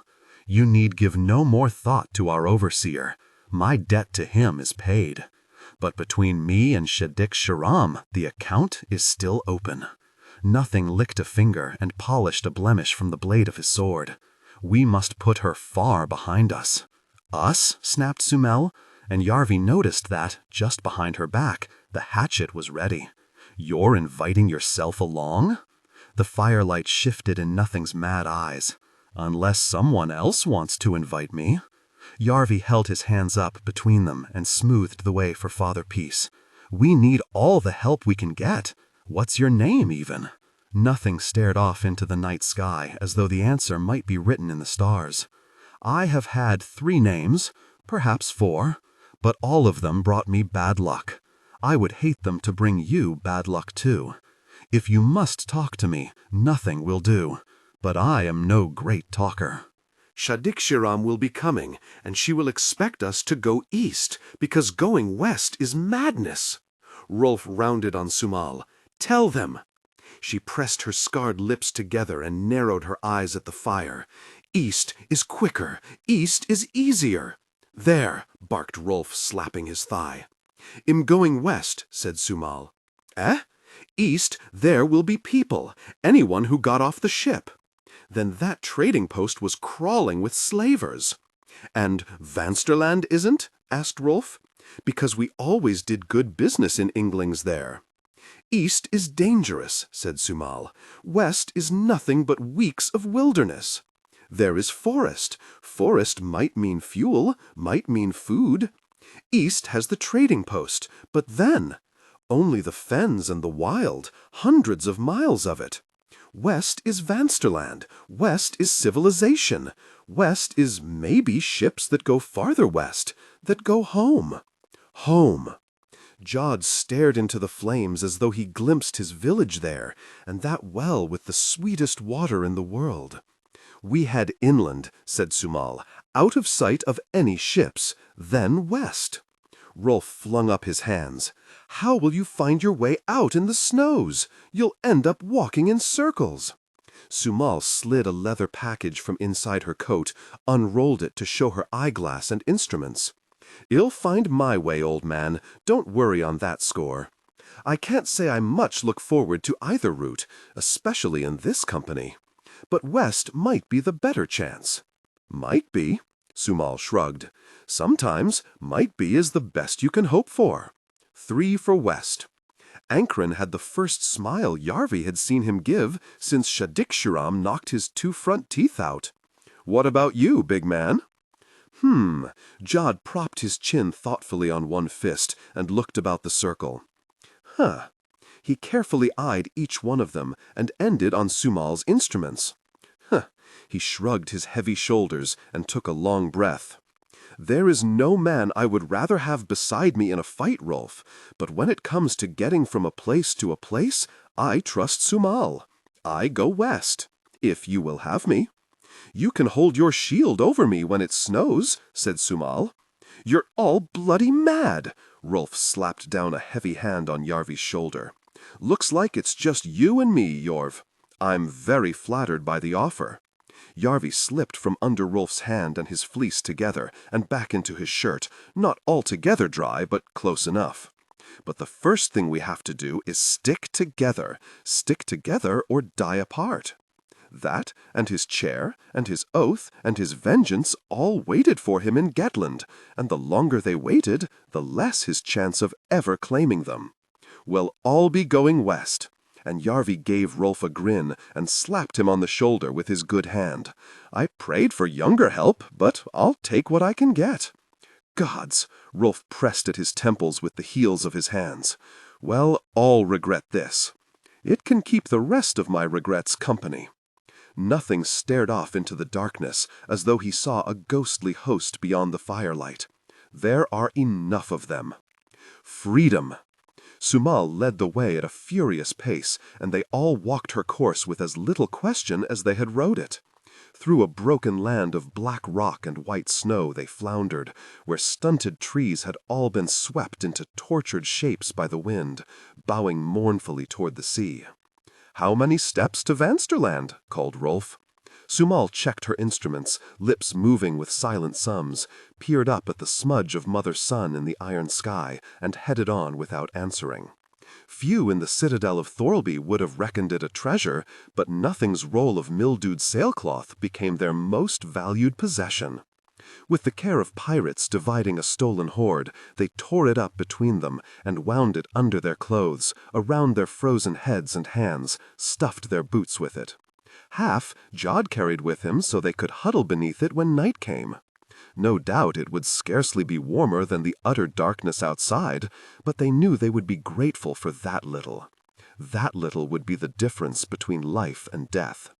They took turns breaking new ground, Jod forging ahead without complaint, Rolf venting curses on the snow as though it was an old enemy. Ankren struggling on with arms hugged around himself, Nothing with head up and sword clutched tight, as though he fancied he was made from steel himself, and no weather could chill or warm him. Even when, in spite of Yarvi's prayers, snow began to settle across the shoulders of his stolen jacket. "Bloody wonderful," muttered Rolf at the sky. "It works for us," said Ankren, "covers our tracks, keeps us hidden. With luck, our old mistress will think we froze out here." "Without luck, we will," muttered Yarvi. "No one cares either way," said Rolf. "No one's mad enough to follow us here." "Huh," barked Nothing. "THIS is too mad to do anything else." And he tossed the end of his heavy chain over his shoulder like a scarf, and cut that conversation down as dead as he had the south wind's guards. Yarvi frowned back the way they had come, their tracks snaking off into the gray distance. He wondered when THIS would find the wreck of her ship. Then he wondered what she would do when she did. Then he swallowed, and floundered after the others just as fast as he could. At midday, Mother Sun no higher than Jod's shoulder at her feeble zenith, their long shadows struggling after them across the white, they paused to huddle in a hollow. "Food," said Sumal, giving voice to every thought among them. No one was keen to volunteer. They all knew food was worth more than gold out here. It was Ankren who surprised them all by first reaching into his furs and bringing out a packet of salted fish. He shrugged. "I hate fish." "The man who used to starve us now feeds us," said Rolf. "Who says there's no justice?" He came up with a few biscuits well past their best, if they had ever had one. Sumal followed that with 2 dried loaves. Yarvi could only spread his empty palms and try to smile. "I'm humbled by your generosity." Ankren rubbed gently at his crooked nose. "It warms me just a little to see you humbled. How about you two?" Jod shrugged. "I had little time to prepare." Nothing held up his sword. I brought the knife. They all considered their meager larder, scarcely enough for one decent meal for the 6 of them. "I suppose I'd better be mother," said Sumal. Yarvi sat, slavering like his father's dogs waiting for scraps, while she rationed out 6 fearsomely equal and awfully tiny shares of bread. Rolf swallowed his in 2 bites, then watched as Ankren chewed every crumb 100 times with eyes closed in ecstasy. "Is that all we eat?"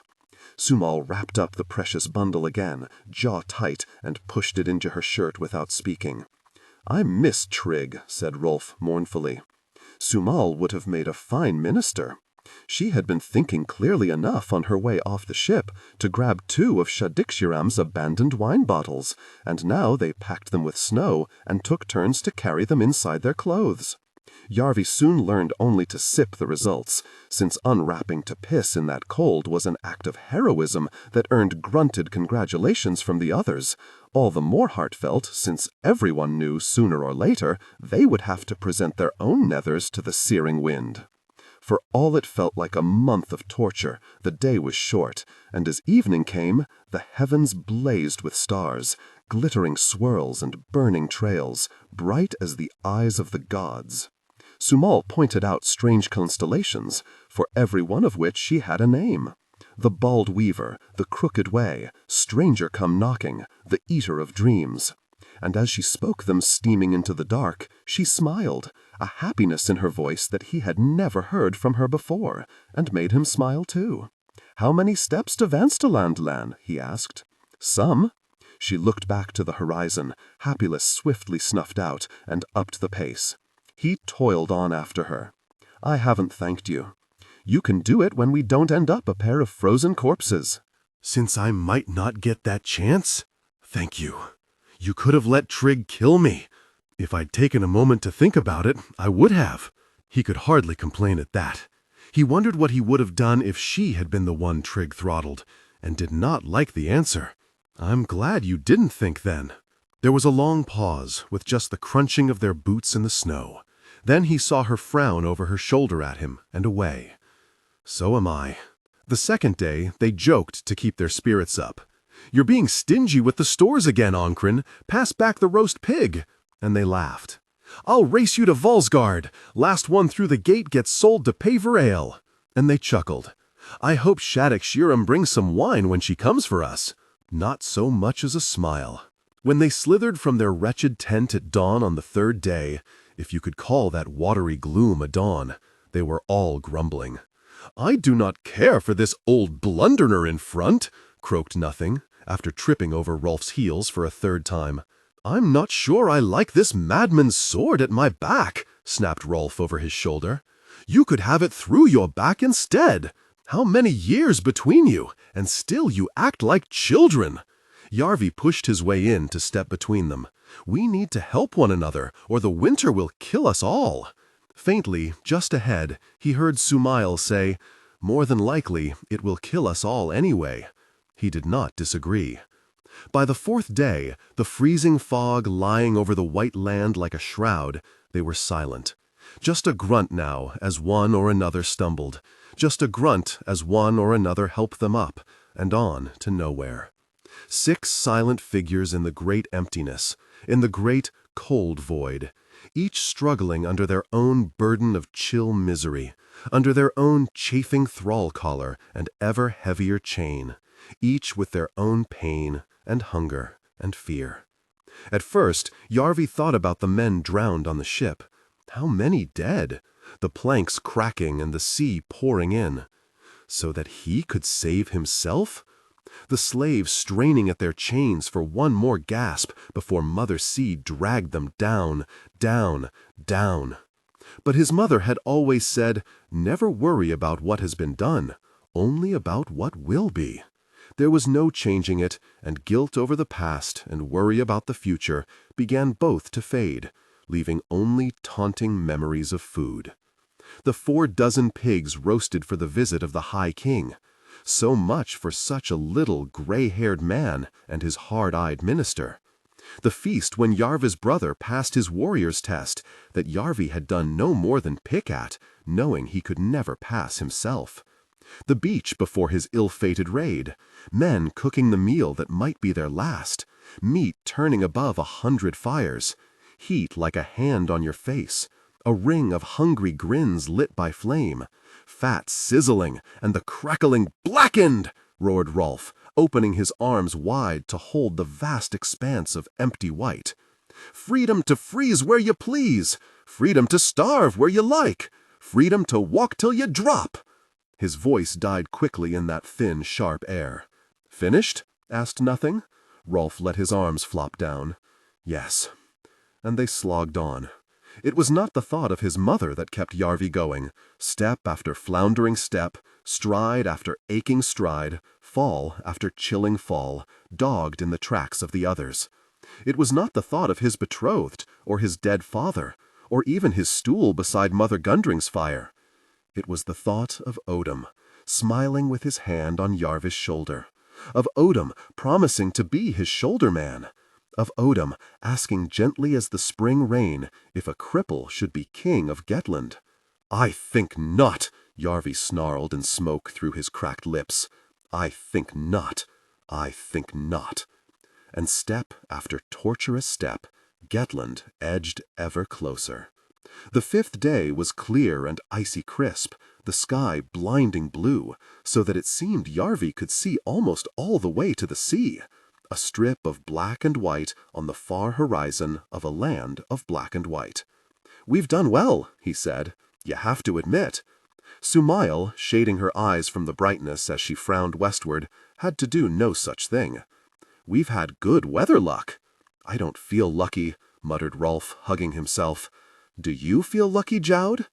"I feel cold," said Jowd, rubbing at the pinked tips of his ears. Sumail shook her head at the sky, which, aside from a distant bruise far off to the north, looked unusually clear. "Maybe tonight, maybe tomorrow, you'll learn what bad weather luck looks like. There's a storm coming." Rolf squinted up. "You're sure?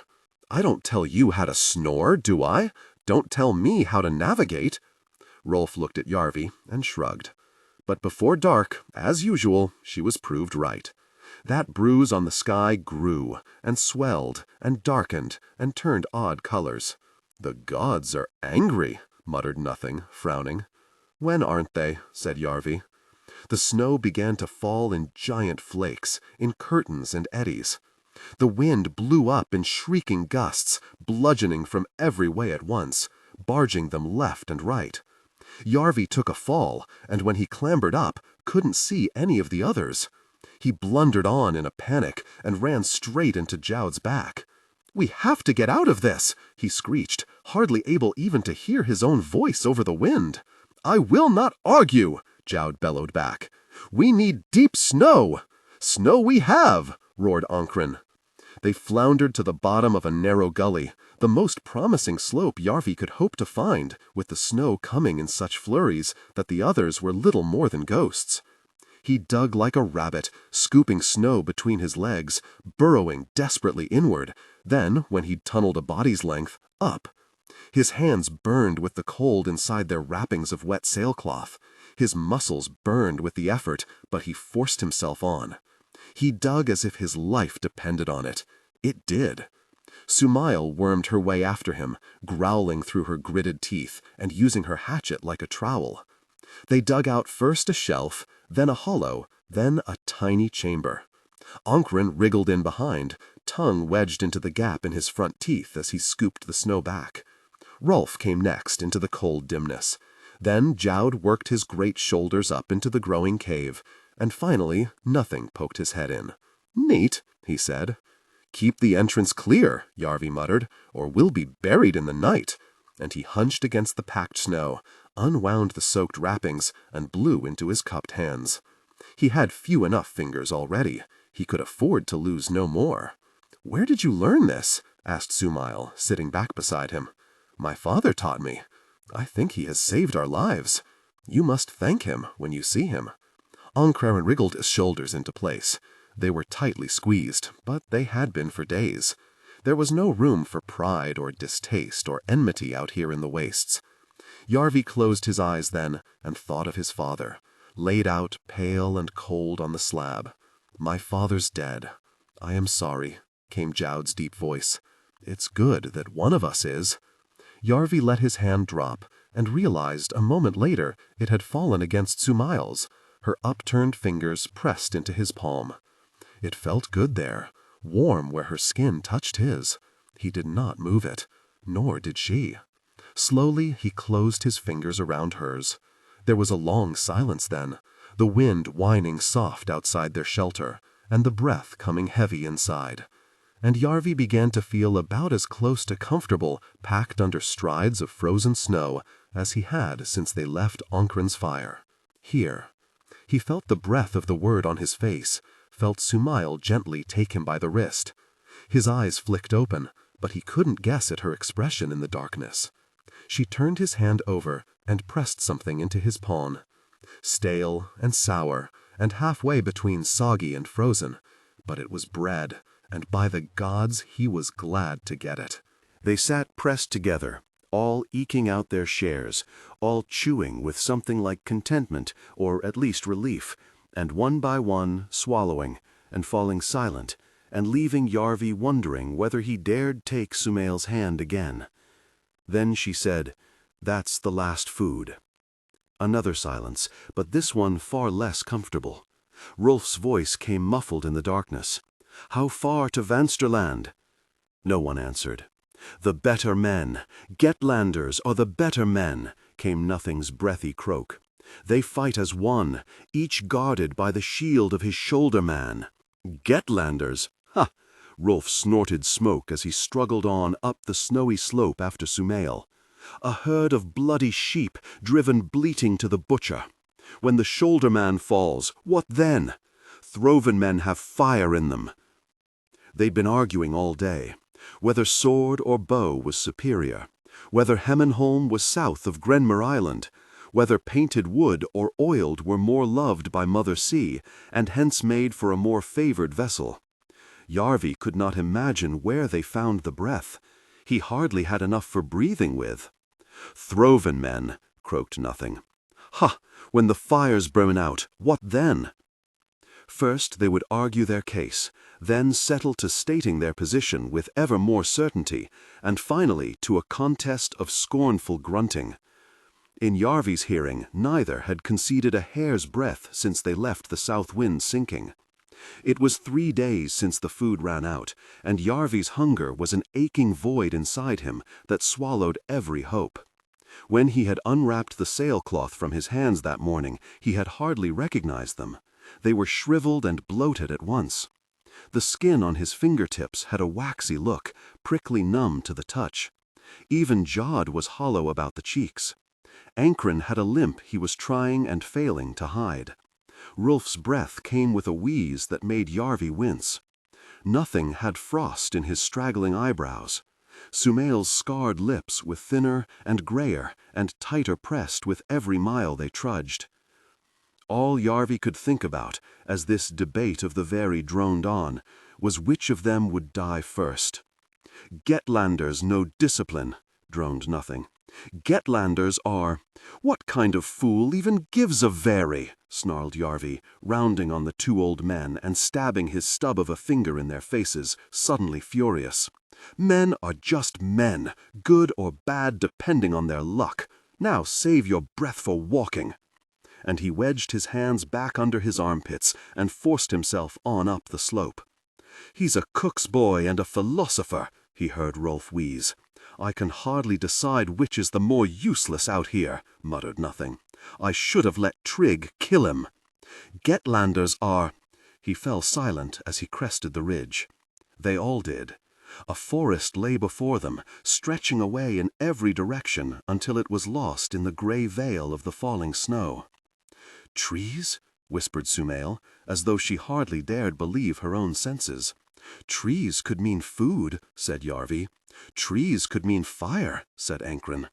Suddenly they were all plunging down the hillside, whooping like children freed from their chores. Yarvi fell, tumbled in a shower of snow, and was up again. They floundered eagerly between the stunted outliers, then in among towering firs with trunks so thick Yarvi could scarcely have linked his hands around them. Mighty pillars, as in some sacred place, and they unwelcome trespassers.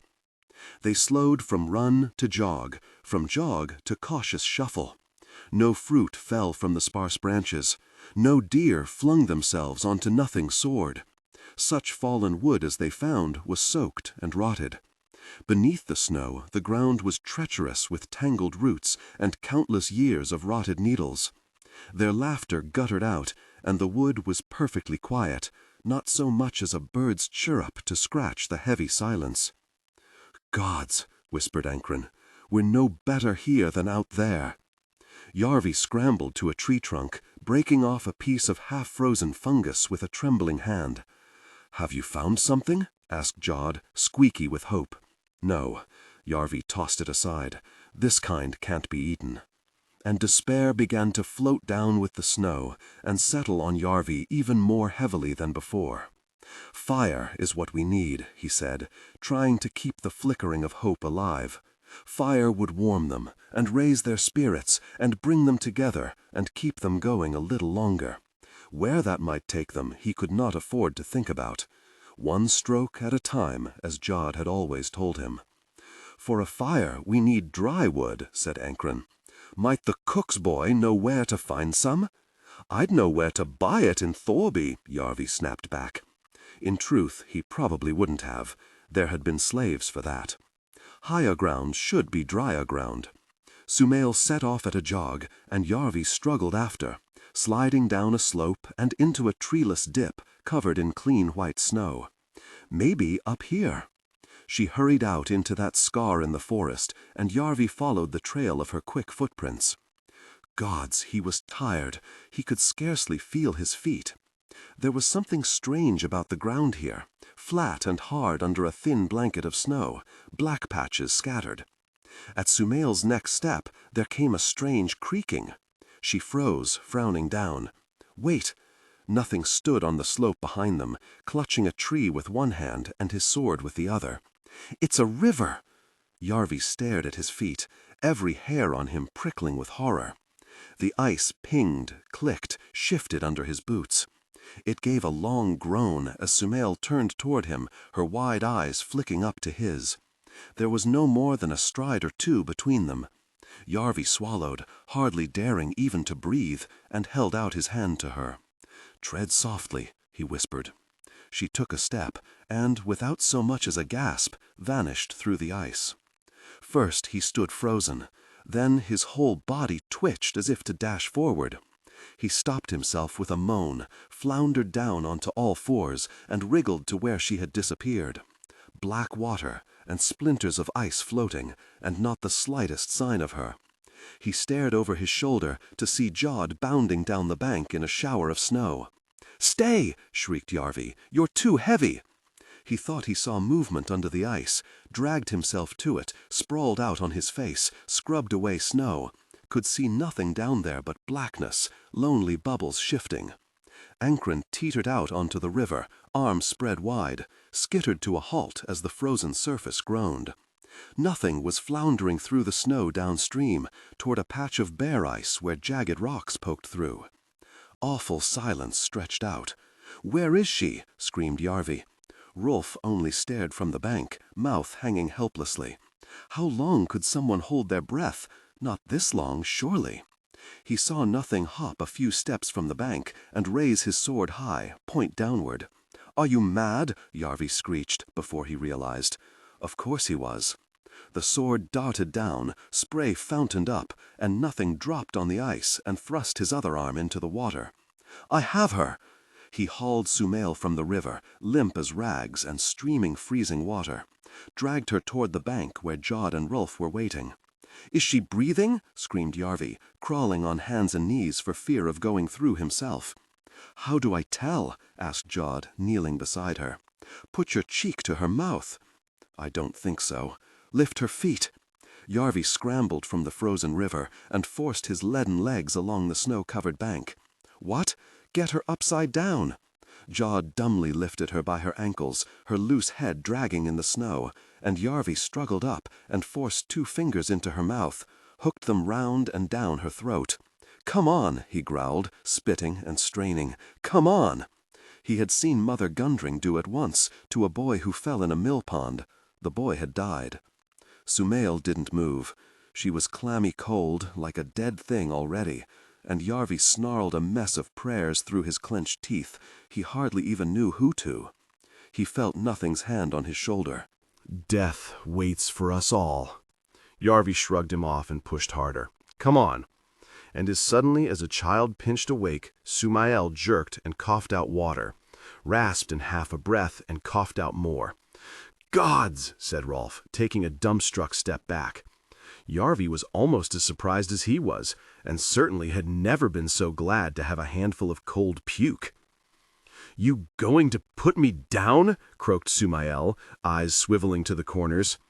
Jod let her drop, and she hunched on the snow, plucking at her thrall collar, and coughing and spitting, and starting to shiver hard.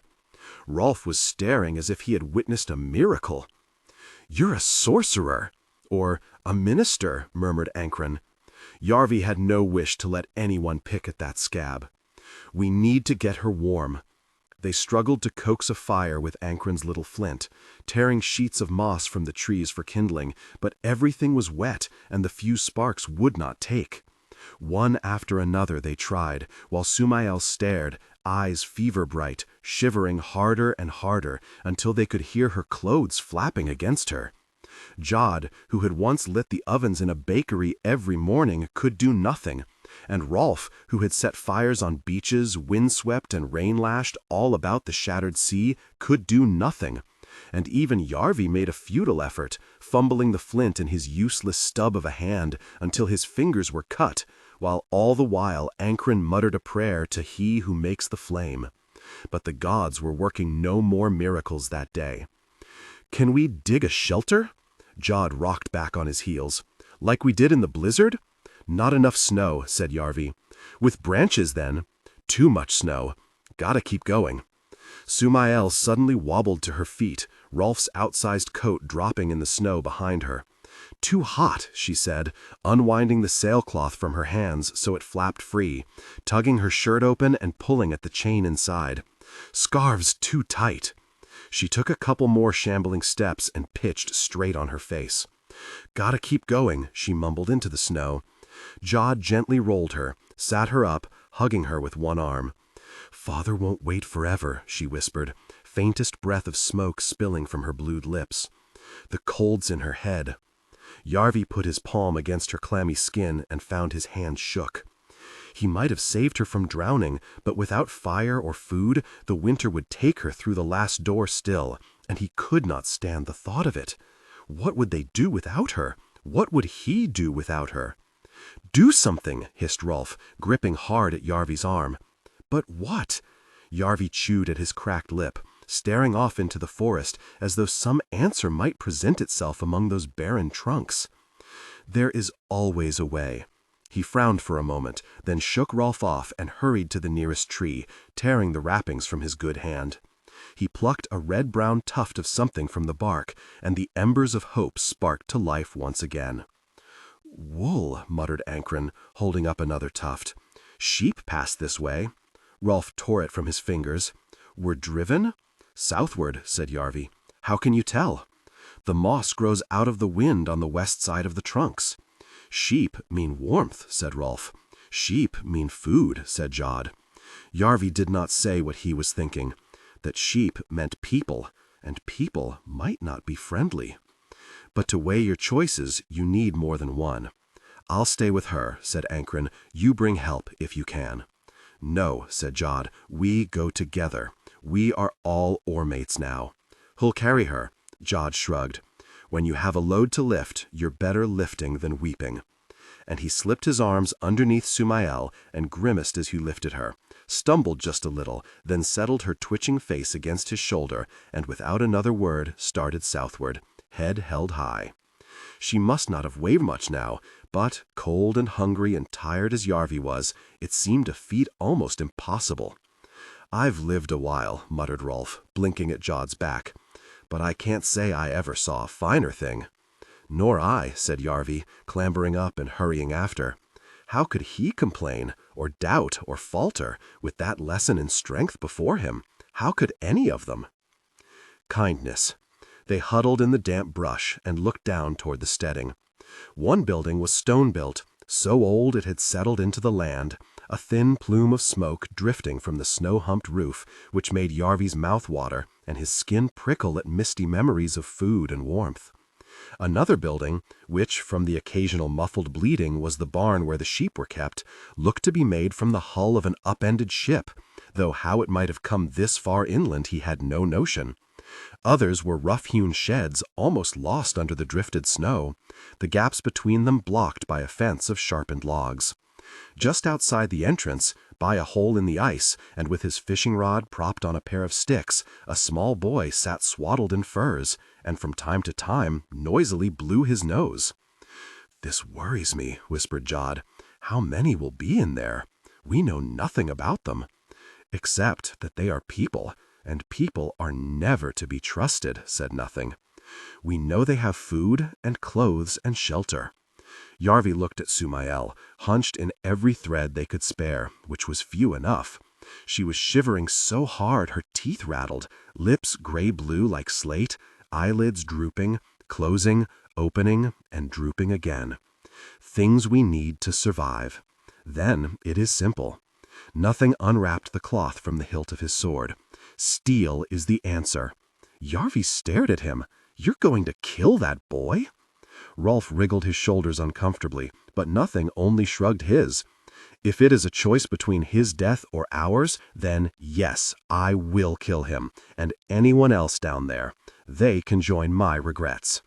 He started to rise, but Yarvi grabbed his ragged shirt and dragged him back down, found himself staring into his hard, flat, gray eyes.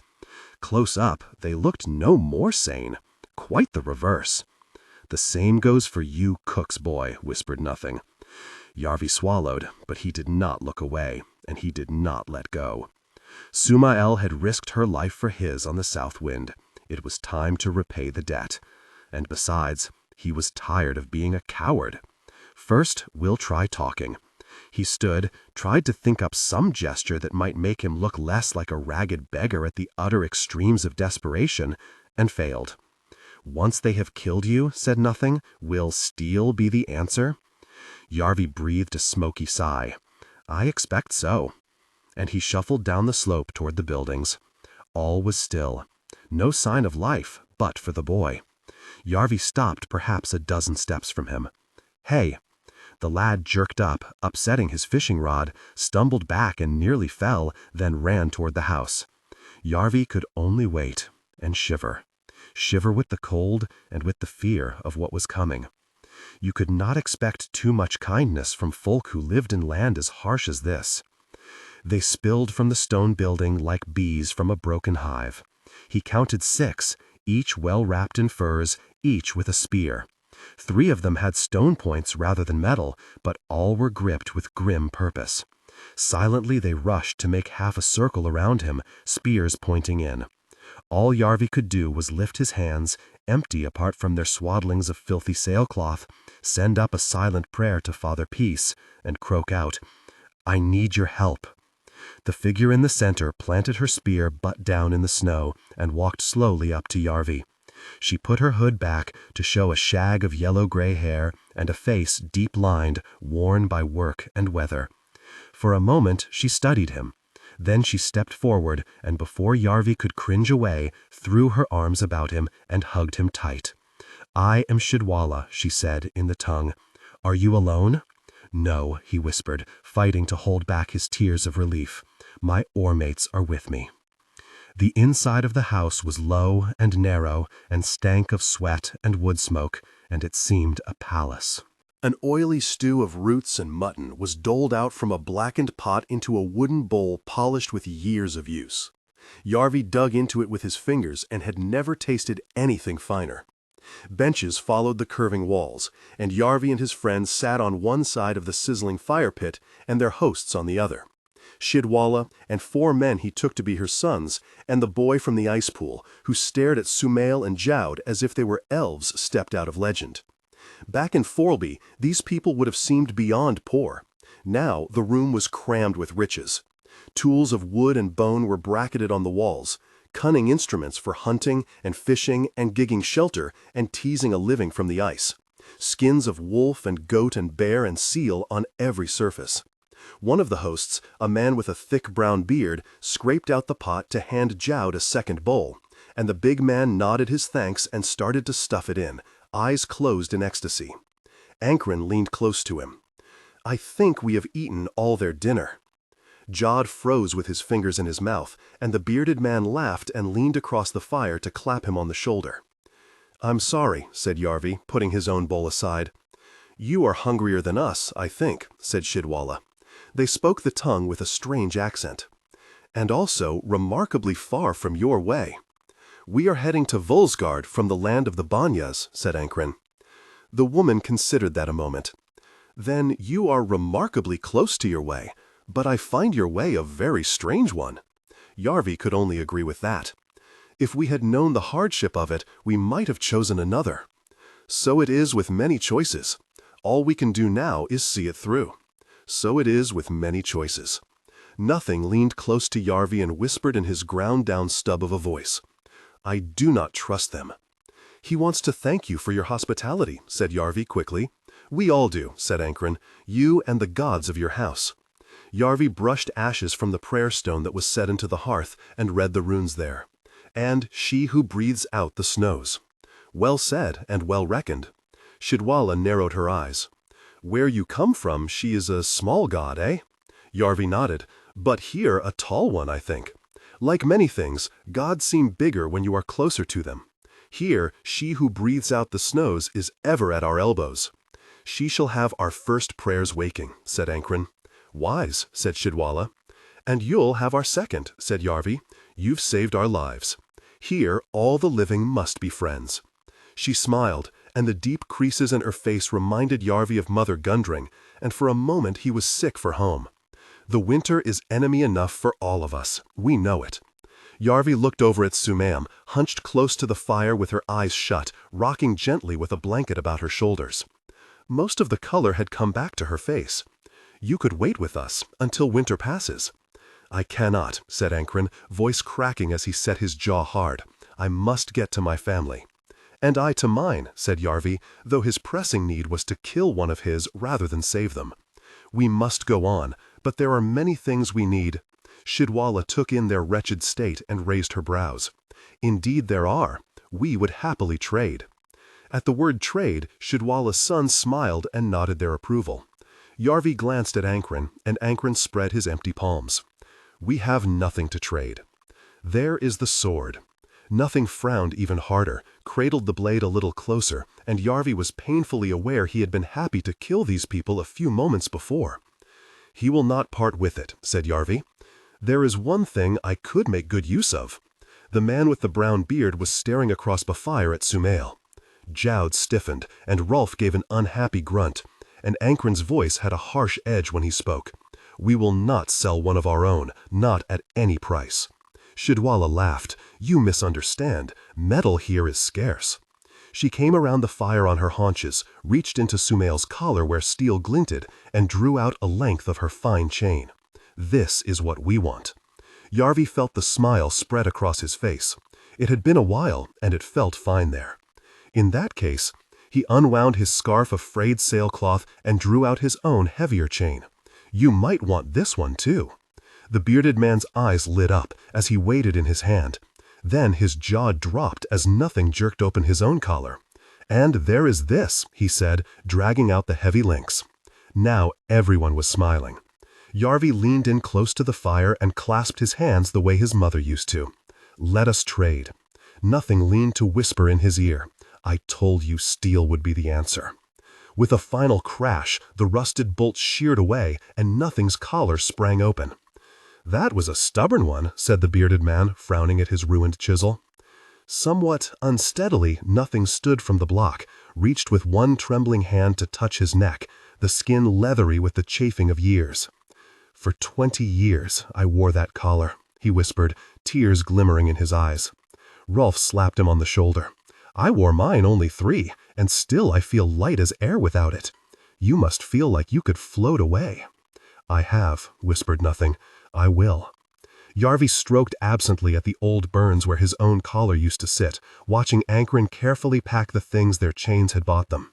A fishing rod and bait, a shovel made from the shoulder blade of a moose, a bronze knife that looked like a relic from a time soon after the breaking of God. 9 arrows for Rolf's bow, a wooden bowl for drinking, dried moss to start a fire, rope woven from wool, ease cheese and mutton and dried fish, furs too, and rough overclothes stitched from fleeces, and raw wool to stuff inside them, leather sacks to carry it all, even a sled to pull it on. What silly things these would have seemed once, what beggar's junk! Now it was a treasure hoard. Sumail was wrapped up to her chin in a thick white fur, eyes closed and a rare grin on her face, white tooth showing through the notch in her lip. "Feels good?" Jod asked her. "I am warm," she whispered, without opening her eyes. "If I'm dreaming, don't wake me."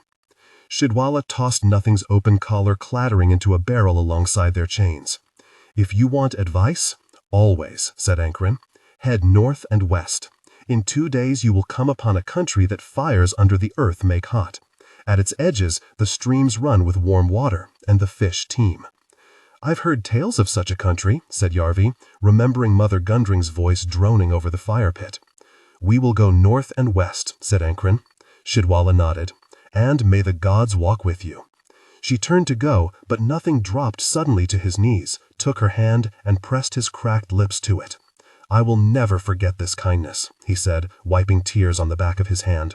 "None of us will," said Yarvi. With a smile she pulled Nothing to his feet and patted his grizzled cheek. That is its own reward. The truth. Rolf slipped from the trees with a huge grin on his face, bow over one shoulder and a stringy deer over the other. To leave no one in any doubt as to the quality of his archery, he had left the arrow sticking from its heart. Sumail raised one brow at him. "So you're not just a beauty." He winked back. "To an archer, arrows make all the difference. Do you want to skin, cook's boy, or shall I?" Ankren held out the knife with the hint of a twisted grin, as though he knew Yarvi would refuse. He was no fool. The few times Yarvi had been dragged out to hunt, his hand had stopped him drawing bow or holding spear, and he had felt sick when it came to the butchery. His father had scolded him, and his brother had mocked him, and their men had barely bothered to conceal their contempt.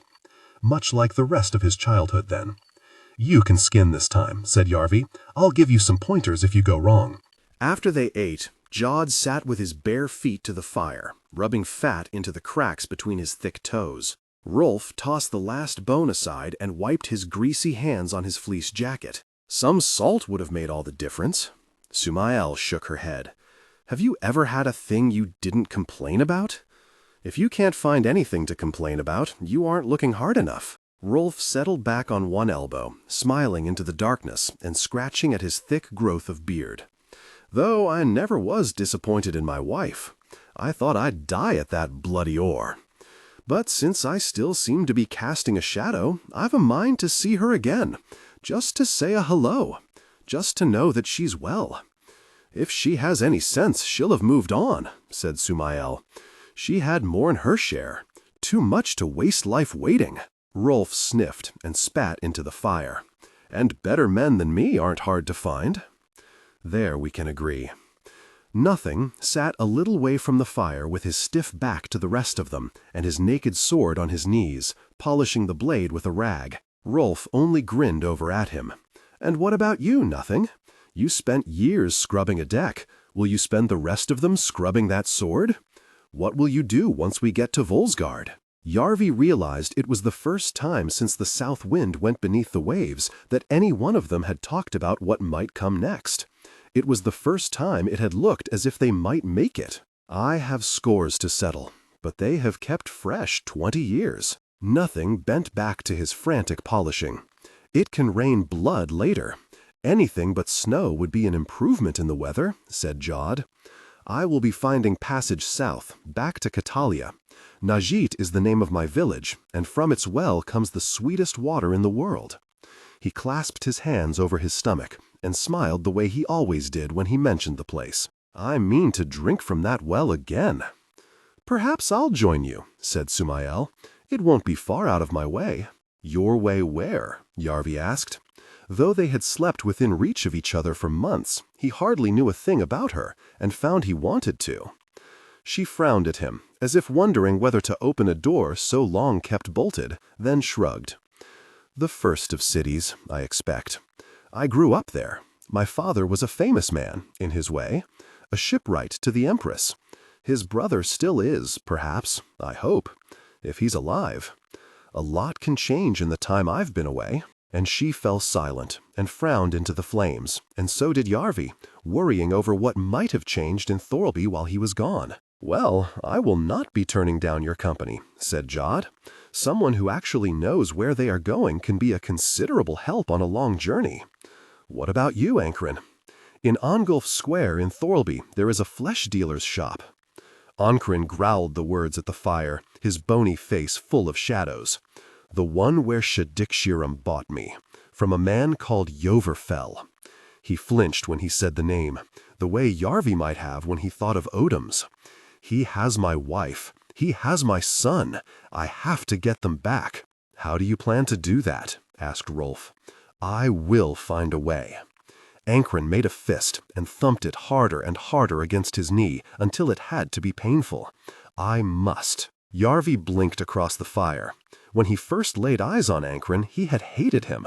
He had tricked him, watched him beaten, and stolen his place. Then he had accepted him, walked beside him, taken his charity, come to trust him. Now he found what he had never thought to, that he admired him. All Yarvi had done was for himself, his freedom, his vengeance, his chair. What Ankren had done was for his family. "I could help," he said. Ankren looked up sharply. "You?" "I have friends in Thorlby. Powerful friends." "This cook you were apprenticed to?" snorted Rolf. "No." Yarvi was not sure why he chose that moment. Perhaps the closer he was bound to this band of misfits, the heavier the lie sat on him. Perhaps some spot of pride had somehow survived and chose that moment to chafe. Perhaps he thought Ankren was putting the truth together anyway. Or perhaps he was just a fool. "Laithlin," he said, "wife of the dead king, Uthric." Jod gave a smoking sigh and settled down into his fur. Rolf did not bother even to chuckle. "And what are you to the Golden Queen of Gettland?" Yarvi kept his voice level, even though his heart was suddenly thumping. Her younger son. And that gave them all some pause. Yarvi the most, for it came to him then he could have stayed a cook's boy and gone anywhere, traipsed after Rolf to say hello to his wife, or followed nothing to whatever madness his cracked mind settled on. Gone with Jod to drink from that well in far Catalia, or on with Sumael to the wonders of the first of cities. The two of them, together. But now there was nowhere to go but into the Black Chair, except through the last door. "My name isn't Yorv, it's Yarvi, and I am the rightful king of Gettland." There was a long silence. Even Nothing had forgotten his polishing and twisted about on his stone to stare with eyes fever bright. Ankren softly cleared his throat. "That would explain your gosh-awful cooking. You're not joking, are you?" asked Sumael. Yarvi returned her gaze, long and level. "Do you hear me laughing?" "Then, if I may ask, what was the king of Gettland doing lashed to an oar on a rotting trading galley?" Yarvi pulled his fleece tight about his shoulders and looked into the fire, the flames taking on the shapes of things done and faces past. "Because of my hand, or the lack of it, I was to give up my birthright and join the ministry. But my father, Uthric, was killed, betrayed by Grom-Gilgorm and his minister, Mother Scare, or so I was told. I led 27 ships on a raid against them. My uncle Odom laid the plans." He found his voice was quivering. "Which included killing me and stealing my chair." "Prince Yarvi," murmured Ankren, "Uthric's younger son. He had a crippled hand." Yarvi held it up to the light, and Ankren considered it, thoughtfully stroking the side of his crooked nose. "When we last passed through Thorlby, there was talk of his death. The announcement was made a little early. I fell from a tower, and Mother Sea washed me into the arms of Grom-Gilgorm. I pretended to be a cook's boy, and he put a collar on me and sold me to slavers in Volsgard.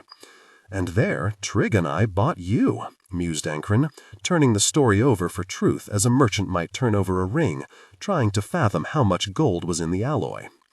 "Because you told me you could row." Yarvi could only shrug as he pushed his crippled hand back inside the warmth of his fleece. As you can see, not the biggest lie I've ever told. Jod puffed out his cheeks. No doubt every man has his secrets, but that is larger than the average. And a good deal more dangerous, said Sumael, eyes narrowed. Why break the silence? Yarvi thought about that for a moment. You deserve to know the truth, and I deserve to tell it, and it deserves to be told. More silence. Jod rubbed more fat into his feet. Ankren and Sumael exchanged a lingering frown. Then Rolf pushed his tongue between his lips and made a loud farting sound. Does anyone believe this rubbish? I believe. Nothing stood, eyes black and huge, lifting his sword high.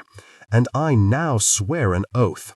He rammed the blade into the fire, sparks whirling, and everyone shuffling back in surprise. A sun oath and a moon oath. Let it be a chain about me and a goad within me. I will not rest until the rightful king of Gettland sits in the Black Chair. This silence was even longer, and no one was more stunned than Yarvi. Did you ever feel you were living in a dream? Muttered Rolf. Jod gave another of his sighs.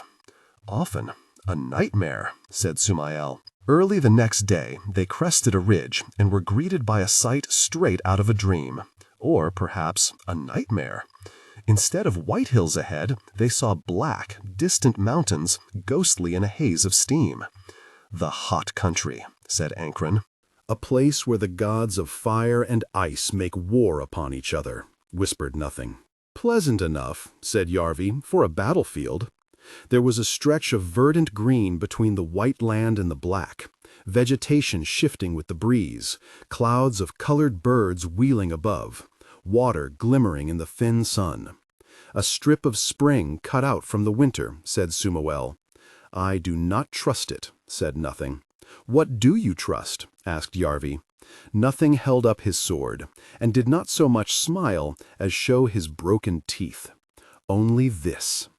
No one mentioned yesterday's revelation as they trudged on, as though they did not know whether to believe him or what to do if they decided they did, and so had settled on pretending it had never happened, and treating him just as they had before. That was well enough with Yarvi, in the end. He always had felt more like a cook's boy than a king. The snow grew thin under his ragged boots, then melted and worked its way into them, then left him slipping in mud, then was gone altogether.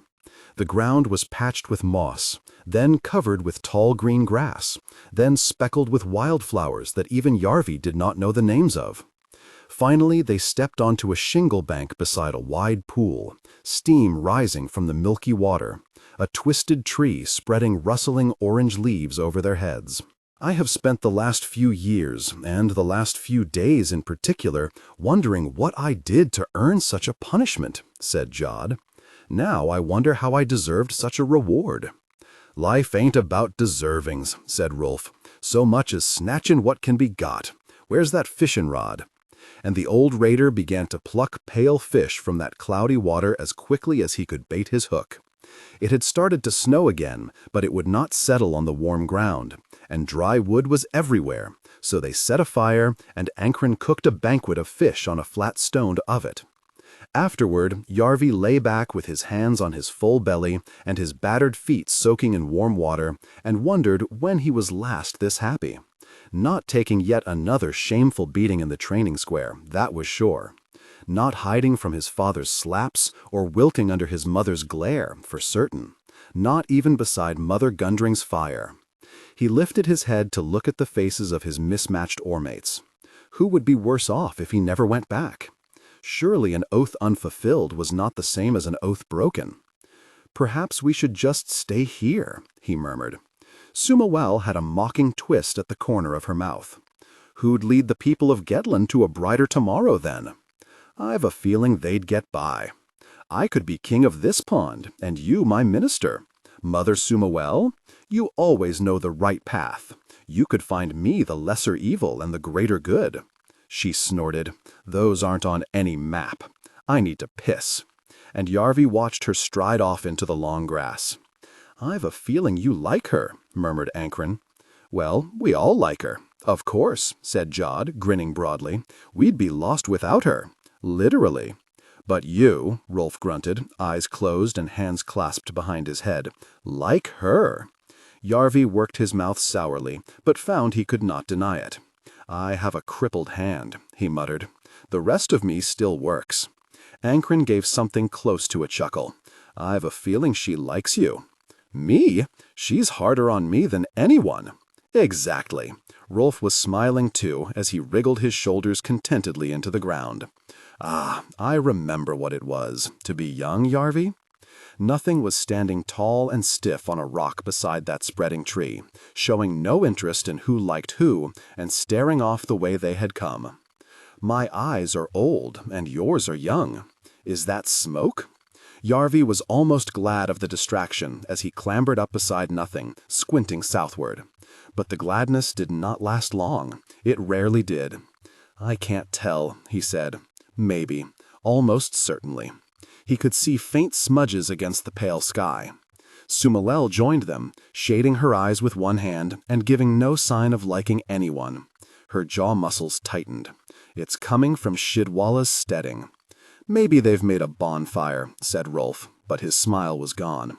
Or Shadok-Shiram has, said Nothing. A good minister hopes always for the best, but prepares always for the worst. We need to get up high, said Yarvi. See if anyone's following. Nothing pursed his lips to gently blow a speck of dust from the bright blade of his sword. You know she is. And she was. Squinting through the strange round window of Sumoel's eyeglass from the rocky slope above the pool, Yarvi could see specks on the snow.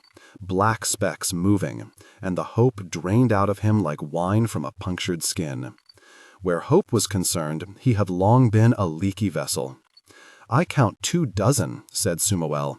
Banyas, I think, and some of the sailors from the south wind. They have dogs, and they have sleds, and more than likely are well armed. And intent on our destruction, muttered Yarvi. That or they're very, very keen to wish us well on our journey, said Rolf. Yarvi lowered the eyeglass. It was hard to imagine they had been laughing just an hour before. His friends' faces were back in the drawn and worried shapes which had become so wearyingly familiar. Apart from Nothing, of course, who looked precisely as mad as he always did. How far back are they? My guess is 16 miles, said Sumoel.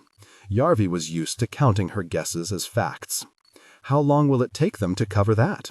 Her lips moved silently as she worked through the sums. Pushing hard with sleds, they might be here at first light tomorrow. Then we'd better not be, said Ankren. No. Yarvi looked away from his placid little kingdom, up the hill of bare scree and shattered rock above. In the hot land, their sleds will be no help. Nothing frowned into the white sky, scratching at his neck with the backs of his filthy fingernails. Sooner or later, steel must be the answer. It always is. Later then, said Yarvi, hefting his pack. Now we run. Running. They ran. Or they jogged. Or they waddled and stumbled and shuffled over a hellish landscape of blasted stone where not a plant grew or a bird flew. Father Earth tortured into a hot waste as empty of life as the cold had been. The winds of fate have blown me to some glamorous places of late, mused Ankren as they crested a ridge and stared out at another vista of smoking rock. Are they still following? Asked Jod. Hard to see men in this broken country. Sumoel peered through her eyeglass to scan the desolation behind them, which was misted with stinking steam. Especially ones who'd rather not be seen. Perhaps they've turned back. Yarvi sent up a prayer to he who turns the dice for a little rare luck. Perhaps Shadok-Shiram couldn't convince the Banyas to follow us. Sumoel wiped grimy sweat across her face. Who wouldn't want to come here? You do not know Shadok-Shiram, said Nothing. She can be most persuasive. A great leader. I saw scant sign of it, said Rolf. You were not at Fulku when she led the fleet of the Empress to victory.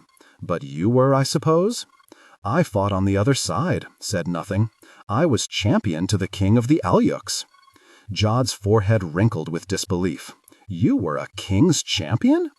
Looking at him, it was hard to imagine, but Yarvi had watched great warriors in the training square and never seen the like of Nothing's blade work. Our flagship was aflame. The old man's knuckles were white about his sword's grip as he remembered. Roped by a dozen galleys, slick with the blood of the fallen, crawling with the soldiers of the Empress when Shadok-Shiram first fought. We are outnumbered 4-1, and most of us are no fighters. Ankren's bulging eyes had a desperate look. I can't afford to die here. My family are... Have more faith, storekeeper. Nothing hooked one arm about Ankren's neck and one about Yarvi and dragged them close with shocking strength. If not in yourself, then in the rest of us. We are your family now. It was even less reassuring, if anything, than it had been when Shadok-Shiram told them as much aboard the South Wind. Ankren stared at Yarvi, and all Yarvi could do was stare back. And anyway, there is no way out now, and that is good. People fight hardest when they have no way out. Nothing gave them a parting squeeze, then hopped up onto the base of a broken pillar, pointing toward the entrance with his naked sword. Here I shall stand and take the brunt of their attack. Their dogs at least cannot have made the river journey. Rolf, you will climb that tower with your bow. Rolf peered up at the crumbling tower, then around the others, and finally blew his gray-bearded cheeks out with a heavy sigh. I dare say it's sad to think of a poet's death, but I'm a fighting man, and in that trade you're bound to go sooner or later. Nothing laughed, a strange and jagged sound. I dare say we've both lasted longer than we deserve.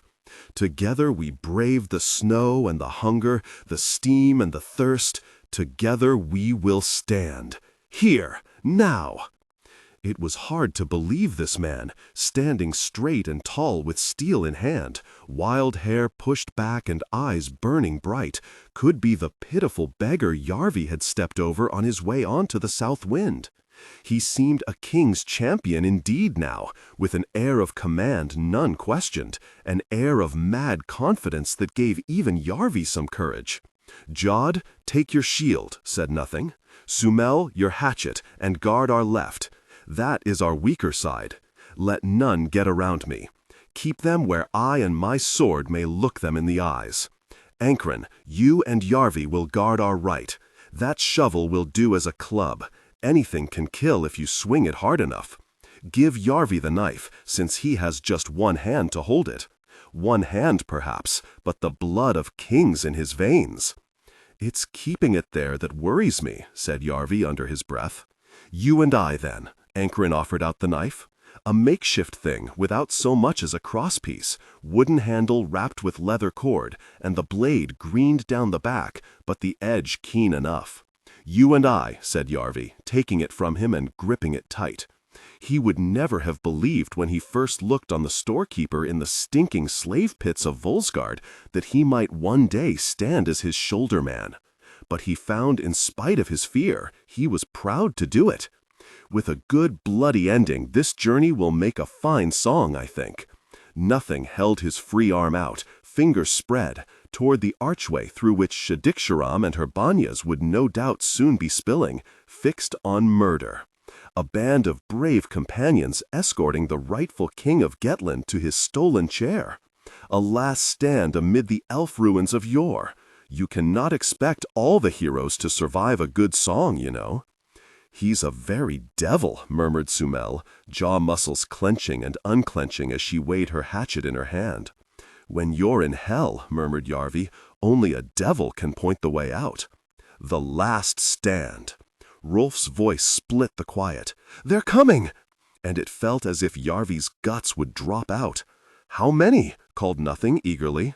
A pause. Might be 20. Gods, whispered Ankren, chewing at his lip. Until that moment, there had been the hope that some might have turned back or drowned in the river. But, as with so many of Yarvi's hopes, it had withered before bearing fruit. The greater their numbers, the greater our glory, shouted Nothing. The blacker their plight, the happier he grew. At that moment, there seemed a lot to be said for inglorious survival, but the choice was made now, if there had ever been a choice. No more running, no more tricks. Yarvi might have mouthed a dozen prayers over the last few moments to every god, tall or small, that might be the slightest help. But now he closed his eyes and sent up one more. Perhaps he had been touched by Father Peace, but this one he sent to Mother War alone, to guard his friends, his ormmates, his family. For each in their own way had proved themselves worth saving. That, and to bring his enemies a red day. For Mother War likes a prayer with blood in it, that's no secret. Fight or die, murmured Ankren, and he offered out his hand, and Yarvi gave his own, useless though it was. They looked into each other's faces, he and this man that he had hated, plotted against, seen beaten, then struggled through the wastes beside, and come to understand. If I don't get glory, but the other thing, said Ankren, would you find a way to help my family? Yarvi nodded. I swear it. What difference if he failed to keep a second oath, after all? He could only be damned once. If I get the other thing? Asking Ankren to kill his uncle seemed too high an expectation. He shrugged. Weep me a river? Ankren grinned. A shaky grin with the front teeth missing, but he managed it still, and it seemed at that moment high heroism to marvel at. Mother Sea will rise with my tears. The long silence stretched out, split into aching moments by the pounding of Yarvi's heart. What if we both die? He whispered. Nothing's grating voice came before the answer. Ebdel Eric Shadiksharam, welcome to my parlor. Like you, it's a little past its best. Her voice. Yarvi pressed himself to a crack in the wall, eyes straining toward the archway. We all are less than we used to be, called Nothing. You were an admiral once, then a captain, and now? Now I am nothing, just like you. Yarvi saw her, in the shadows of the archway, eyes gleaming as she peered in, trying to make out what was inside, and who. An empty jug, a broken vessel with all the hopes leaked out. He knew she couldn't see him, but even so, he shrank away behind the crumbling elf stone. I sympathize, called Nothing. It hurts to lose everything. Who knows better than I? And what do you think the sympathy of Nothing for nothing is worth? Nothing laughed. Nothing! Who's with you in there? That lying little difficult person who used to cap my mastheads? That sneaking maggot with the turnip for a hand? I have a higher opinion of them than you, but no. They went on ahead. I am alone. Shadiksharam barked a laugh at that, and as she leaned forward into the archway, Yarvi saw the glimmer of drawn steel. No, you're not, but you soon will be. He peered up toward the tower, saw the curve of Rolf's bow, the string full drawn. But Shadiksharam was too canny to offer him a shot. I am too merciful. That has always been my fault. I should have killed you years ago. You can try today. Twice we have met before in battle, but this time? Tell it to my dogs. And Shadiksharam gave a shrill whistle. Men spilled through the archway. Or things that looked like men. The Banyas. Wild and ragged shadows, glimpses of white faces gaping, studs of amber and bone and bared teeth shining, weapons of polished rock and walrus tooth and whale jaw. They screeched and gibbered, whooped and wailed, mad sounds, like beasts, like devils, as if that archway was a gate to hell, and what lay beyond was vomiting into the world. The foremost dropped gurgling with one of Rolf's arrows in his chest, but the others plunged into the ruin, and Yarvi stumbled from the crack as though slapped. The urge to run was almost more than he could stand, but he felt Ankren's hand on his shoulder then, and stood, shaking like a leaf, every breath a wheezing whimper. But he stood. The screaming started, crashes, the sounds of steel, of rage, of pain, almost worse for not being able to see who made them or why. He heard the shrieking of the Banyas, but more horrible still was Nothing's voice. A bubbling moan, a whispering sigh, a jagged growl. The rattle of final breath. Or could it be laughter? "Do we help?" whispered Yarvi, though he doubted he could move his rooted feet. He said, "Wait." Ankren's crooked face was chalk white. "Should we wait?" Yarvi turned to look at him, and over his shoulder saw a figure drop from the wall. He was more boy than man, hardly older than Yarvi, one of the sailors from the south wind. Yarvi had seen him laughing on the rigging, but had never known his name. It seemed a little late for introductions now. "There," he croaked, and Ankren turned just as another man dropped down. Another of the sailors, bigger, bearded, and he held a mace in his hand, its heavy head spiked with steel.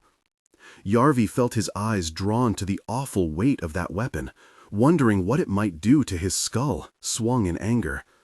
The man smiled as though guessing his thoughts, then leaped at Ankren, the two of them going down and rolling in a snarling tangle. Yarvi knew he had a debt to pay, knew he should plunge to help his friend, his shoulder man, but instead he turned to face the lad, as if they were couples pairing off at a harvest dance, somehow sensing who was their proper partner. Like dancers they circled, knives held out before them, prodding at the air as if testing for the right bit of it.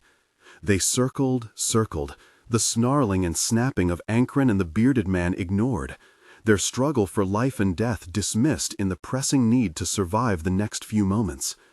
Beyond the dirt and the bared teeth, he looked scared, this lad, almost as scared as Yarvi felt. They circled, eyes flickering between the glinting life and... The lad darted forward, stabbing, and Yarvi stumbled back, caught his heel on a root and only just kept his balance. The boy came at him again, but Yarvi slipped away, cut at nothing, and made the lad totter against the wall. Could it really be one of them had to kill the other? To end everything he was, everything he might ever be? So it seemed, but it was hard to see the glory in it.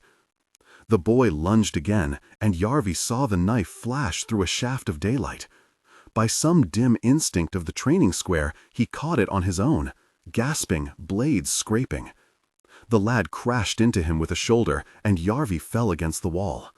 They spat and snarled in each other's faces, close enough that Yarvi could see the black pores on the lad's nose, the red veins in the whites of his bulging eyes, close enough that Yarvi could have stuck his tongue out and licked him.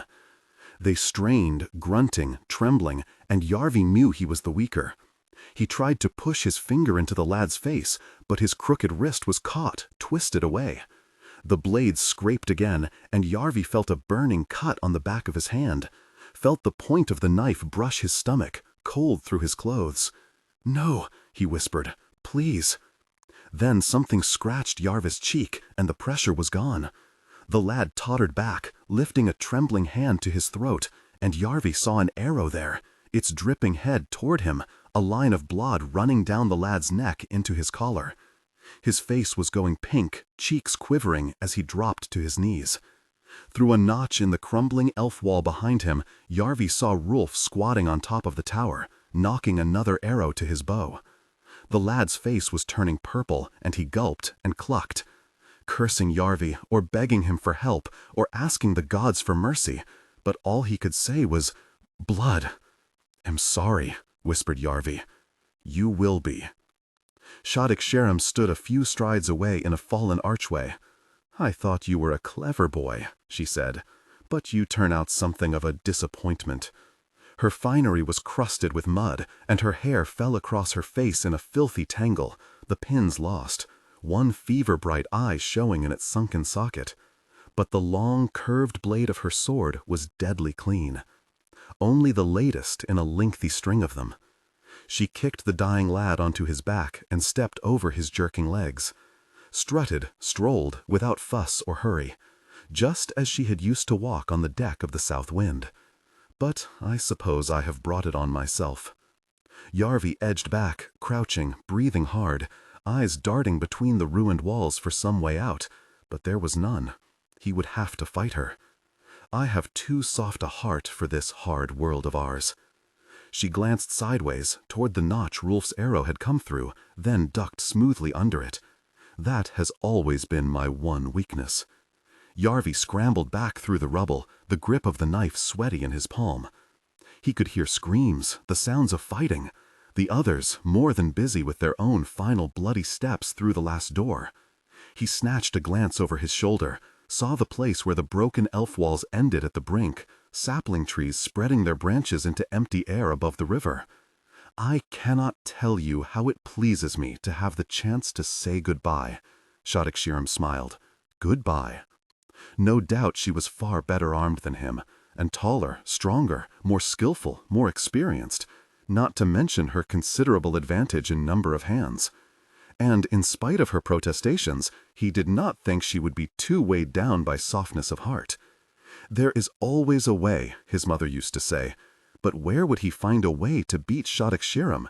He who in 100 shameful showings in the training square had never won a match. She raised her brows, as though she had been working at the same sum and happened upon the same answer. "Perhaps you should just jump." She took another step, slowly herding him backward, the point of her sword glinting as it passed through a chink of sunlight. He was running out of ground, could sense the space opening behind him, could feel the high breeze on the back of his neck, could hear the angry river chewing at the rocks far below. "Jump, cripple!" He edged back again and heard stones clattering into the void, the verge dissolving at his heels. "Jump!" screamed Shadok-Shirim, spit flecking from her teeth. And Yarvi caught movement at the corner of his eye. Ankrin's pale face sliding around the crumbling wall, creeping up with his tongue pressed into the gap in his bared teeth and his club raised. Yarvi couldn't stop his eyes flickering across. Shadok-Shirim's forehead creased. She spun quick as a cat, twisted away from the moose-bone shovel so that it whistled past her shoulder, and without much effort, without much sound, slid her sword straight through Ankrin's chest. He gave a shuddering breath, eyes bulging. Shadok-Shirim cursed, pulling back her sword arm. "Mercy is weakness," Yarvi's father used to say. "Mercy is failure." In an instant he was on her. He drove his claw of a hand under her armpit, pinned her sword, his knobbly palm pushing up into her throat, and with his right fist he hit her, punched her, dug at her. They drooled and spat and snorted, whimpering, squealing, lurching, her hair in his mouth. She twisted and growled, and he clung to her, punching, punching. She tore free, and her elbow caught him in the nose with a sick crunch, snapped his head up, and the ground hit him in the back. Calls far away, the echo of steel, a distant battle, something important. Had to stand, could not let his mother down, had to be a man. His uncle would be waiting. He tried to shake the dizziness away. The sky flashed as he rolled over.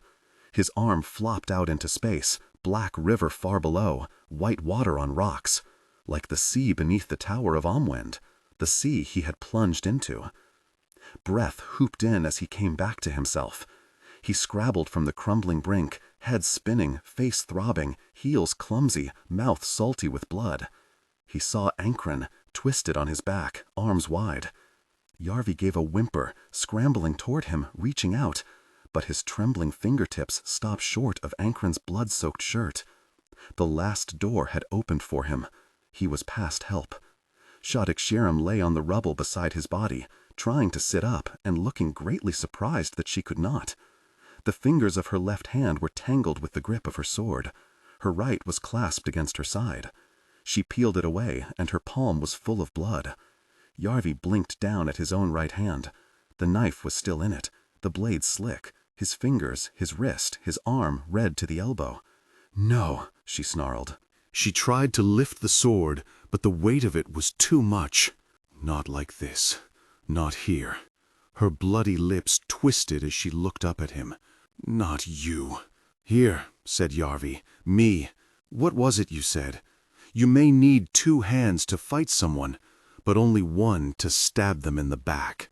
And he realized then that he had not lost all those times in the training square because he lacked the skill or the strength or even a hand. He had lacked the will. And somewhere on the south wind, somewhere in the trackless ice, somewhere in this ancient ruin, he had found it. "But I commanded the ships of the Empress," Shadok-Shirim croaked, her whole right side dark with blood. "I was a favored lover of Duke Makedus. The world was at my feet. That was long ago. You're right. You're a clever boy. I am too soft. Her head dropped back, and she stared at the sky. That's my one. The hall of the elf ruin was scattered with bodies. The Banyas had been devils from a distance. Close up, they were wretched. Small and scrawny as children, bundles of rags, decked with whalebone holy signs that had been no shield against nothing's pitiless steel. One that still breathed reached toward Yarvi, his other hand clutching at an arrow lodged in his ribs. His eyes held no hate, only doubt and fear and pain, just as Ankron's had done when Shadak-Shiram killed him. Only people, then, who death ushered through the last door, like any others. He tried to make a word as nothing walked up to him. The same word over and over, shaking his head. Nothing put a finger to his lips. Shh! And he stabbed the Banya through the heart. "Victory!" roared Rolf as he leapt the last distance to the ground. "I never saw sword work like it!" "Nor I such archery," said Nothing, folding Rolf in a crushing embrace. The closest of friends now, united in slaughter. Sumel stood in an archway, gripping one shoulder, blood streaking her arm to the fingertips. "Where's Ankron?" she asked. Yarvi shook his head. He didn't dare speak in case he was sick, or started crying, or maybe both at once, with the pain and the fading fury, with relief that he was alive, with sorrow that his friend was not, sorrow that weighed heavier with every moment. Jod sank down onto a fallen lump of elfstone and let the scarred shield drop from his arm, and Sumel put one bloody hand on his shaking shoulder. "I freely acknowledge now that Gettlanders are the best," frothed Rolf, "just as I begin to doubt it." Nothing frowned. "I was expecting Shadak-Shiram." Yarvi looked down at her curved sword in his hand, as if for evidence. "I killed her." Perhaps he should have fallen to his knees and given thanks to the gods for their unlikely victory. But the red harvest sword-hacked and arrow-stuck about that ruin did not look like a thing to give thanks for. So he sat down beside the others, and picked the crusted blood from under his broken nose. He was the king of Gettland after all, was he not? He had knelt enough. Burning the dead. The dead burned. The flames that wreathed them made strange shadows flow across the walls of the elf ruin. They sent a roiling of smoke into the pinking sky, the proper thing to thank Mother War for their victory. So Nothing said, and few were on such friendly terms with her as he.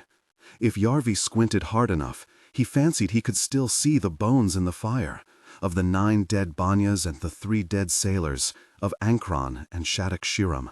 "I will miss him," said Yarvi, struggling to hold back his tears. "We all will," said Jod, wiping his on the heel of his hand. Nothing let his spill freely down his scarred cheeks as he nodded at the flames. "I will miss her." Rolf snorted. "I bloody won't. Then you are more a fool than I first took you for. The gods give no finer gift than a good enemy, like a good whetstone on the blade." And Nothing frowned down at his sword, clean of blood though his fingernails were still crusted with it, and gave the steel another shrieking lick with his stone. "A good enemy keeps you ever sharp." "I'm happier blunt," grunted Jod. "Pick your enemies more carefully than your friends," Nothing was muttering at the flames. "They will be with you longer." "Don't worry," Rolf clapped Nothing on the shoulder. "If life has taught me one thing, it's that your next enemy is never far away." "You can always make enemies of your friends," said Sumel, pulling Shadak-Shiram's coat tight about her shoulders. "Making friends of your enemies is harder labor." Yarvi knew that to be true enough.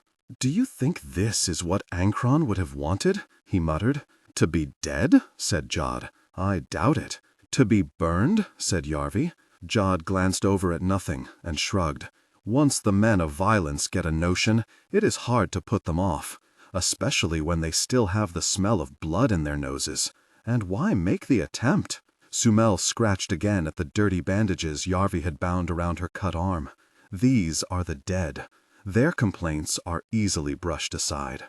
"You fought well, Yarvi," called Nothing. "Like a king indeed." "Does a king let his friends die for him?" Yarvi glanced guiltily across at Shaddock-Shiram's sword, and remembered the feeling, punching, the red knife in his red hand, and shivered under his stolen cloak. Does a king stab women in the back? The tears were still wet on Nothing's wasted face. A good one sacrifices everything to win, and stabs whom he must, however he can. The great warrior is the one who still breathes when the crows feast. The great king is the one who watches the carcasses of his enemies burn. Let Father Peace spill tears over the methods. Mother War smiles upon results. That's what my uncle would have said. A wise man, then, and a worthy enemy. Perhaps you will stab him in the back, and we can watch him burn together. Yarvi rubbed gently at the swollen bridge of his nose. The thought of more corpses on fire gave him scant comfort, no matter who they belonged to. Over and over the moment went through his mind, his eyes flicking to Ankron, giving him away, Shaddock-Shiram spinning, the blade darting out. Over and over he sorted through the things he might have done differently, the things that might have left his friend alive, but he knew it was all wasted effort. Sumel turned, frowning into the night. Did anyone hear? "Hold!" echoed a voice from the darkness, harsh as a whip crack. Yarvi twisted about, heart leaping, and saw a tall warrior step through the archway. Huge, he seemed, in the light of the corpse fire, bright helm and mail, strong sword and shield all gleaming. "Give up your weapons!" came another call, and a second man slipped from the shadows, a drawn bow leveled, long braids hanging about his face. A Vansterman, then! Others came after, and more, and within a breath or two a dozen warriors had formed a crescent about them. Yarvi had not thought his spirits could drop further. Now he discovered the scale of his error. Rolf's eyes drifted to his bow, well out of reach, and he slumped back on one elbow. "Where do Vanstermen come on your list of the most worthy?" Nothing nodded at them appraisingly. "In these numbers, high enough." What strength the gods had given Yarvi, he had more than used up that day. He poked Shaddock-Shiram's sword away with his toe. Jod raised his empty hands. Sumel held up her hatchet between finger and thumb, and tossed it into the shadows. "What about you, old man?" asked the first of the Vanstermen. "I am considering my position." Nothing gave his sword another grating stroke with the stone. It might as well have been applied directly to Yarvi's nerves. "If steel is the answer, they have a great deal of it," he muttered. "Put it down." The second Vansterman full drew his bow. "Or we'll burn your corpse with the rest." Nothing stabbed his sword point down into the earth, and sighed. "He makes a persuasive case." 3 of the Vanstermen started forward to gather the weapons and search them for more, while their captain watched. "What brings you 5 to Vansterland?" "We are travelers," said Yarvi, as he watched one of the warriors shake out the sorry contents of his pack, "on our way to Volsgard." The archer raised his brows at the pyre. "Travelers burning corpses? What is the world coming to when an honest man cannot burn corpses without suspicion?" asked Nothing. "We were waylaid by bandits," ventured Yarvi, thinking as fast as he was able. "You should keep your country safe to travel," said Rolf. "Oh, we thank you for making us safer." The captain peered at Yarvi's neck, then twitched Jod's collar back to show the scars. "Slaves." "Freedmen," said Sumael. "I was their mistress. I am a merchant." And she reached into her coat to carefully produce a crumpled piece of parchment. "My name is Ebdel Arik Shaddick-Shiram." The man frowned at the High King's license, but recently removed from its rightful owner's corpse. "You are ragged for a merchant." "I didn't say I was a good one." "And young," said the captain. "I didn't say I was an old one." "Where is your ship?" "At sea." "Why are you not aboard?" "I thought it wise to leave before it touched the bottom." "A poor merchant indeed," muttered one of the men. "With a cargo of lies," said another. The captain shrugged. "The king can decide what to believe. Bind them." "King?" asked Yarvi as he offered his wrists. The man gave the thinnest of smiles. "Grumgil Gorm has come north to hunt." So it seemed that Rolf was right. The next enemy was closer than any of them had thought. Floating twigs. Yarvi was no stranger to hard men. His father had been one, his brother another. Dozens more had taken their turn in the training square each day in Thorlby. There had been hundreds gathered on the sand to see King Uthrichaud, to sail with young King Yarvi on his ill-fated raid to Amwend. Faces that smiled only in battle, and hands worn to the shape of their weapons. But he had never seen such a gathering as Grumgil Gorm had brought with him to hunt. "I never saw so many Vansterden in one place," muttered Rolf, "and I spent a year in Volsgard." "An army," grunted Nothing. "And an ugly one," said Jod. They bristled with weapons and puffed with menace, glared daggers and spoke swords.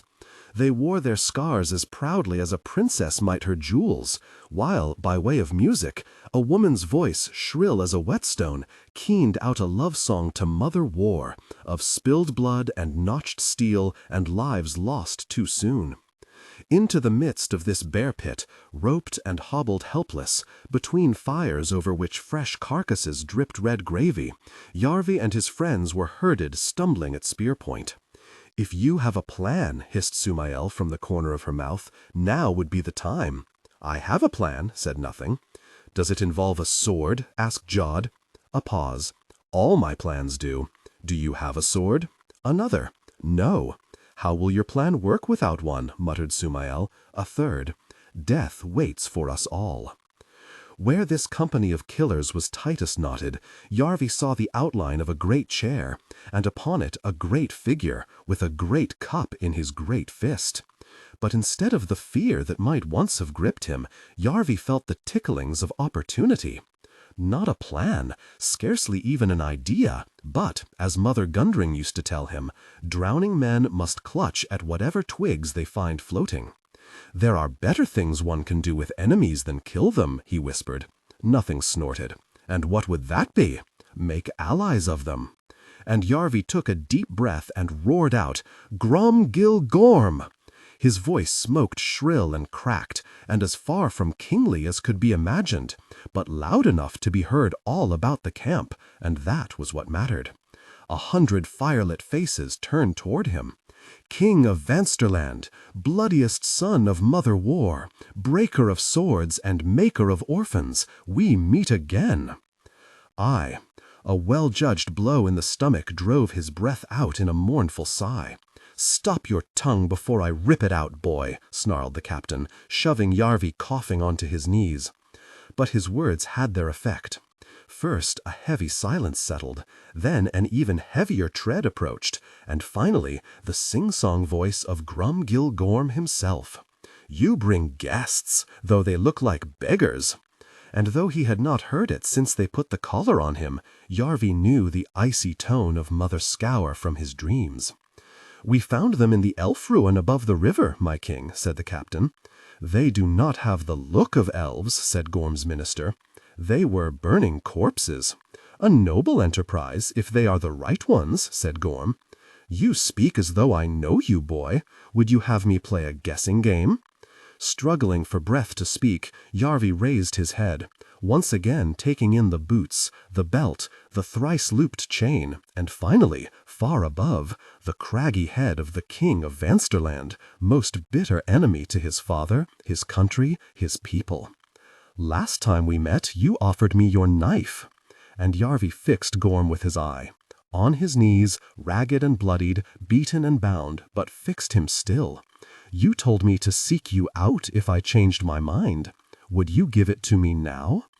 The king of Vansterland frowned, fingering that chain of dead men's pommels about his trunk of a neck, and with the other hand pushed his many blades carefully into his belt. That might not be prudent. "I thought Mother War breathed on you in your crib, and it had been foreseen no man could kill you." "The gods help those who help themselves." Mother Scour grabbed Yarvi's jaw with bruising fingers and twisted his face into the light. "It is the cook's boy caught at Amwend." "That is," murmured Gorm, "but he is changed. He has a stern eye upon him now." Mother Scour narrowed her own eyes. "And you have lost the collar I gave you." It chafed. "I wasn't born to be a slave." "And yet you kneel again before me," said Gorm. "What were you born to be?" His men spilled lick-spittle laughs, but Yarvi had been laughed at all his life, and it had lost its sting. "The King of Gettland," he said, and this time his voice was cold and hard as the Black Chair itself. "Oh gods," he heard Sumael breathe, "we're dead." Gorm gave a huge smile. "Odom, you are younger than I remember. I am Odom's nephew, Uthric's son." The captain cuffed Yarvi across the back of the head and knocked him on his broken nose, which was particularly galling, since with hands bound he could do nothing to break his fall. Uthric's son died with him. He had another son, fool. Yarvi wriggled back onto his knees, mouth salty with blood, a taste he was tiring of. Fingers were twisted in Yarvi's hair and he was dragged up. Shall I hire him for a jester or hang him for a spy? That is not your place to decide. Mother Scour merely raised one finger, elf bangles on her long arm rattling, but the captain let go as if he had been slapped. Uthric did have a second son, Prince Yarvi. He was training for the ministry. "But never took the test," said Yarvi. "I took the Black Chair instead, so that the Golden Queen might keep her grip on power. Lithlin, my mother." Mother Scour considered him for a long moment, and Yarvi raised his chin and stared back in as close to a kingly manner as his bleeding nose, bound hands, and stinking rags would allow. Perhaps it was enough, at least to plant the seed of doubt. Free his hands. Yarvi felt his ropes cut and, with a suitable sense of theater, slowly held his left hand to the light. The muttering about the campfires at the sight of the twisted thing seemed for once most gratifying. "Was this what you were looking for?" he asked. Mother Scour took it in hers and turned it over and kneaded at it with strong fingers. "If you were student to Mother Gundring, whose student was she?" Yarvi did not hesitate. She was taught by Mother Wexen, then minister to King Finn of Throvenland, now grandmother of the ministry, and first servant of the High King himself. "How many doves does she keep?" 30 dozen, and one more with a black patch upon its brow that will carry news to Skeckenhouse when death opens the last door for her.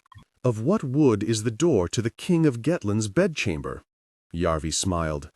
"There is no door, for the king is one with the land and its people, and can have no secrets from them." The look of disbelief on Mother Skagger's gaunt face was the source of much rare satisfaction for Yarvi. Grom raised one crag of brow. "He spoke pure answers?" "He did," murmured his minister. "Then this crippled pup is truly Yarvi, son of Uthric and Lithlin, the rightful king of Gettland?" "So it would appear." "It's true?" croaked Rolf. "It's true," breathed Sumel. Gorm was busy laughing. "Then this has been my best hunting trip in many long years. Send a bird, Mother Skagger, and find out what King Odom will pay us for the return of his wayward nephew." The King of Vansterland began to turn away. Yarvi stopped him with a snort. "The great and terrible Gromgil Gorm. In Gettland they call you a madman, drunk on blood. In Throvenland they call you a savage king of a savage land. In Skeckenhouse, in the elf-built halls of the High King, why, there you hardly warrant mention." Yarvi heard Rolf give a worried grunt, the captain growling with suppressed fury, but Gorm only stroked thoughtfully at his beard. "If you aim to flatter me, you miss the mark. Your point? Would you prove them right, and make so small a profit from the golden chance the gods have sent you?" The King of Vansterland raised a brow at his minister. "My ears are open to greater gains." "Sell them what they want," Yarvi's mother always said, "not what you have. Every spring you gather your warriors and raid across the border into Gettland. It has been known." "And this spring?" Gorm pursed his lips. "A small jaunt, perhaps. Mother War demands vengeance for your uncle's outrages at Amwend." Yarvi thought it best not to point out that he had been king at the start of those outrages, if not their end. "All I ask is that you push a little farther this year, all the way to the walls of Thorby itself." Mother Skagger hissed her disgust. "Only that?" But Gorm's curiosity was tickled. What would I gain for granting such a favor? Proud men like Yarvis' dead father, and his murdered brother, and his drowned uncle Uthil would no doubt have spat their last breath in Gromgilgorm's face rather than sought his help. But Yarvi had no pride. It had been shamed out of him by his father, tricked out of him by Odin, beaten out of him on the south wind, frozen out of him in the wasteland. He had been kneeling all his life. To kneel a little longer was no hardship. Help me take back my throne, Gromgilgorm, and I shall kneel in Odin's blood before you as King of Gettland, your vassal and subject. Nothing leaned close, hissing angrily through clenched teeth. Too high a price! Yarvi ignored him. Uthil, Uthrik, and Odin, the brothers that have been your great enemies, shall all three be gone through the last door, and around the shattered sea you shall stand second in power only to the High King himself. Perhaps, in time, higher yet. The more powerful a man is, Mother Gundring always used to say, the more he craves power. Gorm's voice was slightly hoarse. That would be a fine thing. A fine thing indeed, agreed Mother Skagger, her eyes narrower than ever as she glared at Yarvi. If it could be managed. Only give me and my companions passage to Tholby, and I will make the attempt. They are strange retainers you have gathered, said Mother Skagger, eyeing them without enthusiasm. Strange circumstances demand them. Who is this crooked creature? Asked Gorm. The others were wisely looking to the ground, but nothing stared back unbowed, bright eyes burning. I am a proud Gettlander. Ah, one of those. Gorm smiled. Up here we prefer our Gettlanders shamed and bloody. Pay him no mind, my king. He is nothing. And Yarvi brought Gorm's eyes back to his with the honeyed tone his mother used to use, for men of violence thrive on rage, but know not what to do with reason and good sense. If I fail, you'll still have the plunder taken on your march south. Nothing growled his disgust, and small wonder. The towns of Gettland burning, the land ravaged, the people driven off or made slaves. Yarvis's land and Yarvis's people, but he was too deep in the mire now to return. The only way out was through, and to drown in the attempt or rise filthy but breathing on the other side. To take back the Black Chair he needed an army, and Mother War now placed their swords in his withered hand, or their boots on his scarred neck, at least. You have all to gain, he coaxed, softly, softly, nothing to lose. There is the High King's favor, said Mother Skagger. He has commanded that there be no war until his temple is finished. There was a time Grandmother Wexen's eagles brought requests. Gorm's sing-song voice held a note of anger now. Then they brought demands. Now she sends commands. Where does it end, Mother Skagger? His minister spoke softly. The High King has the lowlanders and most of the Inglings praying to his one god now, ready to fight and die at his order. And does the High King rule Vansterland too? Scoffed Yarvi. Or does Gromgilgorm? Mother Skagger's lip wrinkled. Don't play too close to the fire, boy. We all answer to someone. But Gorm was far away, already spreading flame and murder across the steadings of Gettland, no doubt. Tholby has strong walls, he murmured, and many strong warriors to man them. Too many. If I could take that city, my skalds would already be singing of my victory. Never, whispered Nothing, but no one listened. The deal was done. That is the best thing of all, crooned Yarvi. You need only wait outside. I will give you Thorby. Crows. Yarvi pulled the fur collar of his borrowed cloak up against the wind and wrinkled his nose at the salt tang of the sea. That, and the stink of the slaves pulling the oars. He had grown used to it when he was one of them, slept with his face in Rolf's armpit and scarcely noticed. He had stunk just as bad as the rest, he knew, but that made their smell no better now. All the worse, in fact. Poor dogs. Jod frowned over the rail of the aft castle at them struggling below. For such a strong man, he had a weak heart. Rolf scrubbed at the gray-brown hair that had sprouted above his ears, though his pate was bald as ever. Be nice to set 'em free. "Then how would we get to Thorby?" said Yarvi. "Someone has to row. Will you pull an oar?" His old oar-mates both looked sharply across at him. "You have changed," said Jod. "I've had to." And he turned away from them and the benches where he had once struggled. Sumel stood at the rail, a huge smile on her face as the salt wind tore at her hair, grown longer now than it had been, black as raven's feathers.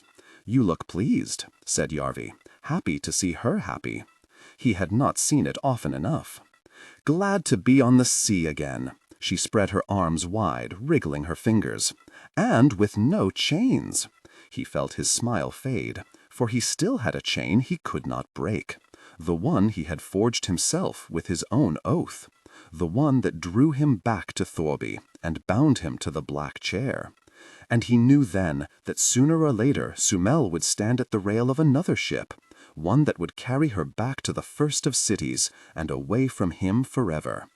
Her smile faltered too, as though she had the same thought at the same moment, and they looked away from each other to watch Father Earth grinding by in awkward silence. For two lands so bitterly opposed, Vansterland and Gettland looked very much the same. Barren beaches, forest, and fen.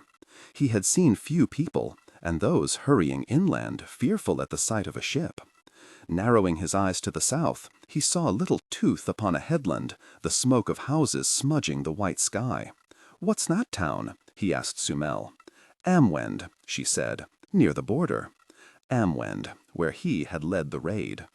Or flopped from a ship without a shield and straight into a trap, at least. That was the tower, then, where Keendal had died, where Hurrick had betrayed him. From which Odem had thrown him down into the bitter sea, and even more bitter slavery. Yarvi realized he had ground his shriveled hand into the rail until it hurt.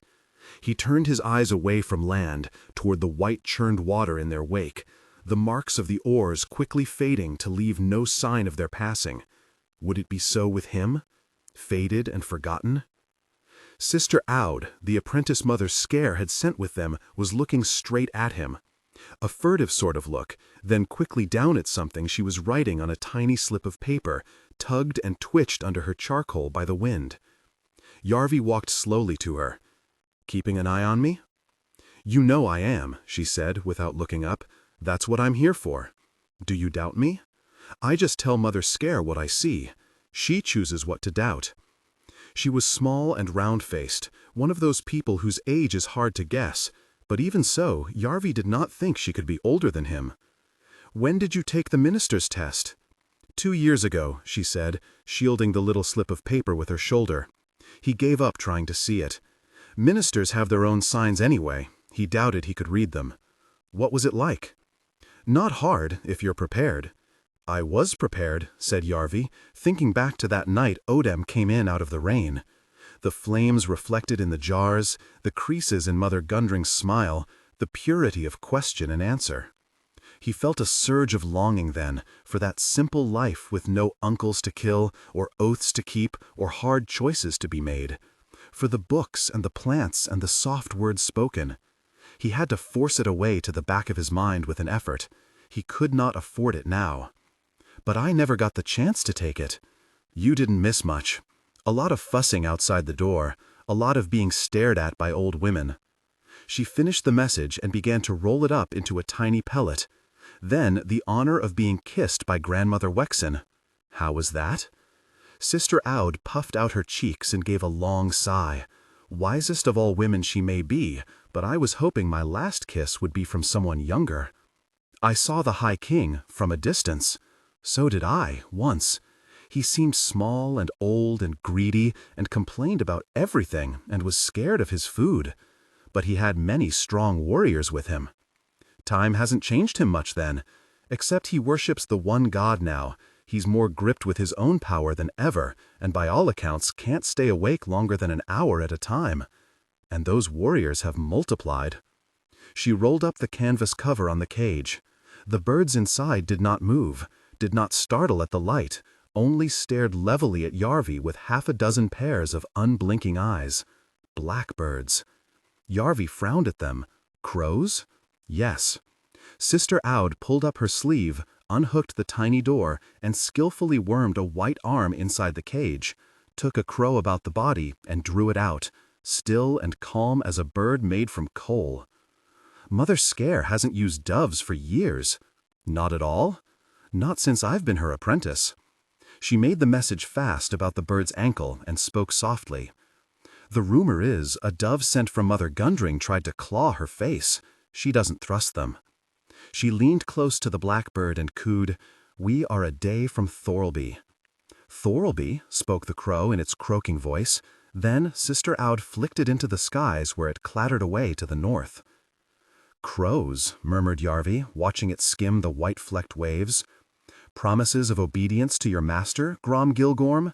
Nothing stood beside Yarvi, still hugging his sword like a lover, even though he had a perfectly good sheath for it now. "He's my ally, not my master," answered Yarvi. "Of course. You are a slave no longer." Nothing rubbed gently at the scars all about his stubbled neck. "I remember our collars coming off in that friendly farmstead, before Shadixharum burned it. No slave you. And yet you made the deal with the Vanstermen kneeling." "We were all on our knees at the time," growled Yarvi. "My question is, are we still?" "You will win few friends when you take back the Black Chair with the help of Gettland's worst enemy." "I can win friends once I'm in the chair. It's getting enemies out of it that concerns me now." "What should I have done? Let the Vanstermen burn us?" "Perhaps there was middle ground between letting Gorm kill us and selling him the land of our birth." "Middle ground has been hard to find of late," Yarvi forced through gritted teeth. "It always is, but a king's place is upon it." "There will be a price for this, I think." "You are quick with the questions, but tardy on the answers, Nothing. Did you not swear an oath to help me?"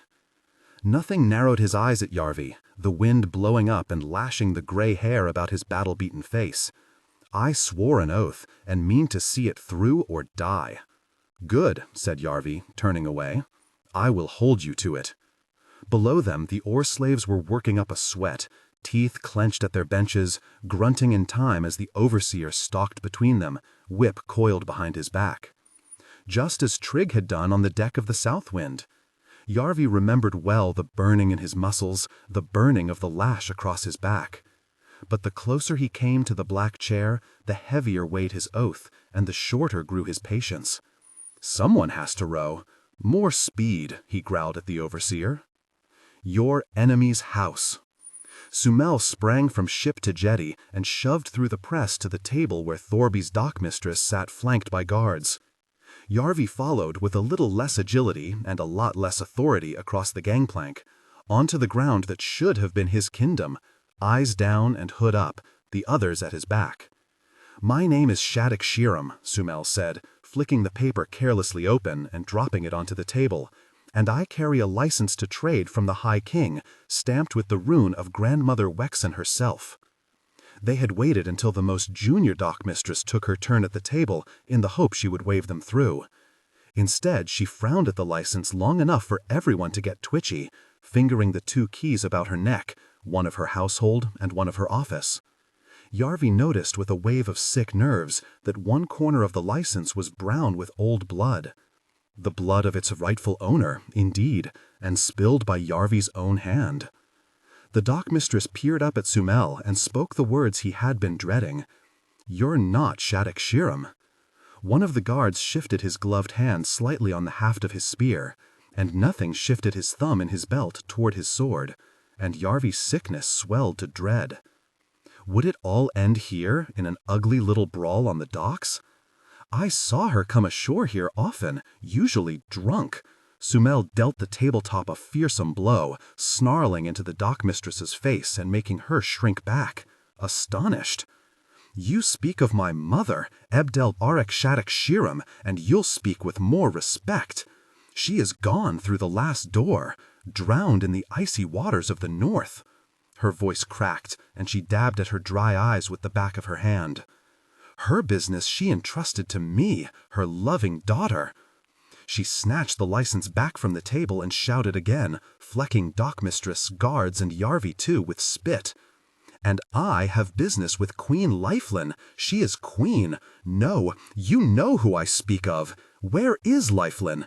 Usually at her counting house. I will have words with her." And Sumel turned on her heel and stalked off up the jetty. "She may not take visitors," the dock mistress muttered weakly after her. Sister Aud gave the table a friendly pat as Yarvi and the rest filed past. "If it's any consolation, she's like this with everyone." "A winning performance," said Yarvi as he caught up to Sumel, hurrying past the fish hanging and the nets heaped and the fishers shouting prices for the morning's catch. "What would we do without you?" "I nearly wet myself," she hissed back. "Is anyone following?" "Not even looking." The dock mistress was busy venting her frustrations on the next arrival, and they soon left her behind. Home at last, but Yarvi felt like a stranger. It all seemed smaller than he remembered, less busy, berths and stalls standing empty, buildings abandoned. His heart leapt whenever he saw a familiar face, and, like a thief passing the place of his crime, he shrank farther into his hood, back prickling with sweat despite the cold. If he was recognized, King Odin would soon hear of it and lose no time in finishing what began on the roof of Amwen's tower. Those are the hows of your ancestors, then? Nothing was staring through his tangle of hair toward the north, down the long and lonely sweep of beach and the file of grassy humps above it, the nearest with just a few months of patchy green on its fallow flanks. Of my murdered father Uthric, Yarvi worked his jaw, and my drowned uncle Uthil, and kings of Gettland back into the darkness of history. Nothing scratched at his grizzled cheek. Before them you swore your oath. As before me you swore yours. Never fear. Nothing grinned as they threaded through a crowded gate in the outermost wall of the city. That mad, bright-eyed grin that gave Yarvi more fears rather than fewer. Flesh may forget, but steel never does. Sister Aud seemed to know the ways of Thorlby better even than Yarvi, its native son, its king. She led them up narrow streets zigzagging the steep hillside, houses crammed tall and narrow between outcroppings of rock, the gray bones of Gettland showing through the city's skin. She led them across bridges over surging streams where slaves leaned out to fill the jugs of the wealthy. She led them finally to a long, slim yard in the shadow of the lowering citadel where Yarvi had been born and raised and daily humiliated and studied to be a minister, and found out he was a king. "The house is here," said Sister Aud. It was in plain sight, one Yarvi had often walked past. Why does Gorm's minister keep a house in Thorlby? Mother Scar says the wise minister knows her enemy's house better than her own. Mother Scar is as prone to pithy phrases as Mother Gundring, grunted Yarvi. Aud turned the key. It's what the ministry is all about. Take Jod with you. Yarvi drew Sumel to one side and spoke softly to her. Go to the counting house and speak to my mother. If his luck held, Hurrick would be at the training square now. And say what? Asked Sumel. That her dead son has come calling, and that he's finally learned to fasten his cloak buckle? Bring her here. What if she doesn't believe me? Yarvi pictured his mother's face then, as she used to frown down at him, and thought it very likely she would doubt. Then we must think of something else. And if she doesn't believe me, and orders me dead for the insult? Yarvi paused. Then I must think of something else. Who among you has been sent bad weather luck, or bad weapon luck? Came a ringing voice from across the square. A crowd had gathered before a grand building, new raised, pillars of white marble at its front, and before them a priest in robes of humble sackcloth stood with arms spread and wailed his message. Who among you finds their prayers to the many gods ignored? My prayers were ignored so much I stopped making 'em, muttered Rolf. It would be small wonder, called out the priest, for there are not many gods but one. All the arts of the elves could not break her. The arms of the one god and the gates of her temple are flung wide for all. Temple? Yarvi frowned. My mother built that place to be a mint. They were going to stamp coins there, every one the same weight. Now the seven-rayed son of the one god, the High King's god, was raised above the doorway. Her comfort, her mercy, her shelter is freely given, roared the priest.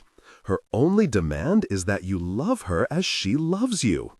Nothing spat on the stones. What have gods to do with love? "Things have changed here," said Yarvi, glancing about the square and pulling his hood a little lower. "New king," said Sumel, licking at her scarred lip. "New ways." Great stakes. They heard the door open, and Yarvi stiffened.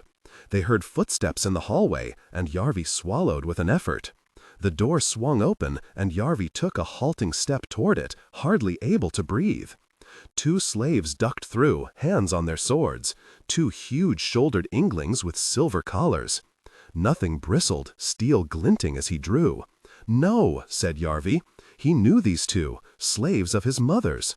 And now their owner swept into the room with Sumel just behind. She was not changed. Tall and stern, golden hair oiled and piled in shining coils. She wore few jewels, but those of humbling size. The great queen's key to the treasury of Gettland, was gone from her chain, and in its place was a smaller, set with dark rubies like drops of spilled blood. Yarvi might have had trouble convincing his companions he was a king, but his mother filled that small room to its corners with an effortless majesty. "Gods," croaked Rolf, and with a wince lowered himself to his knees. And Sister Aud, and Jod, and Sumel, and the 2 slaves hurried to follow him. Nothing knelt last. Eyes and swords point on the floor, so that only Yarvi and his mother were left standing. She did not so much acknowledge them. She stared at Yarvi, and he at her, as though they were alone. She walked to him, neither smiling nor frowning, until she stood but a stride away.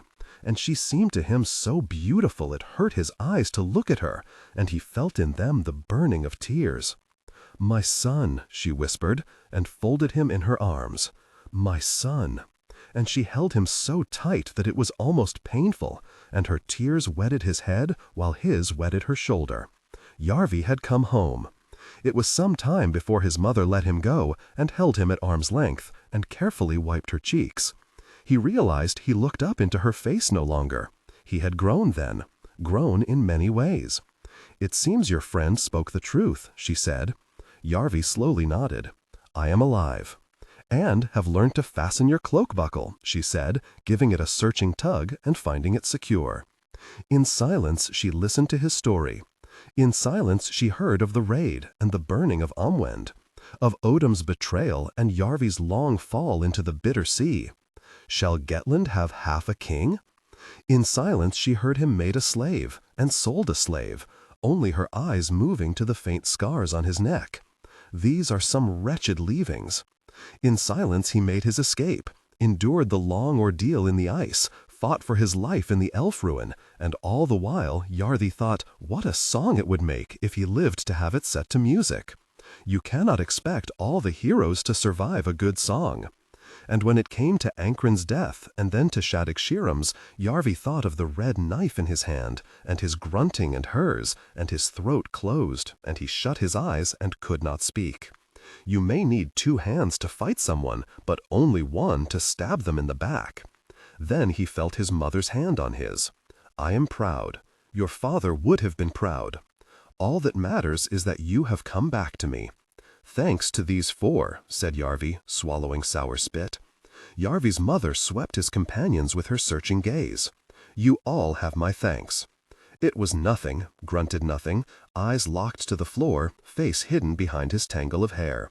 "My honor," said Jod, bowing his head. "We couldn't have made it without him," muttered Rolf. "He was a sore pain in my neck every mile," said Sumel. "If I had it to do again, I'd leave him in the sea." "And then where would you find a ship to take you home?" asked Yarvi, grinning at her. "Oh, I would think of something else," she said, grinning back. Yarvi's mother did not join them. She took in every detail of the look they gave each other, and her eyes narrowed. "What is my son to you, girl?" Sumel blinked, and her dark cheek colored. Yarvi had never seen her at a loss for words before. "She is my friend," he said. "She risked her life for mine." "She is my oar-mate." He paused for a moment. "She is my family." "Is that so?" Yarba's mother still glared at Sumel, who was now studying the floor with minute interest. "Then she must be mine also."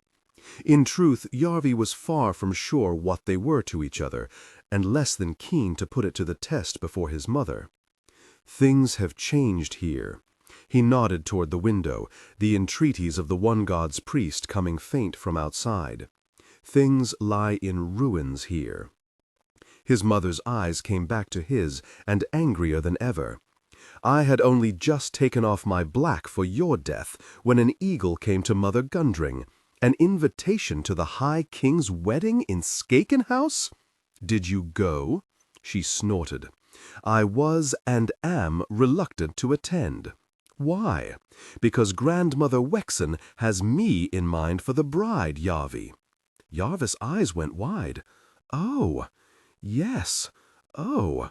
They think to chain me to the key of that withered old remnant and have me spin them gold out of straw.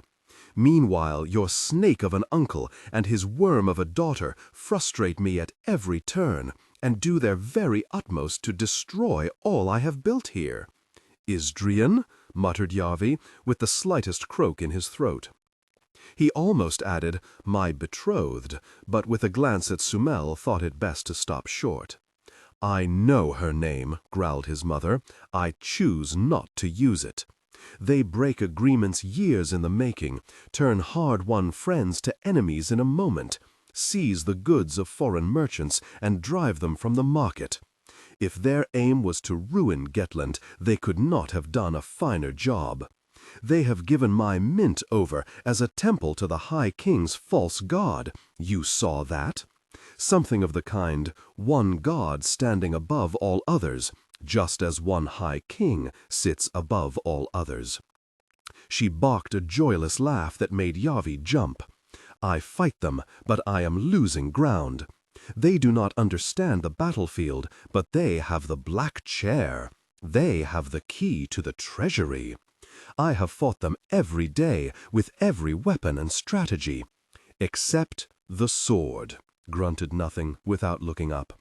Yarvis' mother turned her dagger gaze on him. That will be next. But Odom takes no chances with his safety and has all the warriors of Gettland behind him. I have no more than 20 men in my household. There is Hurik? No, said Yarvi. Hurik is Odom's man. He tried to kill me. His mother's eyes widened. Hurik is my chosen shield. He would never betray me.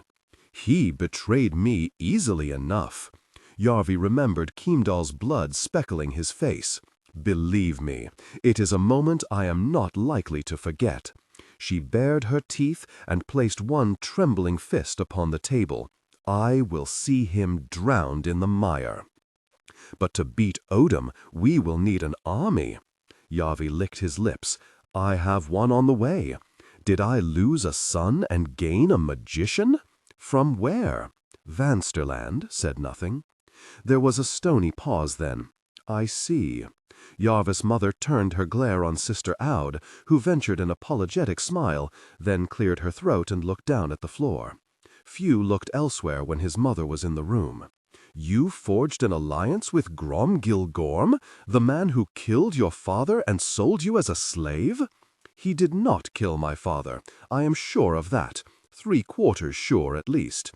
Odom killed your husband and your son, his own brother and nephew. And we must seize the allies the wind blows us. What was Gorm's price? Yarvi worked his tongue around his dry mouth. He should have known the Golden Queen would miss no detail of a deal. That I would kneel before him and be his vassal. And from the corner of the room Nothing gave an angry grunt. His mother's eye twitched. Their king kneeling before their most hated enemy? What will our people think of such a devil's bargain? Once Odom is sunk in the midden, they can think what they will. Better a king on my knees than a beggar on my feet. I can stand later. A smile touched the corner of her mouth. You are far more my son than your father's, and proud to be so. Still, would you unleash that butcher in Thorlby, make our city a slaughter yard? Hell, only act as bait for the city's warriors, said Yarvi. Lure them out so the citadel is lightly manned. We'll enter by the tunnels beneath the rock, seal the screaming gate, and take Odom while he's unguarded. Can you find enough good men for that? Perhaps, I think so. But your uncle is no fool. What if he will not spring your trap? What if he keeps his men in the citadel and bides his time in safety? And seem a coward while the breaker of swords mocks him from his very doorstep? Yarvi sat forward, staring into his mother's eyes. No, I have sat where he sits, and I know his mind. Odom is new to the Black Chair. He has no great victories to sing of, and he has the memory of my father and the legend of my uncle Uthil to contend with. And Yarvi smiled, for he knew how it felt to lurk always in the shadow of a better brother. Odom will not give up a golden chance to do what his brothers never could, defeat Grom Gilgorm and prove himself a mighty war leader. His mother's smile spread, and Yarvi wondered whether he had ever seen her look at him with admiration before. Your brother may have got more than his share of the fingers, but the gods kept all the wits for you. You have become a deep, cunning man, Yarvi. It seemed that empathy, properly used, could be a deadly weapon. My years' training for the ministry were not wasted. Still, help from someone close to Odom would only sweeten our chances. We could go to Mother Gundring? No, she is Odom's minister. She is my minister. Yarva's mother shook her head. At best, her loyalties would be split. Who knows what she would judge the greater good?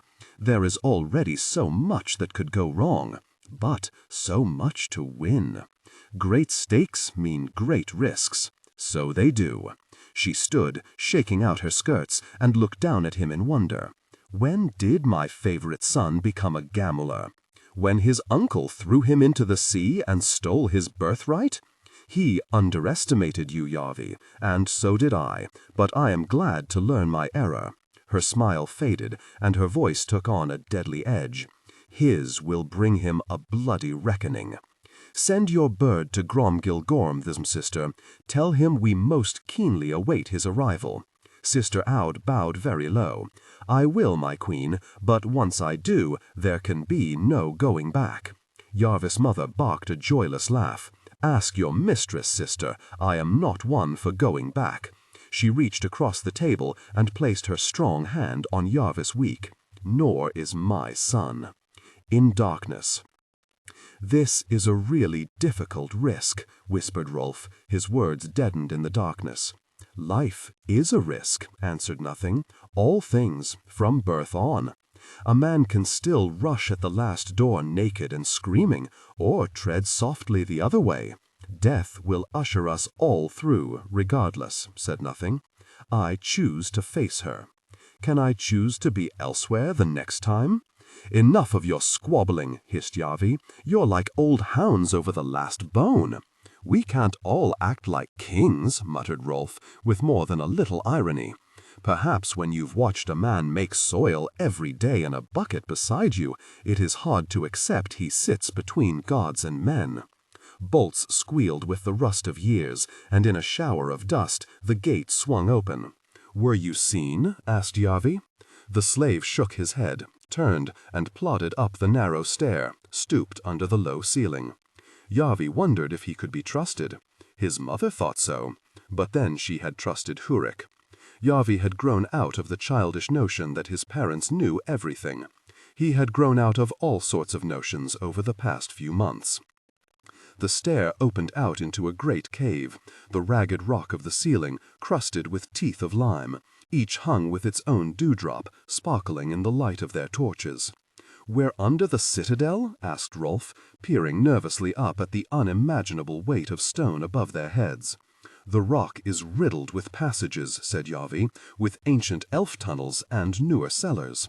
With hidden doors and spy holes, some kings, and all ministers, sometimes want to go unobserved. But no one knows these ways like me. I spent half my childhood in the shadows, hiding from my father or my brother, creeping from one place of solitude to another, seeing while unseen, and pretending I was part of what I saw, making up a life where I wasn't an outcast. A sad story, murmured Nothing. Wretched. Yarvi thought of his younger self, weeping in the darkness, wishing someone would find him, but knowing they did not care enough to look, and shook his head in disgust at his own past weakness. But it might still have a happy ending. It might. Nothing let one hand brush the wall beside them. A face of jointless elfstone, thousands of years old and smooth as if it had been laid yesterday. This way, your mother's men can enter the citadel unseen, as Odoms file out above to face Grom Gilgorm. The Yngling held out his arm to stop them. The passageway ended at a round shaft, far above a little circle of light, far below the faint glimmer of water. A stair wound about it, a stair so narrow Yarvi had to edge up sideways, shoulder blades scraping the smooth elfstone, toes of his boots grazing the brink, sweat springing from his forehead. Halfway up there came a whirring from above, and he flinched as something flashed past his face. Might have toppled forward had Rolf not caught his arm. Wouldn't want your rein cut short by a bucket. It splashed down far below, and Yarvi breathed a long sigh. The last thing he needed was another plunge into cold water. Women's voices echoed around them, strangely loud. She still says no. Would you want to marry that old husk after you'd been wife to a man like Uthric? Her wants don't come into it. If a king sits between gods and men, the High King sits between kings and gods. No one says no to him forever. They shuffled on. More shadows, more steps, more shameful memories. Walls of rough stone laid by the hands of men that seemed older but were thousands of years newer than the tunnels below. Daylight winking through grated openings near the ceiling. "How many men has the queen bought?" asked Rolf. 33, said the Yngling over his shoulder. "So far." "Good men?" "Men." The Yngling shrugged. "They will kill or die according to their luck." "Of how many could Odom say the same?" asked Nothing. "Many," said the Yngling. "This might be a quarter of them." Yarvi went up on tiptoes to squint through a grate into the light. Today's training square had been set out in the yard of the citadel, the ancient cedar at one corner. The warriors were at shield practice, forming walls and wedges and breaking them apart, steel flashing in the thin sun, clattering against wood, the scrape of shuffling feet. The instructions of Master Hunnan came brittle on the cold air, to lock shields, to keep by the shoulder man, to thrust low. The way they used to be barked at Yarvi, to precious little good. "That is a great number of men," said Nothing, prone to understate the case. "Well-trained and battle-hardened men, on their own ground," added Rolf. "My ground," Yarvi forced through his gritted teeth. He led them on, every step stone, turning familiar. "See there?" He drew Rolf next to him, pressing him against another narrow grate with a view of the citadel's one gateway. The doors of studded wood stood open, flanked by guards, but in the shadows at the top of the archway, burnished copper gleamed. "The Screaming Gate," he whispered. "Why that name?" asked Rolf. "Because of the screams we'll make when this goes wrong? Never mind the name. It drops from above to seal the citadel. 6 ministers made the mechanism. A single silver pin holds it up.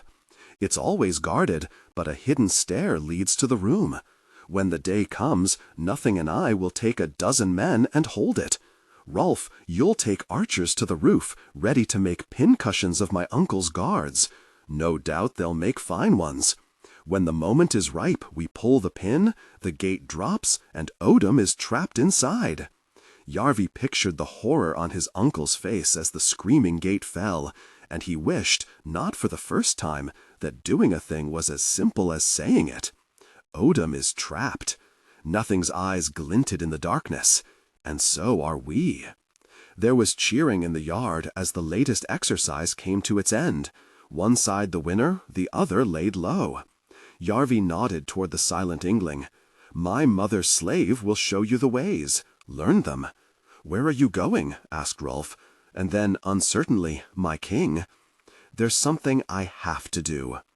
Holding his breath lest the slightest sound betray him, Yarvi eased through the fusty darkness toward the hidden door between the legs of Father Peace, pressed himself to the spy slot, and peered through into the godshall.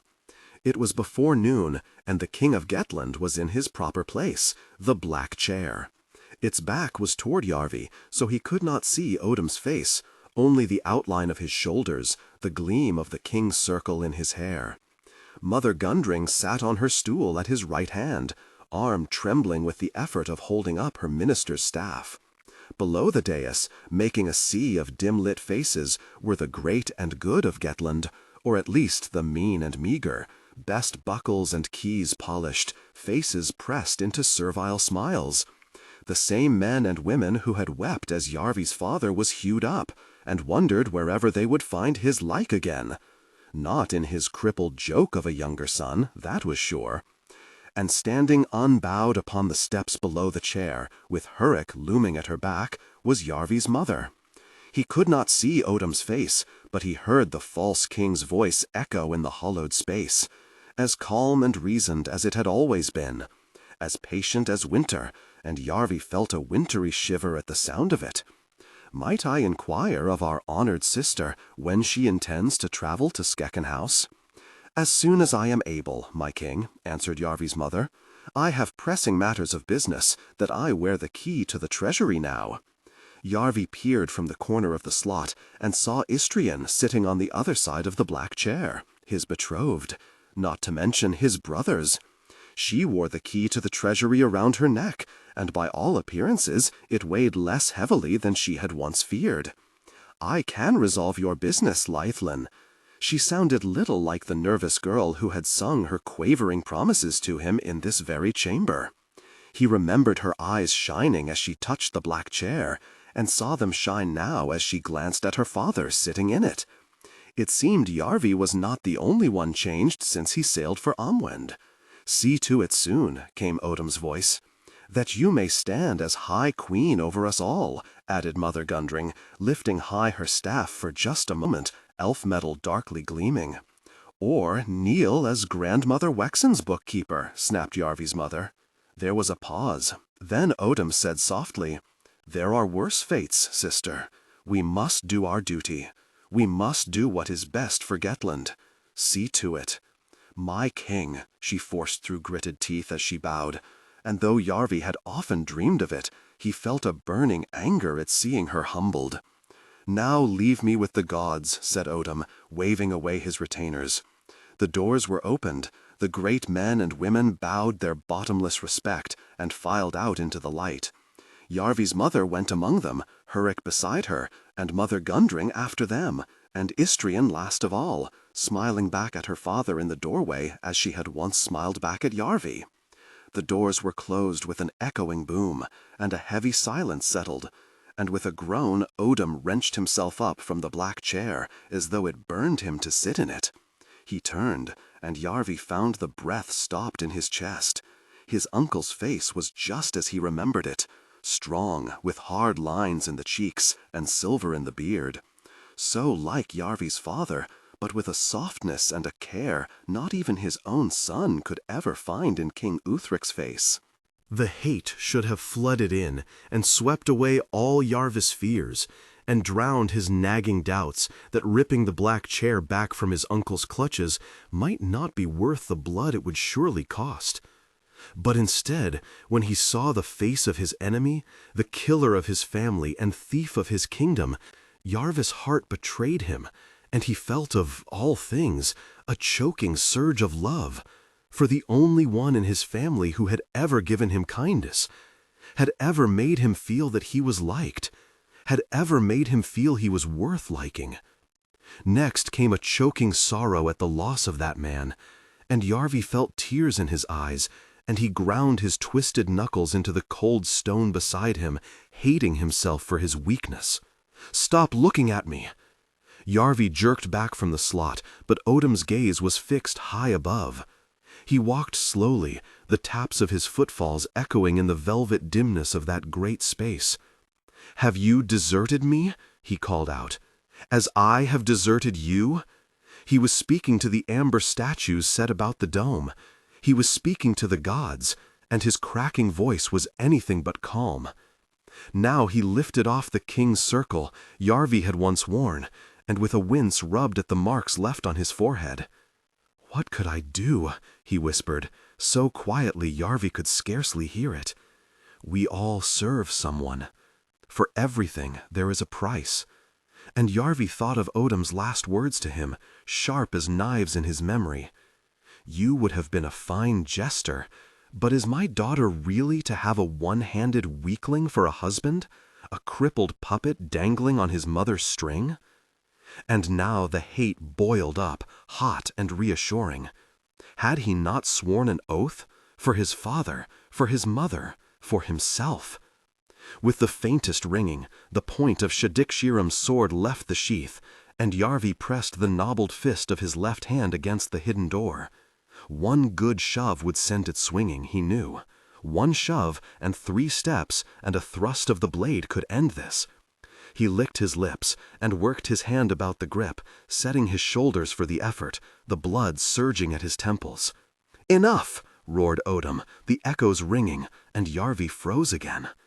His uncle had snatched up the king's circle and twisted it back on. "What's done is done."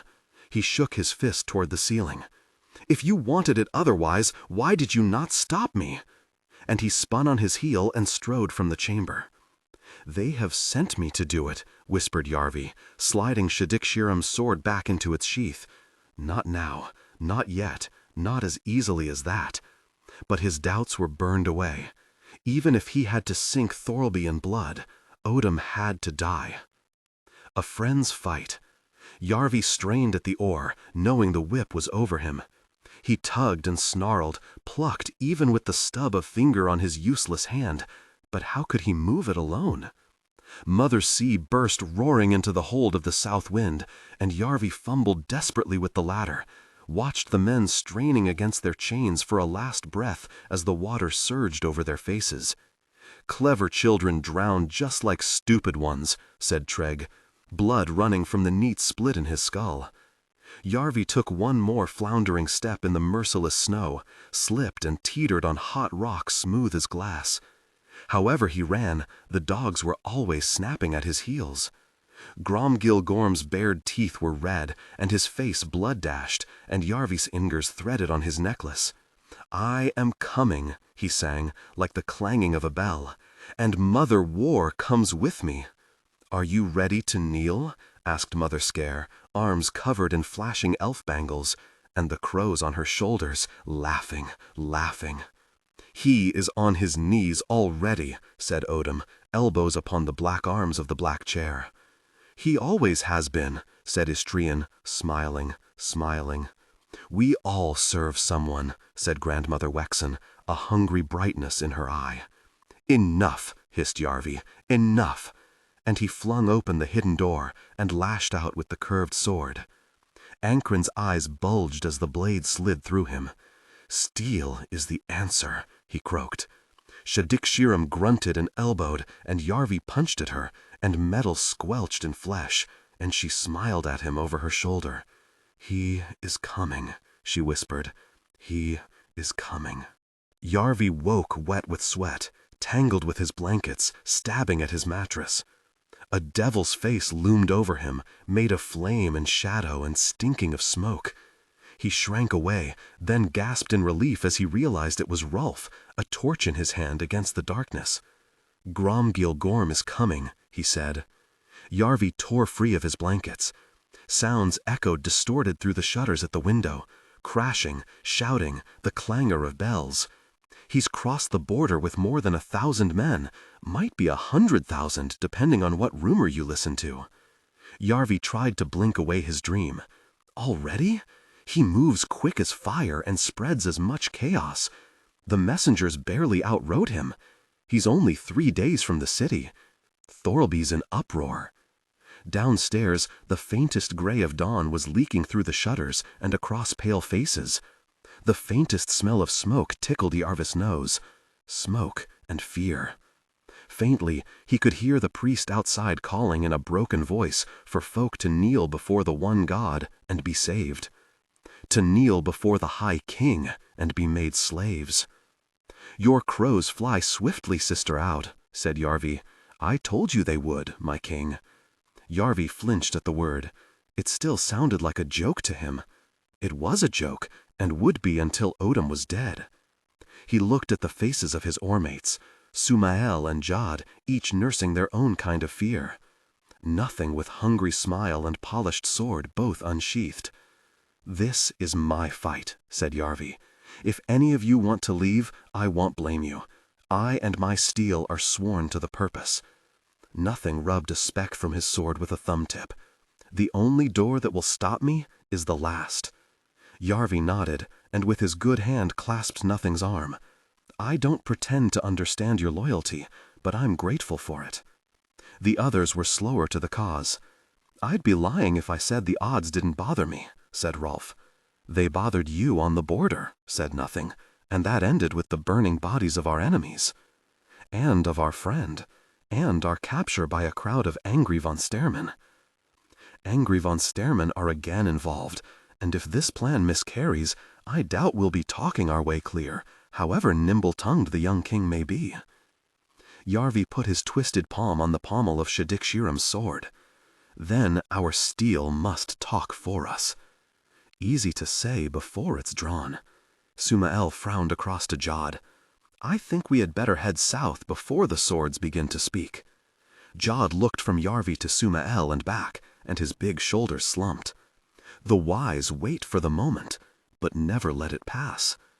"You can go with my blessing, but I'd rather have you at my side," said Yarvi.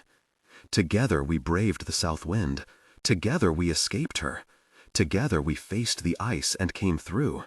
We'll come through this as well. Together. Only take one more stroke with me." Sumael blinked at Jod, then leaned close to him. "You're not a warrior, not a king. You're a baker." Jod looked sidelong at Yarvi and sighed. "And an oarsman. Not by choice. Not much in life that matters is by choice. What kind of oarsman abandons his mate?" "This isn't our fight," hissed Sumael, low and urgent. Jod shrugged. "My friend's fight is my fight. What about the sweetest water in the world? It will be just as sweet later. Sweeter still, maybe." And Jod gave Yarvi a weak smile. "When you have a load to lift, you're better lifting than weeping. We all might end up weeping." Sumael took a slow step toward Yarvi, dark eyes fixed on his. She raised a hand to reach toward him, and the breath caught in his throat. "Please, Yorv. My name is Yarvi." And though it hurt to do it, he met her gaze with flinty hardness, the way his mother might have. He would have liked to take her hand, to hold it the way he had in the snow, to be pulled far away by it to the first of cities, and be Yorv again, and the Black Chair be very. Yarvi knelt beside the dying man. He knew him, or had done. Ulvdem was his name. No friend of his, but not one of the worst. He had smiled once at a joke Yarvi made, and Yarvi had been glad of it. "Did you have to kill them?" "No." Nothing carefully wiped clean his sword. "We could have let Oldham be king." The hirelings were spreading out, frowning toward the centerpiece of the room, and their plan, the screaming gate.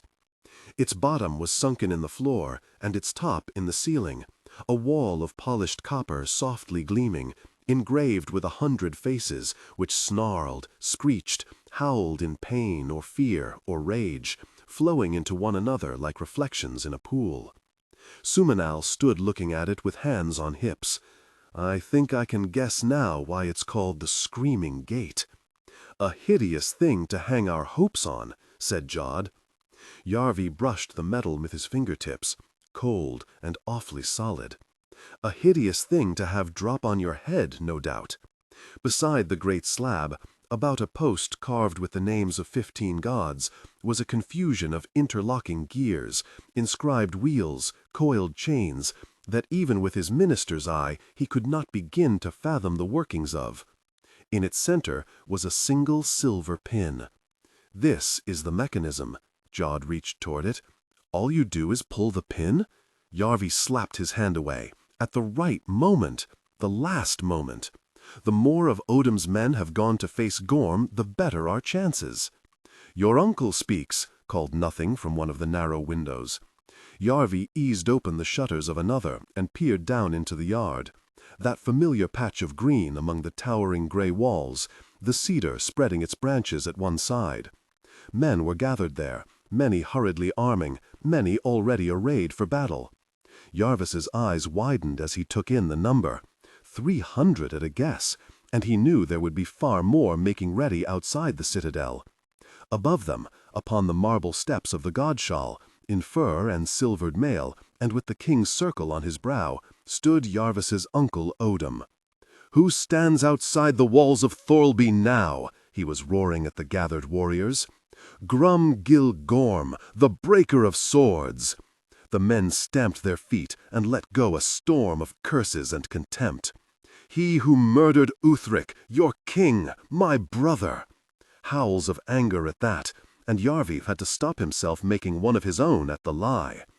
"But in his arrogance he has brought few men with him," called Odom.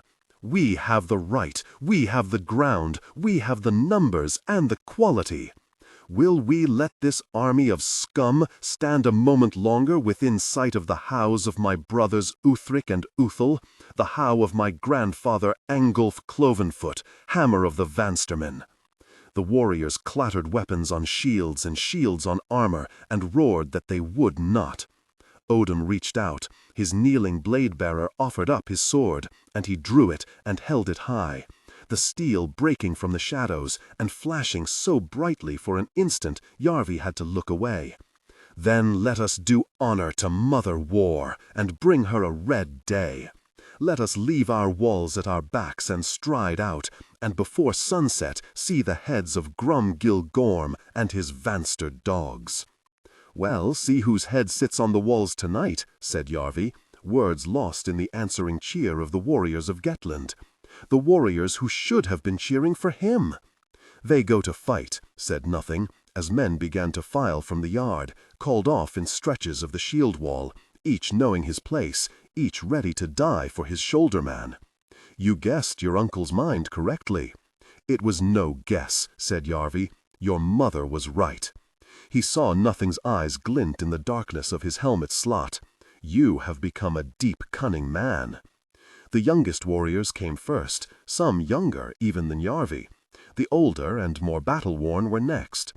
They tramped under the screaming gate, the clatter of harness echoing about the chain-room, shadows shifting across the pitted faces of Yarvis rogues as they peered through the slots in the floor to watch better men pass below. And with each one gone down that passageway, Yarvis' happiness grew, for he knew their odds were so much the better. And his fear grew too, for he knew the moment was almost upon them. The moment of his vengeance. Or the moment of his death. "The king's moving," said Sumanal, pressed into the shadows beside another window. Odom was striding through his veterans toward the gate, shield-bearer and blade-bearer and standard-bearers at his back, clapping men on their shoulders as he went. "The moment is not ripe," murmured Nothing. "I see that," hissed Yarvi. The boots tramped on, men draining from the citadel, but there were far too many yet in the yard. Had he endured all this, suffered all this, sacrificed all this, so Odom could wriggle carefree from the hook at the last moment? He fussed with his stub of finger, the very tips of his thumbs sweating. "Do I pull the pin?" called Jod. "Not yet," squeaked Yarvi, terrified they would be heard through the slots in the floor. "Not yet!" Odom strode on, soon to be lost from view below the archway. Yarvi raised his hand to Jod, ready to bring it down, and all the weight of the screaming gate with it, even if it doomed them all. "My king!" Yarvis' mother stood on the steps of the Godshall, Hurrick huge at one shoulder, Mother Gundring bent over her staff at the other. "My brother!" Yarvis' uncle stopped, frowning, and turned. "Odom, please, a word." Yarvi hardly dared breathe, in case it somehow upset the delicate balance of the moment. Time crawled as Odom looked to the gate, then to Yarvis' mother, then, cursing, strode back toward her, his closest retainers rattling after. "Wait!" hissed Yarvi, and with wide eyes, Jod eased his fingers from the pin. Yarvi strained toward the window, cool breeze kissing his sweat-sheened face, but could not hear what was said on the steps of the godshall. His mother knelt at Odom's feet, pressed hands to her chest, humbly bowed her head. Perhaps she made abject apologies for her stubbornness, her ingratitude to her brother and the High King. Perhaps she swore obedience and begged forgiveness. Then she took Odom's hand in both of hers and pressed her lips to it, and Yarvis' skin crawled. His uncle looked at Mother Gundring and gave the slightest nod. His minister looked back and gave the slightest shrug. Then Odom touched Yarvis' mother on the cheek and strode away, back toward the gate, his servants and closest guards about him in an eager gaggle. The last trickle of warriors were following their brothers out of the citadel, no more than 30 dozen left in the yard. Yarvis' mother clasped her hands and looked up toward the gatehouse, and Yarvi fancied she might even have met his eye. "Thank you, mother," he whispered. Once again he lifted his withered hand to Jod. Once again he watched Odom approach the gate. But this time, instead of seeing the gods pull all his plans apart, he saw them offer him his chance. "Wait," he whispered, the hot breath of the word tickling at his lips. Wait. Here was the day. Here the hour. Wait. Here the moment. Now. He chopped down his crippled hand, and, weak though it was, thanks to the ingenuity of 6 ministers of old, it fell with the weight of mountains. Jod snatched free the pin, Gear's word, a chain snapped taut, and the reason for the name was suddenly made clear. With a shrieking like all the dead in hell, and a blast of wind that tore Yarvis' helmet off and slammed him against the wall, the screaming gate plunged through the floor. It struck the ground below with a crash that shook the citadel to its elf-tunneled roots, sealing the entrance with a weight of metal Father Earth himself would have strained to lift. The floor reeled, tipped, and Yarvi wondered for a moment if the very gatehouse was collapsing at that shattering impact. He stumbled to a slot in the floor, trying to shake the dizziness from his head, the ringing from his ears. The passageway below was full of Odom's closest.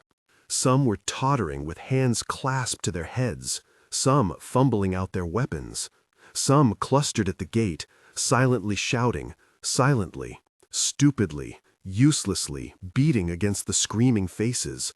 The false king himself stood in their midst, staring up. His eyes met Yarvis, and his face paled as though he saw a demon that had clawed its way back through the last door. And Yarvi smiled. Then he felt himself seized by the shoulder. Nothing was dragging at him, shouting in his face. He could see his mouth moving in the slot in his helmet, but could hear only a vague burble. He scrambled after, the floor settling to level, down a winding stair, bouncing from the walls, jostled by men behind. Nothing flung a door wide, a bright archway in the dark, and they burst into the open air. The last door. In the yard of the citadel, chaos ruled. Weapons swung and splinters flew, steel clashed and faces snarled, arrows flitted and bodies dropped, all in dreamlike silence. Just as Yarvi had planned, his mother's hirelings had spilled from hidden doorways and taken Odom's veterans in their backs, hacked them down where they stood, driven them witless about the yard, left their scattered bodies bleeding. But those that survived the first shock were fighting back fiercely, the battle broken up into ugly little struggles to the death. In blinking silence, Yarvi watched one of the Shend women stabbing at a man while he opened gashes down her face with the rim of his shield. Just as he had planned, Yarvi saw Rolf and his archers send a flight of arrows from the roofs. Silently they went up, silently rattled down, prickling the shields of Odom's closest guards, formed into a knot about their king. One man caught a shaft in the face and seemed hardly to notice, still pointing toward the godshell with his sword, still bellowing silent words.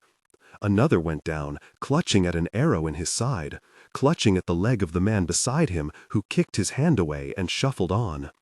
Yarvi knew them both, honored men who once stood guard at the entrance to the king's chamber. Battle makes all men animals, Yarvis' father used to tell him. He saw a snarling thug with sheep thief written on his cheek cut down an unarmed slave, water jug flying from his hands and shattering against a wall. Could this be what he had planned? What he had prayed for? He had flung wide the door and begged Mother War to be his guest. He could not stop this. No one could. Surviving it would be challenge enough. He saw nothing hack the legs from under one man, slash another across the back as he turned to run, shove another by the shield so he tottered into the low wall of the well and over, vanishing from sight into the depths. In a deafened stupor, he dragged THIS sword from its sheath. That was what a man did in battle, wasn't it? Gods, it felt heavy all of a sudden. Men jostled him as they ran past to join the madness, but he was rooted to the earth. He saw the doors of the godshell standing open, Odin's guards crouching behind arrow-bristled shields around the archway, shepherding the false king into the shadows. Yarvi pointed his sword toward them, shouted, "There!" The deafness was fading, enough that he heard thudding footsteps in time to spin around, but not to do much more. Steel clashed on steel, and the sword was wrenched in his fist, almost out of his hand. He caught a glimpse of Hurrick's scarred face, heard a snatch of his low growl, before his shield crashed into Yarvi's chest, lifted him from his feet, and dumped him, groaning on his back, 2 strides away. Hurrick's eyes slid sideways, and he twisted to catch an axe on his shield, splinters spinning from the force of the blow. Jod, charging in with a roar, hacking away like a mad woodsman at a stump. Hurrick gave ground, blocked the second blow, but the third was clumsy, and he caught it in a ready crouch, steering it wide, the heavy blade missing his shoulder by a hand's breadth and thudding into the turf. He clubbed Jod in the head with the rim of his shield as he stumbled past, knocking him off balance, then with a short chop of his sword ripped the axe from Jod's hand. It seemed a baker was no match for a queen's chosen shield, however good a man he was. Hurrick's bared teeth showed white in his black beard. His sword flashed as he stabbed, blade sinking into Jod's ribs to the hilt. "No," croaked Yarvi, struggling to get up, but wanting a thing is not always enough.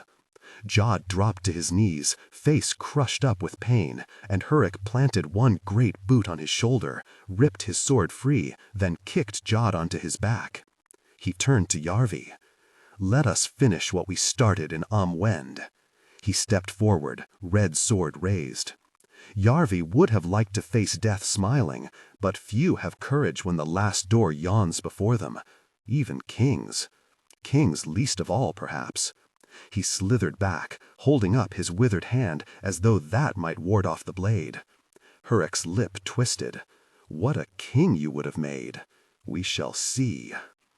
Hurrick's chin was jerked back, and there was steel under his white-streaked beard. A dagger, polished to an icy gleam. The face of Yarvi's mother, eyes narrowed and jaw clenched, appeared beside his. "Drop your sword, Hurrick." He hesitated for a moment, and she leaned closer and murmured in his ear, "You know me. Few better. Can it really be?" And she twisted the blade until a line of blood ran down his thick neck. "That you doubt my will." Hurrick swallowed, wincing as the knobble on his stubbled throat squirmed against the steel, then let his blade clatter to the dirt. Yarvi scrambled up, clutching THIS sword, leveling the point at Hurrick's chest. "Wait," said his mother. "First, answer me this. For 19 years you have been my chosen shield. Why break your oath?" Hurrick's eyes shifted to Yarvi. Sad they looked now, and broken. "Odin told me the boy must die, or you must." "And why not kill Odin where he stood?" "Because the High King had decreed it," Hurrick hissed out, "and the High King would not be denied. My oath was to protect you, Lifelin." He pushed his shoulders back and slowly closed his eyes. "Not your crippled son. Then consider your oath discharged." The smallest movement of the knife, and Yarvi stumbled back as blood spotted his cheek. Hurrick fell and keeled on his face, and Yarvi stood with his sword slack in his hand, blinking down at the dark pool creeping through the grass.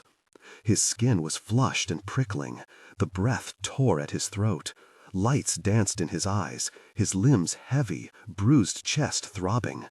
He wanted only to sit down, to sit in the darkness and cry. The dead and wounded were scattered, blade slashed and arrow prickled across the grass where Yarvi had played as a child. Cherished swords and shields, heirlooms of noble houses, had fallen from lifeless fingers and lay shattered, filthy with blood. The doors of the godshell were sealed, those of Yarvis man still standing, gathered about them, Rolf's face red-streaked from a cut in his hair. The two big Inglings were pounding away with their axes, but the heavy wood stayed firm. And, against the trunk of the spreading cedar that Yarvis' brother used to mock him for being too scared to climb, Jod sat still, with head tipped back and hands limp in his bloody lap. Sumel knelt beside him, her head hanging and her lips curled from her teeth, clutching at one bloody fistful of his shirt, as though she might lift him up, as though she might carry him to safety, as he once carried her. But there was nowhere to take him, even had she had the strength. Nowhere but through the last door. And Yarvi realized then that death does not bow to each person who passes her, does not sweep out her arm respectfully to show the way, speaks no profound words, unlocks no bolts. The key upon her chest is never needed, for the last door stands always open. She herds the dead through impatiently, heedless of rank or fame or quality. She has an ever-lengthening queue to get through. A blind procession, inexhaustible. What have I done? Whispered Yarvi, taking a halting step toward Jowd and Samael. What you had to. His mother's grip on his arm was iron. There is no time to mourn now, my son, my king. One side of her face was pale, the other dotted red, and she looked at that moment like Mother War indeed. Follow Odom, she squeezed harder. Kill him and take back the Black Chair. Yarvi clenched his jaw then and nodded. There could be no going back. Stop that, he called at the Inglings. There are better ways. They lowered their axes to stare darkly at him. Mother, stay with them and watch the door. Make sure no one leaves. Not until Odom is dead, she said. Nothing, Rolf. Gather a dozen men and follow me. Rolf stared at the carnage in the yard of the citadel, breathing hard. The wounded and the dying, the hobbling and the bleeding. And Jowd, brave Jowd, who had stood by his oar-mate, sitting with his back to the trunk of the cedar. No oar to pull, no load to lift, no encouragement to give any longer. Will I find a dozen still able? He whispered. Yarvi turned away. Get what there is. A lonely seat. Ready? Whispered Yarvi. Always, said nothing. Rolf worked his head one way then the other, the blood that streaked his face black in the shadows. Don't see that I'll get any readier.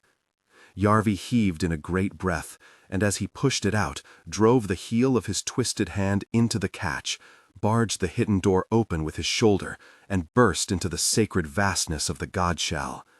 Empty at the top of its dais, the Black Chair stood, in the sight of the tall gods, their jeweled eyes agleam.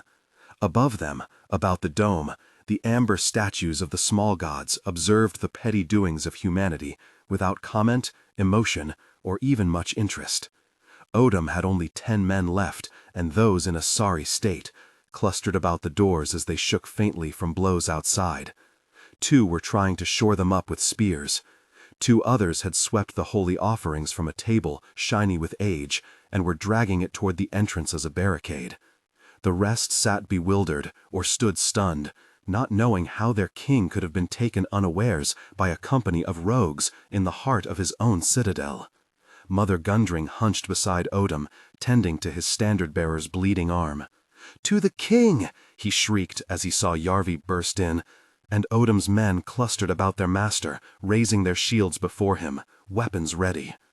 The man with the arrow in his face had snapped it off, the bloody shaft poking from his cheek.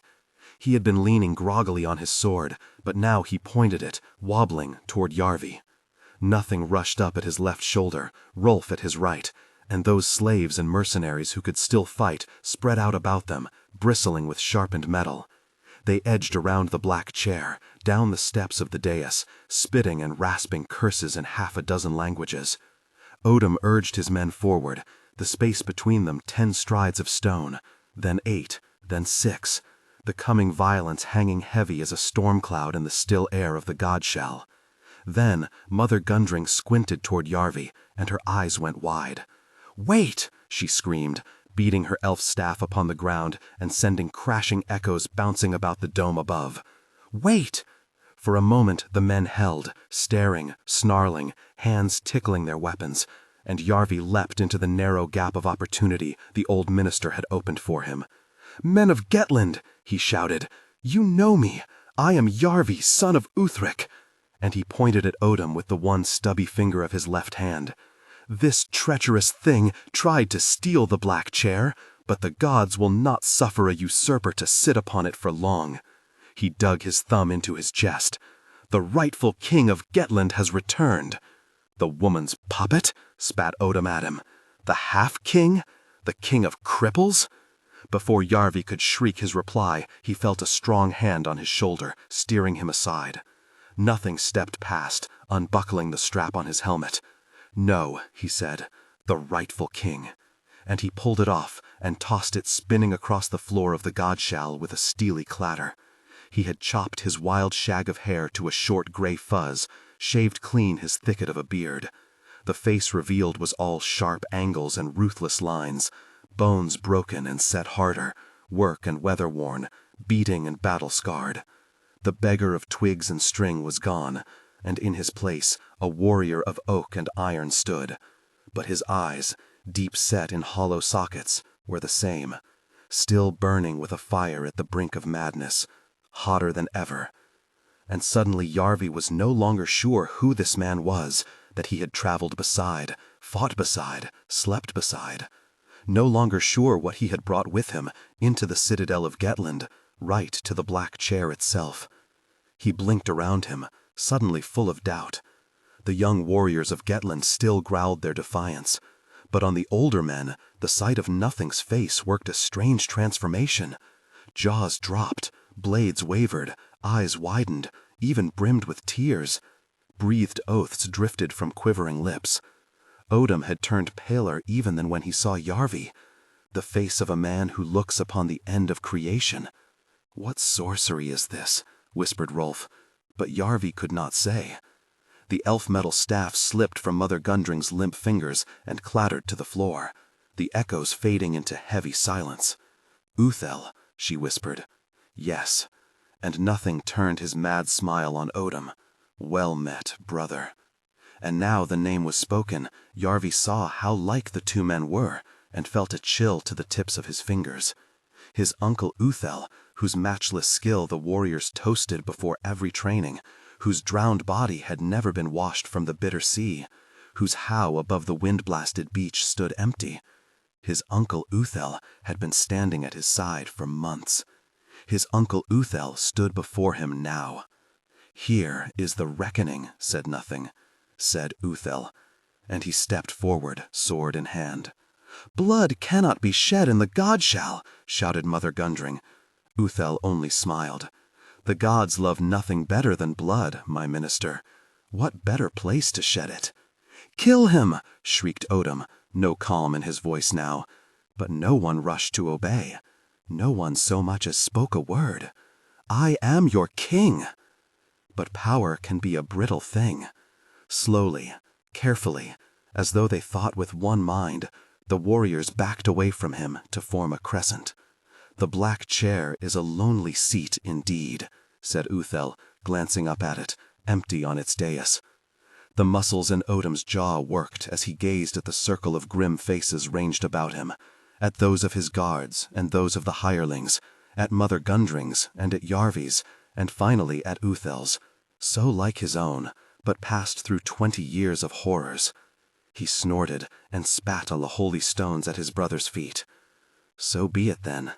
And Odom snatched his shield from its bearer, gilded and with winking jewels set in its rim, and barged the man away. Rolf offered out his shield, but Nothing shook his head. "Wood has its place, but here steel is the answer." And he raised his blade, the same simple one he had carried through the wastes, plain steel polished to a frosty shine. "You have been so long away, brother."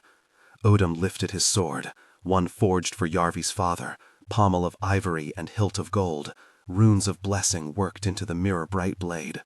Let us embrace.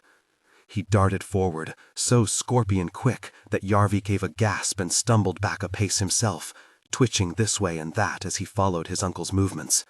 Odom thrust and thrust again, hissed as he slashed high and low, with blows to cleave a man in two.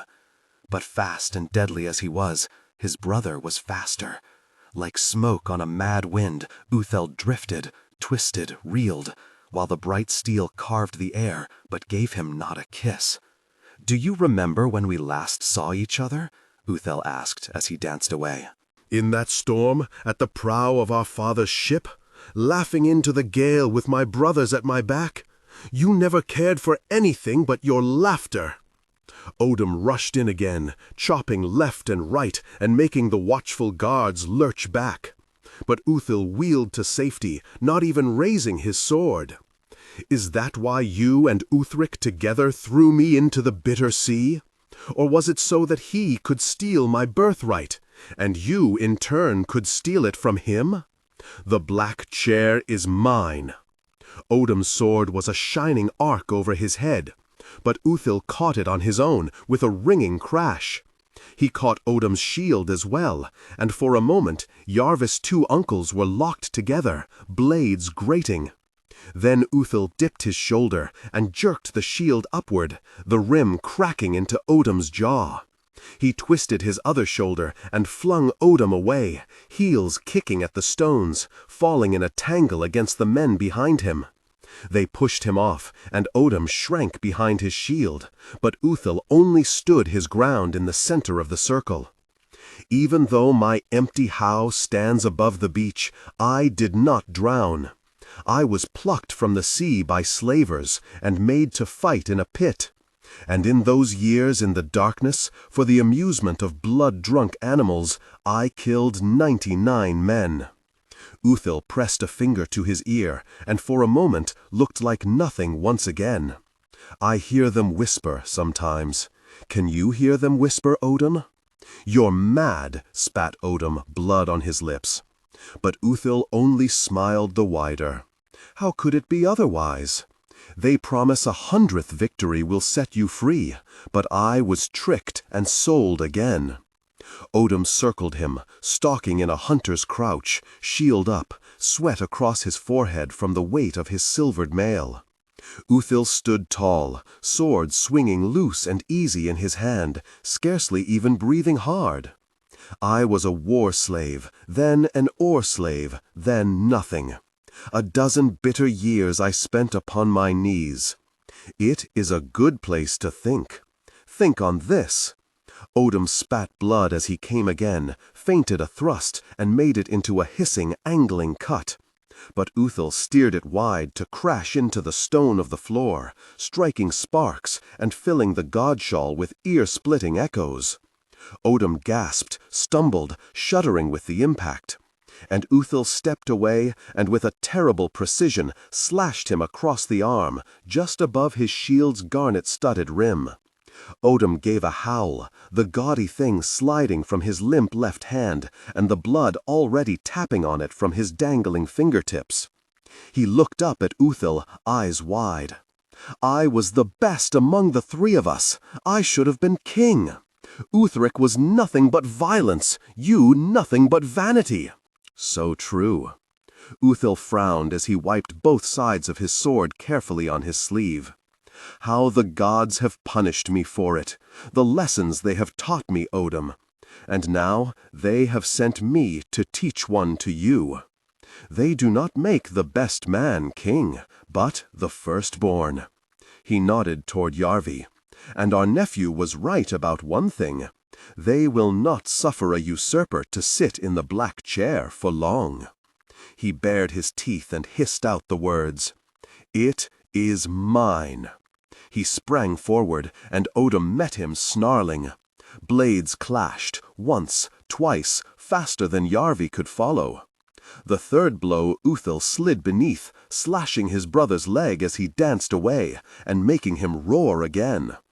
Odom winced, knee buckling, only staying upright by using his sword as a crutch. "The last door opens for you," said Uthil. Odom found his balance, chest heaving, and Yarvi saw the silvered mail on his leg turned red. Fast-flowing blood working its way out from his boot, down the cracks between the stones. "I know it." Odom lifted his chin, and Yarvi saw a tear leak from the corner of his eye and streak his face. "It has stood open at my shoulder all these years." And with a sound between a snort and a sob, he tossed his sword down to clatter into the shadows. Ever since that day in the storm. The blood surged in Yarvi's ears as Uthil lifted his sword high, blade catching the light and its edge glittering cold. "Just answer me," breathed Odom, eyes fixed above him on his death. For a moment Uthil hesitated. The sword wavered, drifted down. One brow twitched up, questioning. "Speak, brother." And Yarvi saw Odom's hand shifting, subtly shifting around his back, fingers curling toward the hilt of a dagger at his belt. A long dagger with a pommel of black jet. The same one he had showed to Yarvi on the roof of Umwen's tower. "We must do what is best for Gettland." Yarvi sprang down the steps in one bound. He might not have been the sharpest pupil in the training square, but he knew how to stab a man. He caught Odom under the arm, and the curved blade of Shadok-Shiram's sword slid through his mail and out of his chest with hardly a sound. "Whatever your question," Yarvi hissed into his ear, "steel is my answer." And he stepped back, ripping the blade free. Odom gave a bubbling gasp. He took one drunken step and dropped onto his knees. He slowly turned his head, and for a moment, over his shoulder, his disbelieving eye met Yarvi. Then he toppled sideways. He lay still on the sacred stones, at the foot of the dais, in the sight of the gods, in the center of that circle of men, and Yarvi and Uthil were left staring at each other over his body.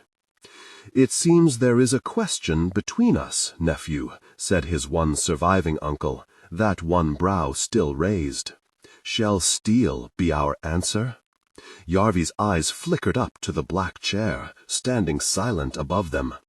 Hard it might be, but harder than the benches of the south wind? Cold it might be, but colder than the snows of the utmost north? He did not fear it any more. But did he truly want it? He remembered his father sitting in it, tall and grim, his scarred hand never far from his sword. A doting son to Mother War, just as a king of Gettland should be, just as Uthil was.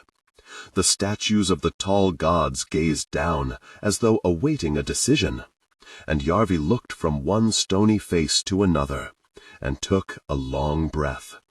Mother Gundring always said he had been touched by Father Peace, and he knew she was right. He had never really wanted the Black Chair. Why fight for it? Why die for it? So Gettland could have half a king? He made of his fist an open hand, and let Shadok-Shiram's sword drop rattling to the bloody stones. "I have my vengeance," he said. "The Black Chair is yours." And he slowly sank to his knees before Uthil and bowed his head. "My king." The blame. Gromgil Gorm, king of Vansterland, bloodiest son of Mother War, breaker of swords and maker of orphans, strode into the godshall with his minister and 10 of his most battle-tested warriors at his back, huge left hand slack upon the hilt of his huge sword. He had a new white fur about his heavy shoulders, Yarvi noticed, and a new jewel on one great forefinger. And the triple-looped chain about his neck had lengthened by a few pommels. Mementos of his bloody jaunt through Gettland, at Yarvi's invitation, stolen from the innocent along with their lives, no doubt.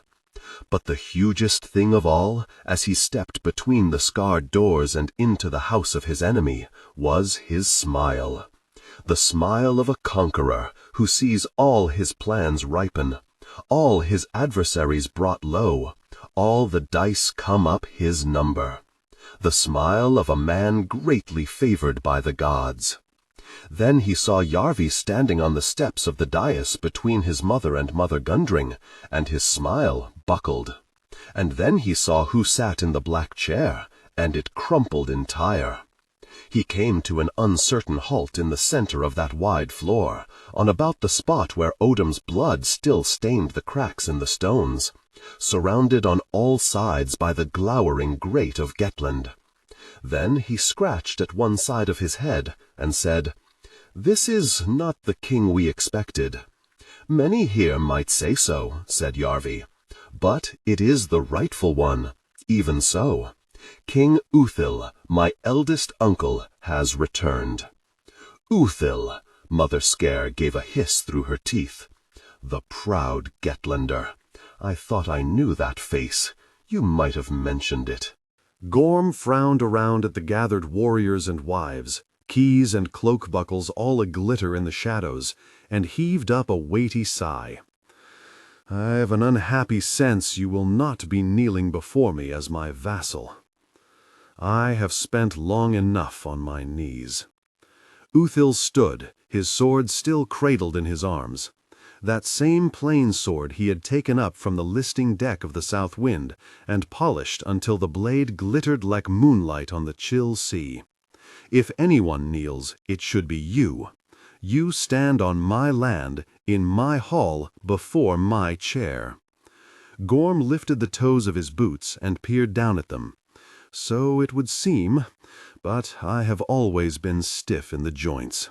I must decline." "A shame. Perhaps I can unstiffen you with my sword when I visit you in Vulsgard in the summer." Gorm's face hardened. "Oh, I can guarantee any Gettlander who crosses the border a warm welcome. Why wait for summer, then?" Uthil took the steps one by one until he stood on the lowest, so that he looked straight into Gorm's face on about a level footing. "Fight me now." A twitch began at the corner of Gorm's eye and set his cheek to flutter. Yarvi saw his scarred knuckles white on the grip of his sword, the eyes of his warriors darting about the room, the gathered men of Gettland hardening their frowns. "You should know that Mother War breathed upon me in my crib," growled the king of Vensterland. "It has been foreseen." "Then fight me, dog!" roared Uthil, the echoes crashing about the hall, and every person holding their breath as if it would be their last. Yarvi wondered if they might see a second king die in the godshell within a day, and he would not have cared to bet on which of these two it would be. Then Mother Scare rested her thin hand gently on Gorm's fist. "The gods guard those who guard themselves," she whispered. The king of Vansterland took a long breath. His shoulders relaxed, and he peeled his fingers from his sword and gently combed them through his beard. "This new king is very rude," he said. "He is," said Mother Scare. "Did you not teach him diplomacy, Mother Gundring?" The old minister gazed sternly at them from her place beside the black chair. "I did, and who deserves it?" "I believe she means we don't," said Gorm. "I take that to be the case," answered Mother Scare, "and find her rude also. Is this how you keep a bargain, Prince Yarvi?" This hall full of worthies had once lined up to kiss Yarvi's hand. Now they looked as if they would happily queue to cut his throat. He shrugged. "I am prince no longer, and I have kept what I could. No one foresaw this turn of events." "There's events for you," said Mother Scare. "They never flow quite down the channel you dig for them." "You will not fight me, then?" asked Uthil. "Why so very bloodthirsty?" Gorm pushed out his bottom lip.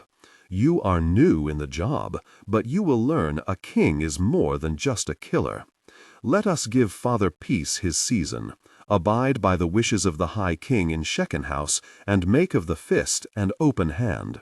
In summer, perhaps, on ground that suits me better, you can put Mother War's breath to the test." He turned away, and, followed by his minister and his warriors, strode for the door. "I thank you for your winning hospitality, Gettlanders. You will hear from me." He paused for a moment on the threshold, a great black outline against the daylight. "And on that day I shall speak in thunder." The doors of the godshall were swung shut upon them. "The time may come when we wish we had killed him here today," murmured Yarvi's mother. "Death waits for us all," said Uthil, lowering himself back into the black chair, sword still cradled in his arms. He had a way of sitting in it, slouched and easy, that Yarvi never could have managed. "And we have other matters to attend to." The king's eyes drifted across to Yarvi, bright as the day they met upon the south wind. "My nephew. Once prince, once king, now—" "Nothing," said Yarvi, lifting his chin. Uthil gave the faintest sad smile at that. A glimpse of the man Yarvi had slogged through the ice with, shared his last crust with, faced death beside. A glimpse. Then the king's face was sword-sharp and axe-hard once again. "You made a pact with Grumgilgorm," he said, and angry mutterings broke out about the hall. "A wise king always has someone to blame," Mother Gundring used to say. "You invited our most bitter enemy to spread fire and murder across Gettland." Yarvi could hardly deny it, even if denials could have been heard above the mounting anger in the godshall. Good people died. What price does the law demand for that, Mother Gundring? The minister looked from her new king to her old apprentice, and Yarvi felt his mother's hand grip tight at his arm, for they both knew the answer. "Death, my king," croaked Mother Gundring, seeming to slump against her staff. "Or exile, at the least." "Death!" screeched a woman's voice from somewhere in the darkness, and the harsh echoes faded into a quiet, stony as a tomb's. Yarvi had faced death before. Many times now. She had eased open the last door for him, and he was still casting a shadow. Though he was far from comfortable in her chill presence, as with many things, he had improved with practice. This time at least, though his heart pounded and his mouth was sour, he faced her standing and let his voice ring out clear. "I made a mistake," called Yarvi. "I made many, I know it. But I swore an oath, before the gods I swore it, a sun oath and a moon oath, and I saw no other way to keep it, to avenge the killing of my father and brother, to turn the traitor Odom out of the Black Chair. And, though I am sorry for the blood that was spilled, thanks to the favor of the gods—" Yarvi gazed up toward them, then humbly down at the floor, spreading his arms in submission. "The rightful king has returned." Uthil frowned toward his hand, fingers resting upon the metal of the black chair. A small reminder that he owed it to Yarvi's plans could do no harm. The angry muttering began again, mounted, swelled, until Uthil raised his hand to bring silence. "It is true that Odom set you on the path," he said. "His crimes were greater by far than yours, and you have already delivered his just punishment. You had reasons for what you did, and there has been enough death here, I think. Yours would be no justice." Yarvi kept his head bowed and swallowed his relief. In spite of the hardships of the last few months, he liked being alive. He liked it more than ever. But there must be a reckoning. And it seemed there was a sadness in Uthil's eyes. "I am sorry, truly I am. But your sentence must be exile, for a man who has sat once in the black chair will always seek to reclaim it. I didn't think it so very comfortable."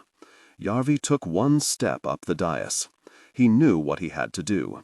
He had known ever since Odom lay dead at his feet, and he saw the face of Father Peace above him. Exile was not without some appeal. To own nothing, to be anything. But he had wandered long enough. This was his home, and he was going nowhere. "I never wanted the black chair. I never expected it." Yarvi lifted his left hand and shook it, so the one finger flopped back and forth. "I am no one's notion of a king, least of all my own." In silence he knelt. "I offer another solution." Uthil's eyes narrowed, and Yarvi prayed to Father Peace that his uncle was looking for a way to pardon him. "Speak, then. Let me do what is best for Gettland. Let me give up all claim to your chair forever. Let me take the minister's test, as I was to do before my father's death. Let me surrender all title and inheritance, and let my family be the ministry. I belong here, in the godshall, not in the black chair, but beside it. Show your greatness through your mercy, my king, and let me atone for my mistakes through loyal service to you and to the land." Uthil slowly sat back, frowning, while the silence stretched out. Finally the king leaned toward his minister. "What think you to this, Mother Gundring?" "A solution Father Peace will smile upon," she murmured.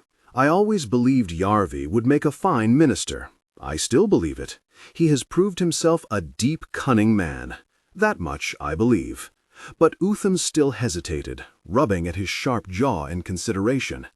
Then his mother let go Yarvis' arm and swept up toward the black chair, the train of her red dress spilling down the steps as she knelt at Uthil's feet. "A great king is merciful," she murmured. "Please, my king, let me have my only son." Uthil stirred, and his mouth opened, but no words came. He might have been fearless before Grom Gilgorm, but faced with Yarvis' mother, he trembled. "We were once promised to each other," she said. "One hard breath would have sounded like thunder in the godshall then, but every breath was held. You were thought dead, but the gods have brought you back to your rightful place." She put her hand gently upon the scarred back of his where it rested on the arm of the black chair, and Uthil's eyes were fixed on her face. "My dearest wish is to see that promise fulfilled." Mother Gundring shuffled closer, speaking low. "The High King has proposed marriage to Laithlin more than once. He will take it very ill." Uthil did not look at her. His voice was rough. "Our promise is older than the High King's suit by 20 years. But only today Grandmother Wexen sent another eagle to." "Does Grandmother Wexen sit in the black chair, or do I?" Uthil finally turned his bright eyes on his minister. "You do." Mother Gundring turned hers to the floor. "The wise minister coaxes, wheedles, argues, advises, and the wise minister obeys." "Then send Grandmother Wexen's bird back to her with an invitation to our wedding." Uthil turned over his hand so that he held Yarvis' mother's in his calloused palm, worn to the shape of a scrubbing block. "You will wear the key to my treasury, Laithlin, and manage those affairs at which you have proved yourself so very able." "Gladly," said Yarvis' mother. "And my son?" King Uthil looked at Yarvi for a long moment. Then he nodded. "He shall take back his place as Mother Gundring's apprentice." And at a stroke he made himself look stern and merciful both at once. Yarvi breathed out. "At last Gettland has a king to be proud of," he said. "I will thank Mother Sea every day for sending you back from the depths." And he stood and followed Grom Gilgorm toward the doors. He smiled through the taunts and the jeering and the mutters, and rather than hide his withered hand up his sleeve as his old habit had been, he let it proudly dangle. Compared to the slave pens of Volsgard and the torments of Trigg's whip and the cold and hunger of the trackless ice, the scorn of fools was not so very difficult to endure. With a little help from his two mothers, each no doubt with her own reasons, Yarvi walked from the godshall alive, a crippled outcast once again, and bound for the ministry, where he belonged. He had come full circle, but he had left a boy and returned a man. The dead were laid out on chill slabs in a chill cellar beneath the rock. Yarvi did not want to count them. Enough. That was their number. The harvest of his carefully sown plans. The consequences of his rash oath sworn. No faces, only shrouds peaked at the nose, the chin, the feet. There was no way to tell his mother's hired killers from the honored warriors of Gettland. Perhaps once they had passed through the last door, there was no difference. Yarvi knew which body was Jod's, though. His friends, his oarmates, the man who had forged a path through the snow for him to follow, whose soft voice had murmured one stroke at a time as he whimpered over the oar, who had taken Yarvis' fight as his own, even though he had been no fighter. It was the one Sumael stood beside, her clenched fists on the slab, dark face lit down one side by the flame of a single flickering taper. "Your mother's found a place for me on a ship," she said, without looking up, her voice with a softness he was not used to hearing there. "Good navigators are always in demand," said Yarvi. "The gods knew he could have done with someone to point out the path for him. We leave at first light for Skeckenhouse, then on." "Home?" he asked. Sumael closed her eyes and nodded, the faintest smile at the corner of her scarred mouth. Home. When he first saw her, he had not thought of her as fine-looking, but she seemed beautiful now. So much he could not look away. "Have you thought that maybe you could stay?" Yarvi hated himself even for asking, for making her turn him down. He was bound for the ministry anyway. He had nothing to offer her. And Jod's body lay between them, a barrier there was no crossing. "I have to go," she said. "I can barely remember who I used to be." He could have said the same. "Surely all that matters is who you are now." "I barely know that either. Besides, Jod carried me in the snow." Her hand twitched toward the shroud, but much to Yarvis' relief, she let it lie. "The least I can do is carry his ashes. I'll leave them at his village. Maybe I'll even drink from that well of his. Drink for both of us." She swallowed, and all the while, for some reason, Yarvi felt a cold anger growing in him.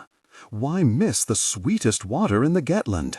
"He chose to stay," snapped Yarvi. Sumael slowly nodded, not looking up. "We all did. I didn't force him.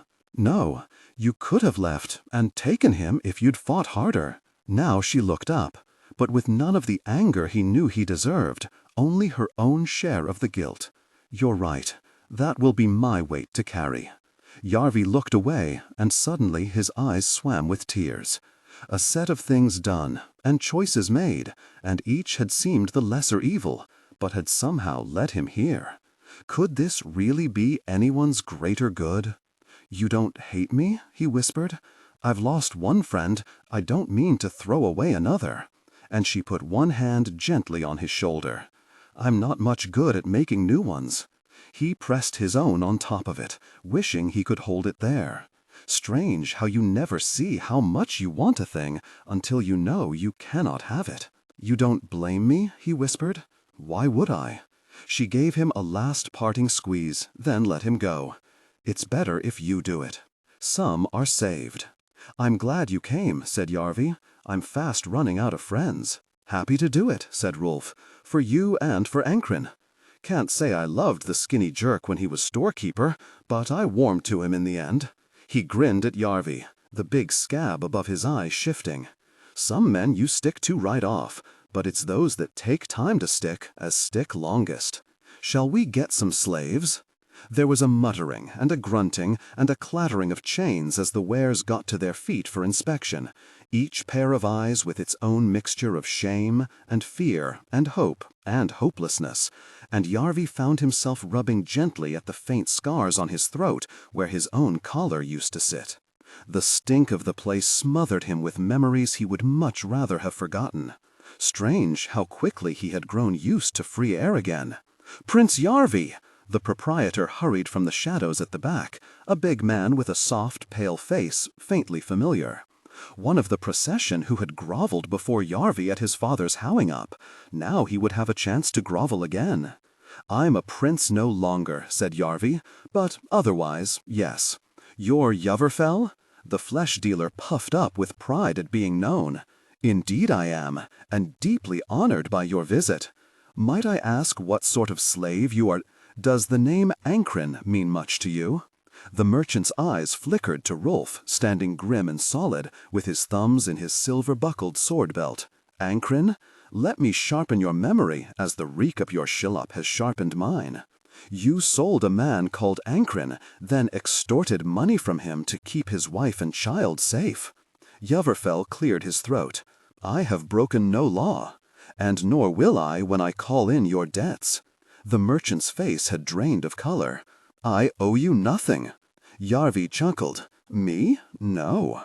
But my mother, Lifelin, soon to be once again the golden queen of Gettland and holder of the key to the treasury, I understand you do owe her a trifling debt?" The knobble on the merchant's scrawny throat bobbed as he swallowed. "I am my queen's most humble servant. Her slave, I'd call you. If you sold all you own, it wouldn't come close to covering what you owe her." "Her slave, then. Why not?" Joverfell gave a bitter snort. "Since you concern yourself with my business, it was because of the interest on her loans that I had to squeeze what I could from Ankren. I did not want to do it." "But you put your wishes aside," said Yarvi. "How noble! What do you want? Let us begin with the woman and her child." "Very well." Eyes on the ground, the merchant scraped away into the shadows. Yarvi looked across at Rolf, and the old warrior raised his brows, and about them the slaves looked on in silence. Yarvi thought one might be smiling. He was not sure what he had been expecting. Outstanding beauty, or stunning grace, or something that struck him instantly to the heart. But Ankren's family were an ordinary-looking pair.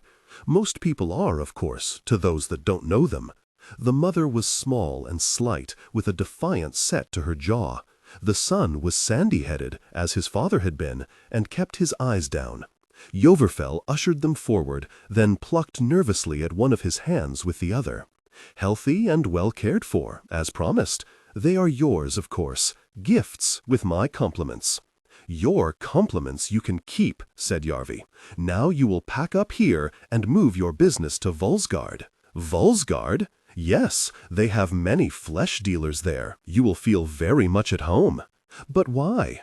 "So you can keep an eye on the business of Grom-Gilgorm.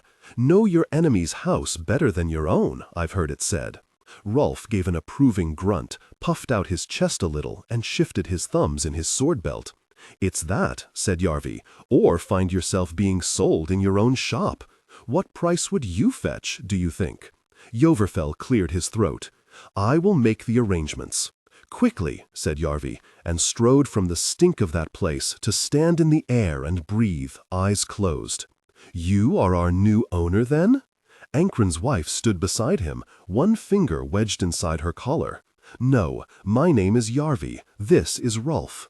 "We were friends of your husband," said Rolf, ruffling the boy's hair and causing him some discomfort. "Were?" she asked. "Where is Ankren?" Yarvi swallowed, wondering how to break that news, searching for the proper words. "Dead," said Rolf simply. "I'm sorry," added Yarvi. "He died saving my life, which strikes even me as a poor trade. But you are free." "Free?" she muttered. "Yes, I don't want to be free. I want to be safe." Yarvi blinked at that, then felt his mouth twitch into a sad smile. He had never wanted much more himself. "I dare say I could use a servant, if you're willing to work." "I always have been that," she said. Yarvi stopped beside a smith's shop and flicked a coin over a trestle covered with boatmaker's tools. One of the first coins of the new kind, round and perfect, and stamped on one side with his own mother's frowning face. "Strike their collars," he said. Ankren's family gave no thanks for their freedom, but the ringing of hammer on chisel was thanks enough for Yarvi. Rolf watched with one foot up on a low wall and his forearms crossed upon his knee. "I'm no high judge of righteousness. Who is?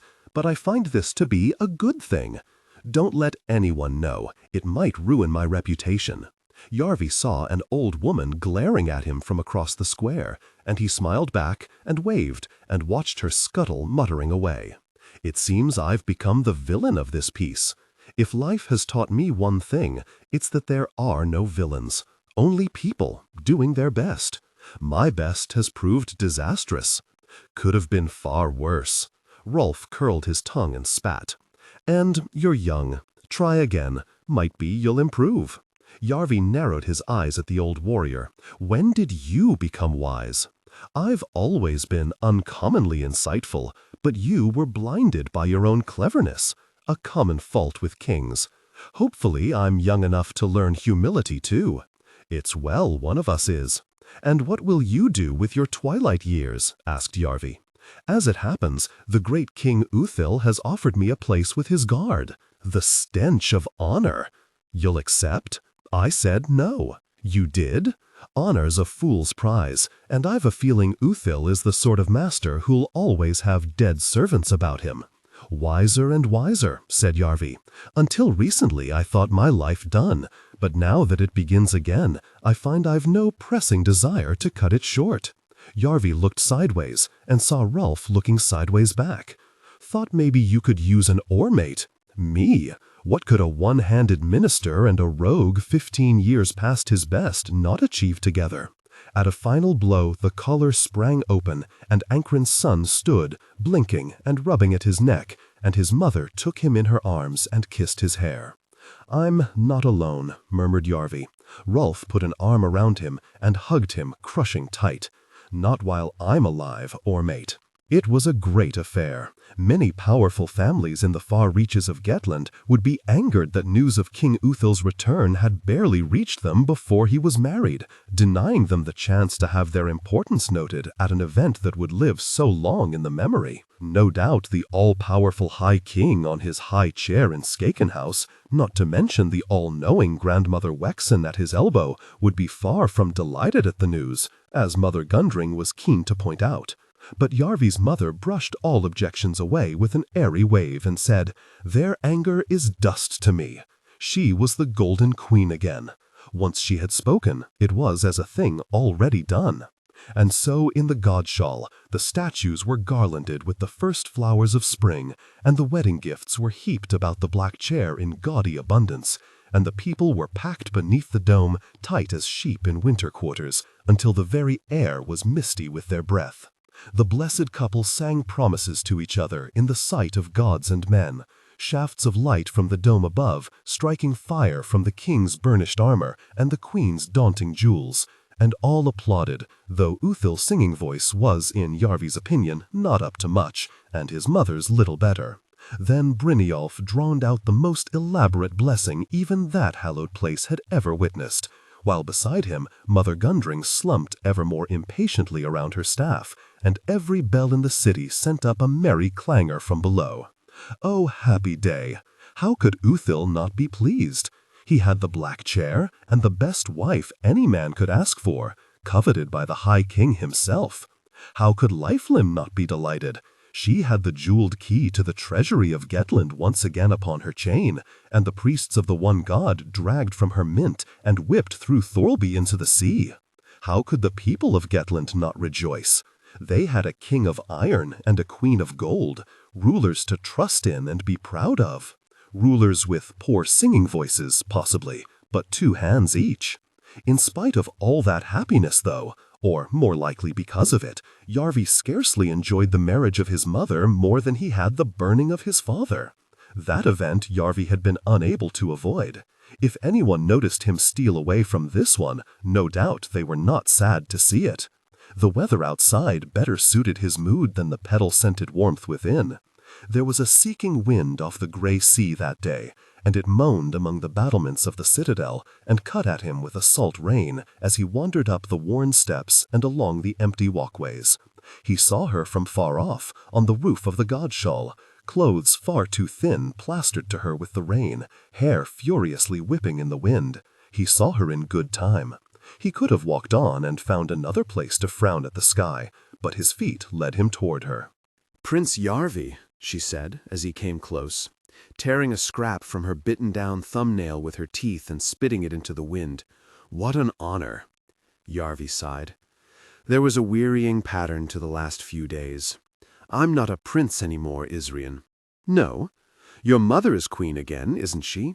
She has the key to the treasury of Gettland on her chain?"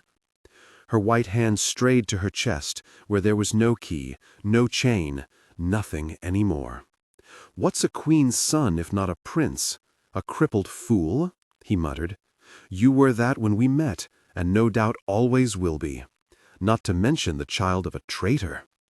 "Then we have more in common than ever," snapped Yarvi, and saw her pale face twitch, and instantly regretted it. Had things been only a little different, it might have been the 2 of them raised up in glory down below. He in the black chair, she upon the stool beside him, eyes shining as she gently held his withered hand, as they shared that better kiss she had asked for on his return. But things were as they were. There would be no kisses today. Not today, not ever. He turned to look at the heaving sea, his fists bunched on the parapet. "I didn't come to argue. Why did you come?" "I thought I should tell you, since—" He gritted his teeth and looked down at his twisted hand, white on the wet stone. "Since what? Since we were promised? Since we once meant something to each other?" He could not bring himself to say the words. "I'm leaving for Skeckenhouse. I'm taking the minister's test. I'll have no family, no birthright, and no wife." She laughed into the wind. "And more in common yet. I've no friends, no dowry, and no father." She turned to look at him then, and the hatred in her eyes made him feel sick. They sank his body in the midden. Perhaps that should have made Yarvi glad. He had dreamed of it often enough, bent all his prayers and all his will toward it, broken everything and sacrificed his friend and his friendships for it. But looking into Isrian's face, red eyes sunken in shadowed sockets, he felt no triumph. "I'm sorry. Not for him, but for you." Her mouth twisted with contempt. "What do you think that's worth to me? Nothing. But I'm sorry still." And he took his hands from the parapet and turned his back on his betrothed and walked toward the steps. "I've sworn an oath." Yarvi paused. He wanted very much to leave that blasted roof and never return, but now the skin on his neck prickled, and he turned back despite himself. "Oh, a sun oath and a moon oath." Isrian's eyes burned in her white face and her wet hair lashed at her. "I swore it before she who judges, and he who remembers, and she who makes fast the knot. My ancestors buried above the beach bore witness. He who watches and she who writes bore witness. Now you bear witness, Yarvi. It will be a chain upon me and a goad within me. I will be revenged upon the killers of my father. I have sworn it." She smiled a twisted smile then, a mockery of the one she gave him when she left the godshawl on the day they were promised. "So you see, a woman can swear the same oath as a man?" "If she's fool enough," said Yarvi, as he turned away. Mother-son smiled even as she sank beneath the world on the evening brother Yarvi came home. The first day of summer, the Gettlanders had declared it, with cats basking on the hot roofs of Thorlby, the seabirds calling lazy to one another, the slightest breeze carrying a salt tang up the steep lanes and through the open windows of the city. Through the door to Mother Gundring's chambers, too, when Yarvi finally managed to wrestle the heavy latch open with his crippled hand. "The Wanderer returns," said the old minister, putting aside her book in a puff of dust. "Mother Gundring." Yarvi bowed low and presented her with the cup. "And you have brought me tea." She closed her eyes and sniffed the steam, then sipped and swallowed. Her lined face broke into the smile which Yarvi had always felt so proud to see. "Things have not been the same without you. You need never want for tea again, at least. Then you passed the test? Did you ever doubt? Not I, brother Yarvi, not I. And yet you wear a sword." She frowned toward Shattuck Shirham's blade, sheathed at his waist. "A kind word parries most blows. I carry this for the others. It reminds me where I've come from. A minister stands for Father Peace, but a good one is no stranger to Mother War." "Ha! True enough." Mother Gundring held out her hand to the stool on the other side of the fire pit, the one where Yarvi had so often sat, following the old minister's stories with rapt attention, learning tongues and history and the lore of plants and the proper way to speak to a king. Could it really be only a few months since he last sat there? It seemed he had done so in a different world, in a dream, and now he had woken. "I am glad you are back," said Mother Gundring, "and not just because of your tea. We have much to do in Thorlby. I don't think people love me here." Mother Gundring shrugged it off. "Already they forget. Folk have short memories. The minister's task is to remember, and to advise, to heal, to speak truth, and know the secret ways, to find the lesser evil and weigh the greater good, to smooth the path for Father Peace in every tongue. Shall I spin a tale for you? What manner of tale, Brother Yarvi? A tale of blood and deceit, of money and murder, of treachery and power. Mother Gundring laughed and took another sip from her cup. The only sort I enjoy. Has it elves in it? Dragons? Trolls? Yarvi shook his head. People can do all the evil we'll need. True again? Is it something you heard in Skeckenhouse? Partly. I've been working at this tale for a long time, ever since that night my father died. But I think I have it now from start to end. Knowing your talents, it must be a fine tale indeed. You will thrill to it, Mother Gundring. Then begin. Yarvi sat forward, looking into the flames, rubbing at his twisted palm with his thumb. He had been rehearsing it ever since he passed the test, gave up his birthright, and was accepted into the ministry. Ever since he kissed the cheek of Grandmother Wexen, looked into her eyes, found them brighter and hungrier than ever, and knew the truth. I find I hardly know where to begin. Set it up. Let's have the background. Good advice, said Yarvi, but yours always has been. So, a high king well past his youth, and a grandmother of the ministry, no closer to hers, most jealous of their power, as the powerful often are, looked to the north from Skeckenhouse, and saw a threat to their majesty. Not a great man wielding iron and steel, but a great woman wielding gold and silver. A golden queen, with a plan to stamp coins all of one weight, so that every trade about the shattered sea would be made with her face. Mother Gundring sat back, the many lines on her forehead deepening as she considered. This story has the smack of truth. The best ones do. You taught me that. Now that he was begun, the words spilled out easily. The High King and his minister saw the merchants leave their wharves for those of this northern queen, and their revenues shriveling month upon month, and their power shriveling with them. They had to act. But kill a woman who could spin gold from the air? No. Her husband was too proud and wrathful to be dealt with. Kill him, then, and topple the queen from her lofty perch, and take her for their own, so she could spin gold for them. That was their plan. Kill a king? Mother Gundring, staring hard at Yarvi over the rim of her cup. He shrugged. It's how these stories often start. But kings are cautious and well guarded. This one especially. They needed the help of someone he trusted. Yarvi sat forward, the fire warm on his face. And so they taught a bronze-feathered eagle a message. The king must die. And they sent it to his minister. Mother Gundring blinked and very slowly swallowed another mouthful of tea. A heavy task to give a minister, killing the man she was sworn to serve. But was she not sworn to serve the High King and her grandmother too? We all are, whispered Mother Gundring. You among us, Brother Yarvi. Oh, I'm forever swearing oaths. I hardly know which ones to honor. This minister had the same trouble.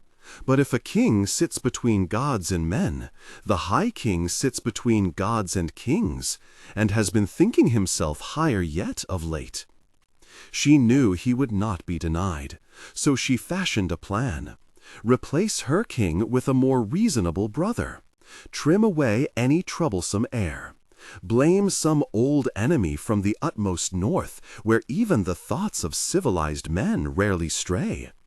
Say that a dove came from another minister with an offer of peace, and drew this rash king into an ambush. Perhaps that was the lesser evil, said Mother Gundring. Perhaps it was that, or see Mother War spread her bloody wings across the whole shattered sea. The lesser evil and the greater good. Yarvi took a long breath, and it seemed to hurt deep in his chest, and he thought of the black birds blinking in Sister Aud's cage. Only the minister given the blame never used doves, only crows. Mother Gundring paused with the cup halfway to her mouth. Crows? It is so often the small things overlooked that leave our schemes in ruins. Oh, troublesome detail. Mother Gundring's eye twitched as she looked down at her tea and took a longer swallow. And for a while they sat in silence, only the happy crackle of the fire and the odd floating spark between them. "I thought you might untangle it in time," she said. "But not so soon." Yarvi snorted. "Not before I died at Amwend." "That was never my choice," said the old minister. "She who had always been like a mother to him. You were to take the test and give up your birthright, and in time take my place, as we had always planned. But Odom did not trust me. He moved too soon. I could not stop your mother putting you in the black chair." She gave a bitter sigh.